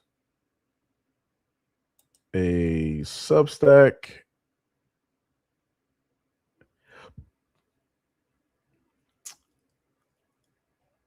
Okay, I'm not really seeing nothing much. I'm not really a Substack person. On to me, let's see. Like I thought. So I'm looking directly at the GoFundMe. She got about like $5,717. She's raised $5,717 of the 10K that she said that she needed. And this is exactly what I said early before even what's the name? So on this one, she said that in one of my most vulnerable moments, someone I trusted took advantage of my guard being down and assaulted me, leaving me to navigate the lifelong impact of post-traumatic stress disorder or PTS.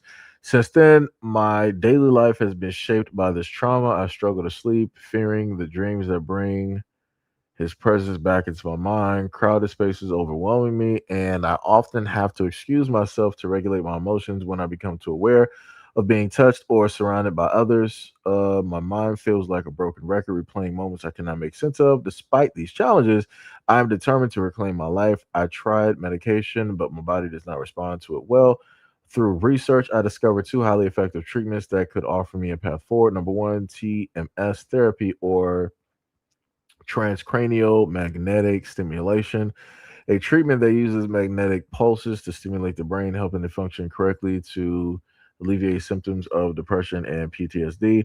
Number two, EMDR therapy, or eye movement desensitization and reprocessing, a trauma focused therapy that aims to reduce the emotional intensity of traumatic memories, enabling me to process them without triggering anxiety.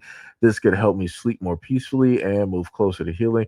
While these treatments have shown incredible success rates, they are prohibitively expensive. Compounding this is the medical debt I incurred from the medical care required after my assault, which included treatment for injuries and complications. The trauma has significantly disrupted my life, forcing me to eventually pause my education to focus on mental and physical health.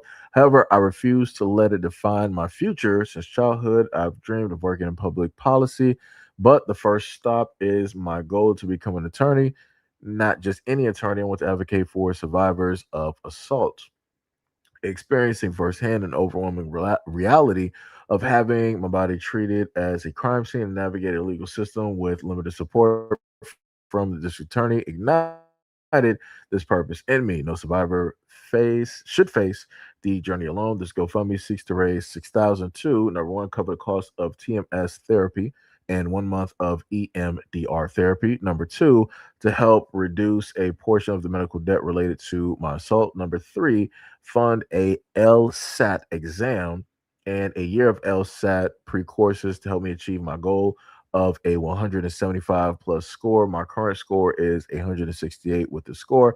I aim to secure a scholarship or administration, or admissions to my dream school, Georgetown Law, the city where my grandmother lives, where I can begin the next chapter of my journey. Even if you are unable to donate, I encourage you to support organizations like RAIN, or local resources such as women's shelters, mental health facilities, and survivor support outreach groups. My story is not unique, and your support could help others in the community who are navigating similar challenges. Thank you for taking the time to read my story. Any help, whether a donation or a simple sharing this campaign, means the world to me as I work to heal, reclaim my dreams, and create a future where no one has to face this journey alone. So that goes directly into two things that I listed, right? I said before, if there were extenuating circumstances where it was like, something basically happened, I said that I understand. I'm not agreeing, but I'm saying I understand. So for this, it's more than, at least from the clip that she put up there, it's more than just money. It's other things, behind, why it is that she said what it is that she said specifically in the video. So now that makes sense after going directly through the GoFundMe. Third said, I figured she was doing this for a hustle because she looked well rested in the face for somebody who works 3 jobs, supposedly. Said, well rested. Third said, OMG, men are richer than women, but women are the most educated and bragging about having more money than black men. So yeah, now we know I'll probably end up doing a video, directly on that. I'm trying to see something here because I'm looking at all of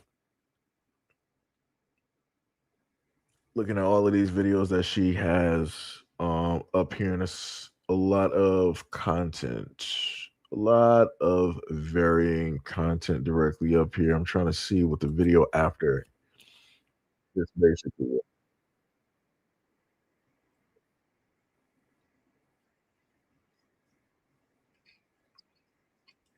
So, weekend in the life of the Gen Z workforce, LOL at 124. Person replied that no one should work 3 jobs and not be able to live. She said, replying to Hannah, so the crazy thing is the one job covered my expenses 2 years ago. I had a good schedule, good hours, and etc. And then we had an influx of people get hired, and suddenly we were getting like 1 to 2 shifts a week. And then prices started getting insane, and suddenly your income isn't aligned with the current market, even though you're working endless hours. Anyway, that was my weekend.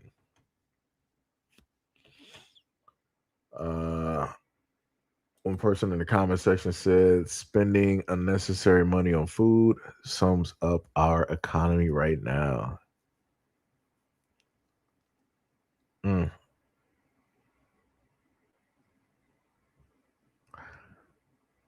She said that wasn't enough food for the day. The content creator responded. She said that one of the day shifting nurses brought me dinner, so I did end up eating more. He's basically my work dad.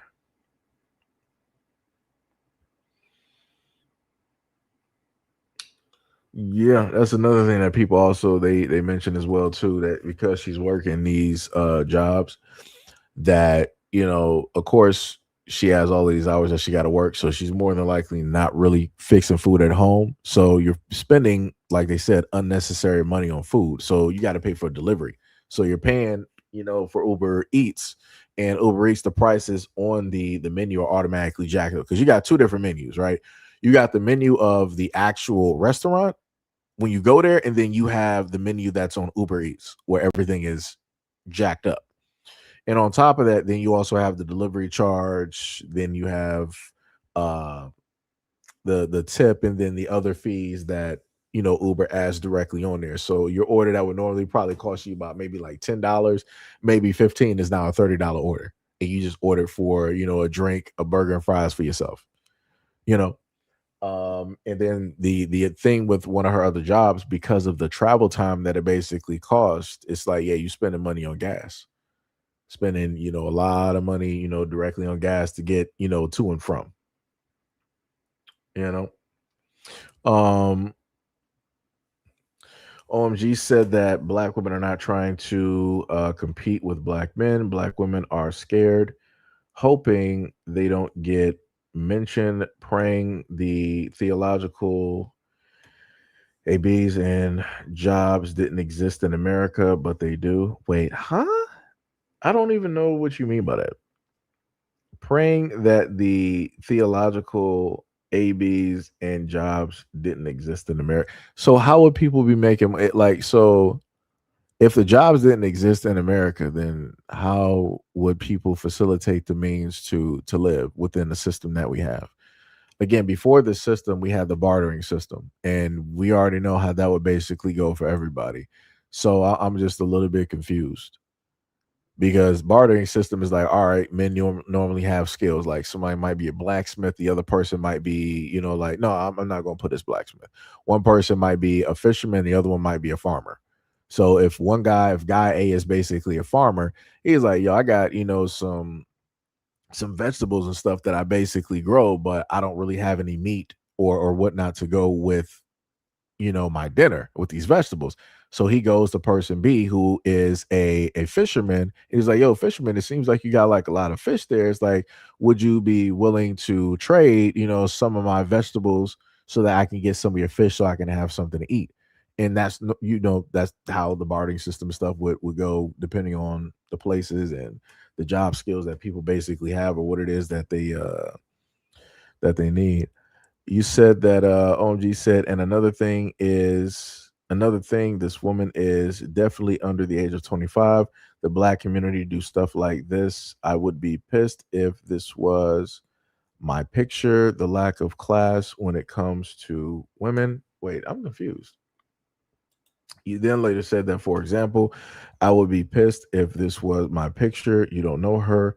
You guys don't give black women any privacy. You take pictures and you sit and just write BS.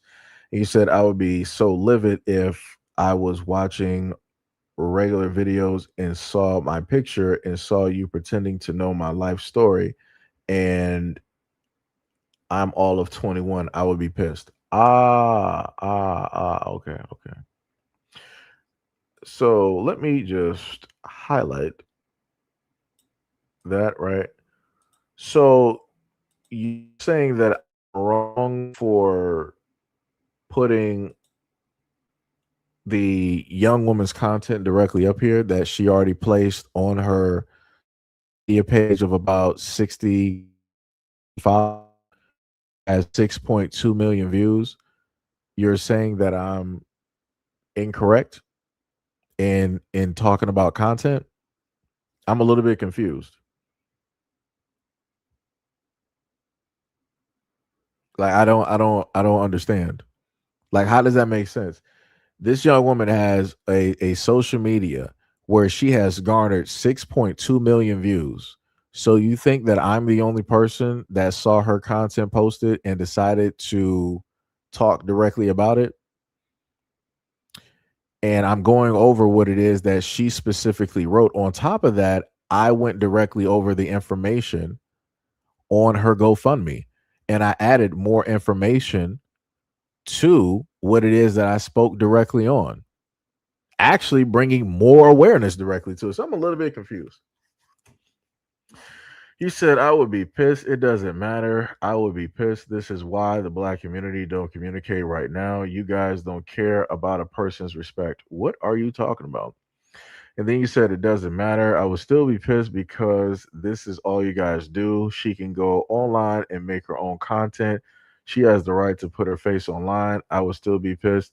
That doesn't you're not making no type of sense. Like you're internalizing this as if it's you. Like that it doesn't make any type of sense. Like all you're saying is that like I'll be pissed, I'll be pissed. No, it seems like you actually are just mad. You're just making it seem like you're not. And then you're trying to fight tooth and nail for the young woman in the comment section, and ain't nobody even really saying nothing crazy about her. Like the comments have nobody's really even talking in the comment section. Realistically, I'm the only one that's actually saying something. And again, we listened to this video, and I went to her page, and I went to the links of the other social medias that she got. Again, talked about the GoFundMe that she have and the amount of money, 5,000, I think it was like $5,717 that she raised, and the reasons of why it is. And I stayed there and read the whole thing of why it is that she is raising it and what it is that she is trying to do with that money, which is a further education, which is something I talked about before. On top of the fact that she said that she's bringing awareness to her situation into other women's situation. But you're like, as a man, realistically, you shouldn't be talking about this. You said I would be pissed. This is why you guys don't have good communication with people. You don't listen. I would be pissed. I didn't say if it was right or wrong. I said I'd be pissed. Forget more. What more? Like, dude, you're just talking.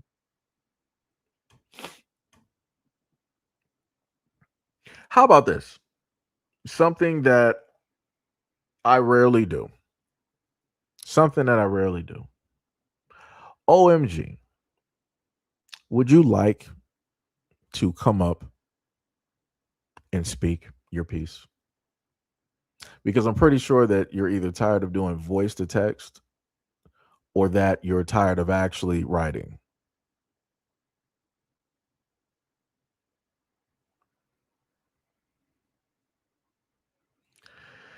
He said that she don't know how to fix her life. She's not old enough and she's in over her head and she doesn't have anybody. It's already too late. You're not doing anything but adding commentary. I just clearly stated I'm just going to give you some time because maybe the live stream may be delayed on your side. Do you want to come up and basically speak your piece? Because I'm like this whole like reading like paragraphs for me is not happening. Let me just give myself a quick minute.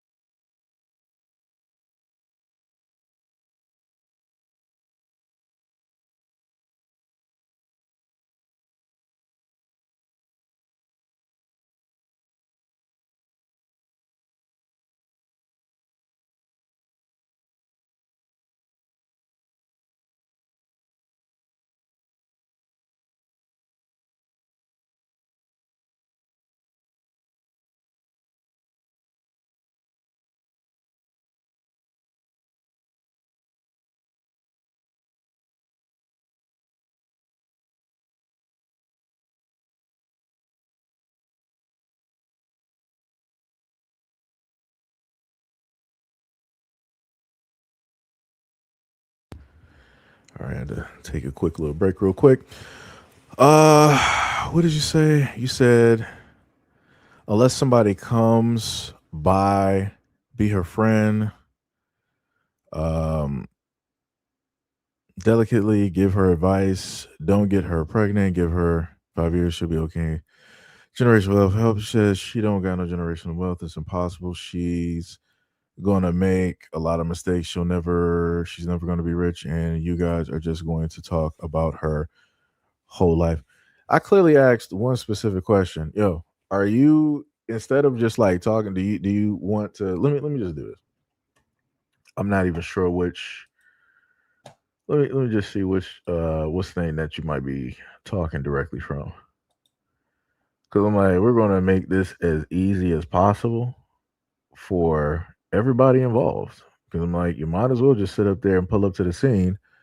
And okay, so you're from the second part. I got you. You're on the second channel. Got you. So let me do this. Let me do that. Where's the link? Is that uh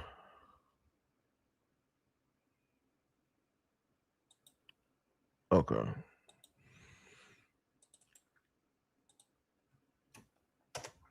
All right, so OMG, if you're still here, just pull up. It'll just make it easier. That way you can just say it and you don't have to worry about trying to type. Now, I mean, if you're not trying to, then that's understandable. That's cool.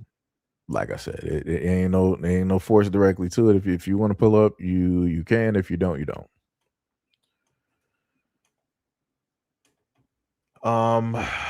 What did you say? After that, you said that people love to. Oh, third said people love to throw trash on the bleachers, but hate to come on stage when they're called. G said, y'all are the people that hate what I am saying is true. She don't have no chance in hell because you don't have generational wealth. Every young person is stupid.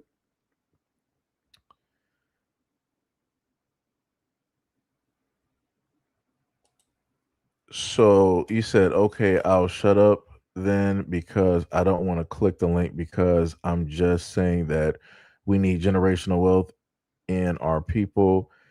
The man and the woman need money. I'm a little bit confused. I'm like, I tried to make it easier so that you wouldn't have to go do the whole like typing thing because it's delayed. It's going to take time instead of, just sitting up there talking. Like I said, whatever. I try to sit up there and make stuff as easy as possible for folks, and people are like, nah, I'm not about to sit up there and do that. I'm like, all right. I'm like, you would rather spend energy just like writing paragraphs in the comment section. I'm like, that's a little bit crazy, but like I said, hey, try to make it easier for people. The crazy part about OMG making all of these comments is that I even said that after I was done reading that I would more than likely make a video which would then highlight the situation.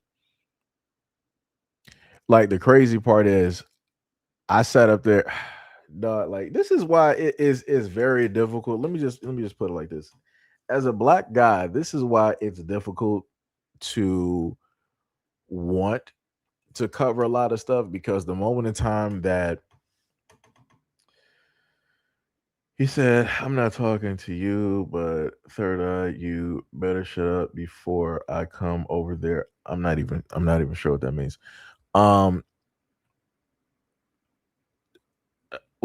Anyways, it makes it very hard as a black man wanting to sit up there and cover stuff and to even want to try to bring awareness to it. Because a lot of folks would be like, well, you're a black man at the end of the day. You shouldn't be worried to focus directly on this. This is a woman's problem, a woman's situation. You should focus on what men are doing. You should be, focused directly, whatnot or whatever. You said, okay, I'll pull up tomorrow or something because I'm getting ready to go to the gym today, but I will keep subscribed. Okay, I will pull up one day soon. He said, I'm getting ready to go to the gym. All the time that you all the time that you were sitting up here typing, which seems like it was, when was the first time that you started typing? Now I gotta go back. I gotta go back real quick. When so you started typing at around 7:07, and we're clearly, you started typing at 7:07, and now it's basically 7:39. So at any point in time, you could have been like, hey, let me just, come directly, up real quick, and let me just sit up there and and speak my piece. And you were like, the whole time that you've been typing, you knew that you had to get ready to go directly to the gym. And a moment in time that you got the option to actually pull up by way of me, you're like, no, I don't want to do that today. I got better things to sit up there and do. But I'm like, you've been had better things to do. You could have already been out the house and been at the gym working out right now instead of, doing the whole, back and forth. And it's like, you can talk about pulling up tomorrow. I'm like, the topic is going to be vastly different. And then you still going to be on this. I'm like, no. So I put it to you like this. What I'll do is, right, after I'm done with the live stream, the first video that I work to put together, a solo video on the channel, I'll make sure to put this video up. I'll do a solo video and I'll put this up. So if you want to write through the comment section like you've been doing here, you're free to do that.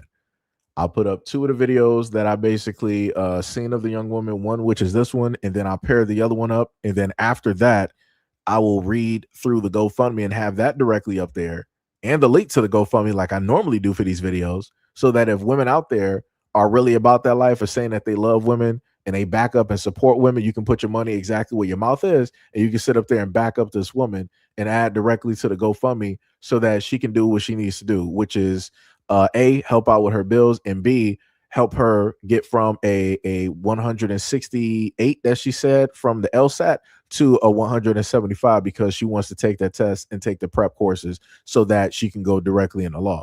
So like I said before, that's the type of stuff that I do, right? Regardless of the nonsense that people like to always put directly in my comment section.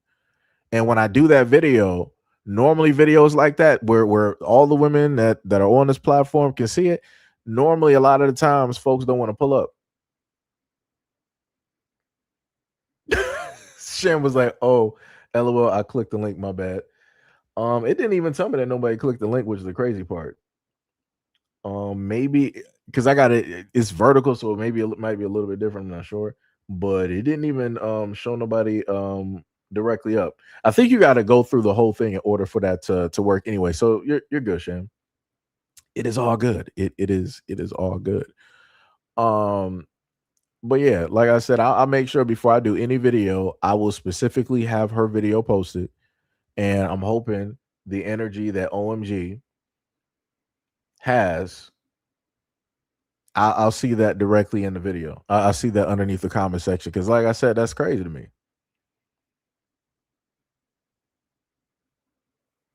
Like that is, Shan was like, I'm not all the way in there, but I got it hanging because I was going to pull up. Shan was like, she got so much energy. I got energy too. Yeah, no, she said she was going to the gym. Like I said, it's this is, like I told y'all before, this is why it's so difficult wanting to, put content directly out there, because it's like you want to do the right thing, but you'll automatically face some type of like judgment. Shan was like, I'm at the gym too. Yo, Shan was hilarious. Yo, Tippy, what is up? Tippy, I had mentioned you earlier. And this is technically the reason why the live stream was going on so long, because normally you'd be like, all right, Seiji, play another video, and I kept playing videos. So we're about like 4 hours and 30 minutes directly in here. Because I kept playing videos and finding more, off of X. Mo was like, they're in the corner for 24 hours since they wanted to pull up tomorrow. That's crazy. I was wondering where a comment specifically went, because I'm like, normally she would have still been talking, but I know who that is. She's been up here. She switched her picture to I think that might have been like a boxer or something like that. But I remember the face, at least the woman, the image of the woman that was specifically there, because I tend to especially remember those who want to pull up to the scene and be argumentative and say whatnot and and whatever you know. But like I said, I forgot what was my main point when it dealt with the young woman here. Anyways, I think I was saying that she has a variety of videos directly up here, and she has one follow-up video after that. And then she does have a thank you video to the people that supported. She said, rent is paid. Thank you. And she said that she would like to talk about voting. Wait, I'm lost. Yeah, I might potentially put those three directly together. So yeah, like I said, shout out to those folks that pulled up and support. I'm not sure if she might have started another GoFundMe. If there was like two different GoFundMes, but that video I think they said was from like 2 days ago, and that was the wait what was this one? She said the legality of $2.13 an hour wages. So that's why my last paycheck was $6.50. Is that fair? No, not really. I do have to accept it even while actively advocating and voting for a higher minimum wage across the board. I do not like it in reality of the situation, but in order to keep moving. Oh, where is she working at where it's $6.50, brother, huh? She said, hey, I was also a server. If you don't end up, yeah, I'm gonna have to watch her. Yeah, it's probably gonna take me a little bit. I do got a video already sitting up there, so I'll probably put that up there. And I want to say probably around like 12 or 1 o'clock a.m. I'll have her video that I'm going to put together so everything is like fleshed out and it makes sense in a type of chronological order, so that people can understand. And then the things that I added here, I also will state that in that video. But yeah, I gotta figure out where is she. So is one of the jobs she's a server, brother? That is wild. Yeah, I gotta sit up there and watch some of her videos. That's crazy. Sham said she ain't pulling up tomorrow. Sham also said she wanted to talk all that mess. Shauna said Sham got all the smoke. Sham is no nonsense. That is normally how that works. Sham is 100% no nonsense. That's pretty much all of the mods. What is it? You got Hack, Mo, D Money, Tippy, Sham, Gail, like you got a few others too. Let me see. Didn't I add some more mods directly up here, or is it just pretty much like the same team at this one? I know Brother Exile is a mod. Tonda, aka Light, as well. Nini, K5, Trills, King when he was here. I'm not sure what a brother at this moment. But yeah, we got a lot. We got a lot of folks. We got, of course, Brandy B World and everything. Tippy said, dang, my bad. I didn't get the notification. Tippy said, I rewinded the stream. I missed a lot. Sad what happened to that girl in the high school fight. Yeah, it was bad. Yep. Pink, Miss Anderson. Yep. We also got Katara. Lord have mercy. We got quite a bit actually. I want to say in all, if I look at least on one channel, we should have about like 15 to like 20. But I know a lot of people, haven't been here, in a while, and also shout out to, RIP to Sean from the Shy. That was one of our other moderators before she passed. So, we got quite a bit, Most said Seji doesn't give that sort of invitation to any regular basis. So to decline it is total disrespect and almost an automatic ban for you. Yo, D Money was like, Sham, you trying to work some of that aggression off? Sham was like, oh, she lucky. This wasn't real life. Oh, yo. But yeah, man, like I said, it's tough out here for a lot of folks. And as a person that has expertise and having the mindset at a moment in time in a younger life of like, I ain't I'm trying to see what the next existence looks like. I don't got time to hear a lot of this nonsense. I'm like, the hardest thing to do is live. And I'm like, that is your job to do. Life is going to be very tough. And like I said, and I'm not adding the extenuating circumstances directly in there because, again, that's a whole different thing. And that does technically have to do with the story as well, too. But just going off of what I knew and understood from this video that we see directly in front of us, that she didn't add all of that in there. I had to go and research and look that up. Right. But just dealing with bills as well. I understand that stuff can get overwhelming. I've been through my life as well, even before I was able to work, where notices and stuff were directly, on doors or having to deal with, family that, you're staying with, and they want to try to, go down to the courthouse and they want to put you out. They want to put notices directly up and serve you papers, like some crazy type of stuff. So, like I said, I've been through a lot of things directly in my life, but you got to persevere.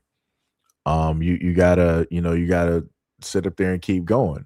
Because what a lot of these folks who now are quote unquote content creators don't understand is that, the moment in time that you just decide that you want to give up on stuff, you got other people that are like, if this person did it and they got this, that, and the third, then I know, it's tough. It's like, I might as well do, da da da da. And it's like, nah, like I said, people gotta realize, there's a responsibility to doing a lot of this stuff. Even though people don't want to acknowledge it, even though people don't want to sit up there and see it, there is a responsibility directly to a lot of this stuff. And you gotta watch when it deals with serious conversations like this, you gotta watch the stuff that you say. Because just like you might be in this type of like moment where you seeing things one type of way, you might have somebody that's just at that one step and all they need is an okay. All they need is somebody to solidify that hey, I'm doing the right thing. Hey, let me see if I can fly real quick. Right? Nah. That's why I try to tell folks out here, like, you have to be very, very careful as a content creator, the type of stuff that you want to say. And she didn't just say that once. She said about like 3 to 4 times. And like I said, as a person that understands this twice over, like I said, twice over, I understand this. It ain't worth it. It is not worth it at all. Like I said, this is why I say that I need people to, to do better.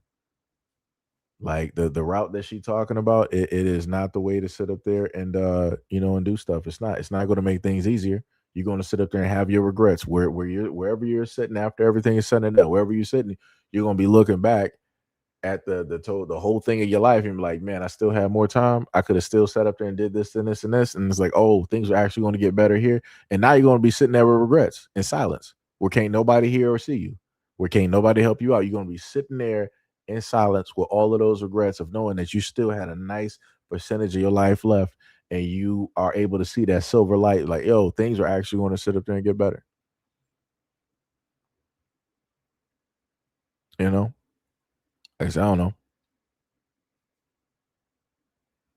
Don't know. Sham said, I'm sure it's tough out there for a lot of folks, but talking all that mess and then she wasn't even going to help old girl means she pulled up here just to talk ish. Yeah. Shauna was like, yep, you are right. Sham also said, LOL, it's tough for everybody. When I was her age, I had to work 2 jobs for a long time. She's 25. She's not a young girl. She's not a baby. she got her full thinking and capabilities. Tibby said, I blame white people for all of this mess everybody's going through. I don't care what anybody's. Oh my goodness. Always Tibby. I swear to goodness. Like, yeah, like I said, man, you know, regardless of I keep beating this like a dead horse, regardless of what people, in a sense, feel directly about me, I can overlook that and void, emotions and look at the main thing that is taking place and happening. And again, just going by my experience and everything that I've been through, that ain't the route to do. It's just not. Like I said before, the hardest thing to do is to live, is to persevere, is to fight. Like I said, and this is why I told a lot of people, it's like, it comes to a point in time that you can't be, passive your whole life. It's like maybe you might not have, you might not ever meet that one battle where it's meant to be physical, right? Where it's meant to be, strength driven. But I can promise you're going to meet those battles where it's all mental, and you're going to have to persevere. You're going to have to pull, willpower. You're going to have to do a lot of things in order to make it through that other end. And you're going to be a lot better and a lot stronger for doing it. I think I did that one live stream of that story about the young dude. Still don't forget, it was another content creator. He was a gamer by the name of Etika. I want to say, was he in Brooklyn? I forgot where it was, but he was a dope, like funny dude. He had like the eraser, the high top, 80 style, type of haircut and whatnot. And dude was a gamer. He was a person that, technically loves the people. The dude always had energy and whatnot. I love that dude's content. Like, his content was dope. Like, he would have been blown up. Like how you got a lot of these other streamers directly out here. He would have been another one of those very popular streamers, but everything was cut short because he was going through some stuff.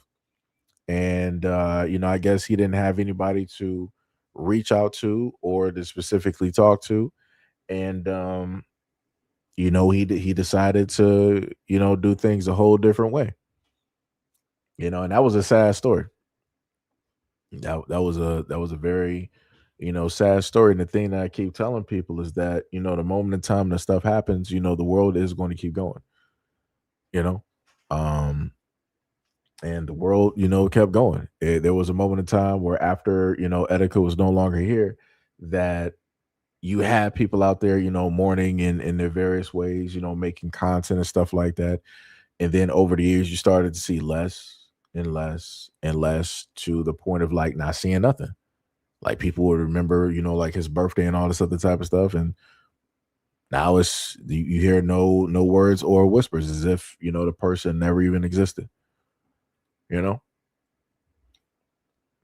But like I said, I'm happy that the young woman was able to get the help that she was able to get. So now I guess she got a second round of a GoFundMe up so that she can get, whatever medical treatment that she needs, so that she can work past the situation that she specifically went through. This man Mo was like, it's okay, Tippy, don't blame yourself. That man crazy. Shams, that things do get better. Let me see. You said when she gets her mind right and she can pull through, like we all got to pull through. Tippy was like, Mo, I'm not white. That's crazy. Sam said, nope. If you want that better life, you got to fight for it. A lot of that fighting is fighting with yourself. That's facts. That's the hardest battle that, anybody will actually have to sit up and fight to make it through that, and to continuously win that, that internal type of fight is tough. It's a very tough thing to sit up there and go through. Shauna said, you never know what somebody is going through mentally, and mentally she might be going through something serious. Yeah, she is. She listed that directly on the GoFundMe. Like I said, I'll have that everything, all the information directly posted on the video, like after I actually get that said and done. But anyways, much love, respect, and appreciation to any and everybody that's been a part of this live stream. Again, it was going for about like 4 hours. It'd be like that. Shout out to all of the mods. Shout out to the regulars. Shout out to anybody that came by, including the trolls. Those are clearly in the shadow realm at this moment in time. Shout out to anybody who has donated by way of the chat and I was gonna say GoFundMe, my bad. GoFundMe to the Cash App and also to the Patreon as well. Much love, respect, and appreciation for everything that you guys do, because I wouldn't be able to do the things that I do without people like you. And I'm gonna make sure after I get done with this live stream, I'm gonna post the other video that I already had up that was technically supposed to be up at 12, but I wanted to do a live stream instead. So I'll let that video basically go. And let me see, 7, 8, 9, 10.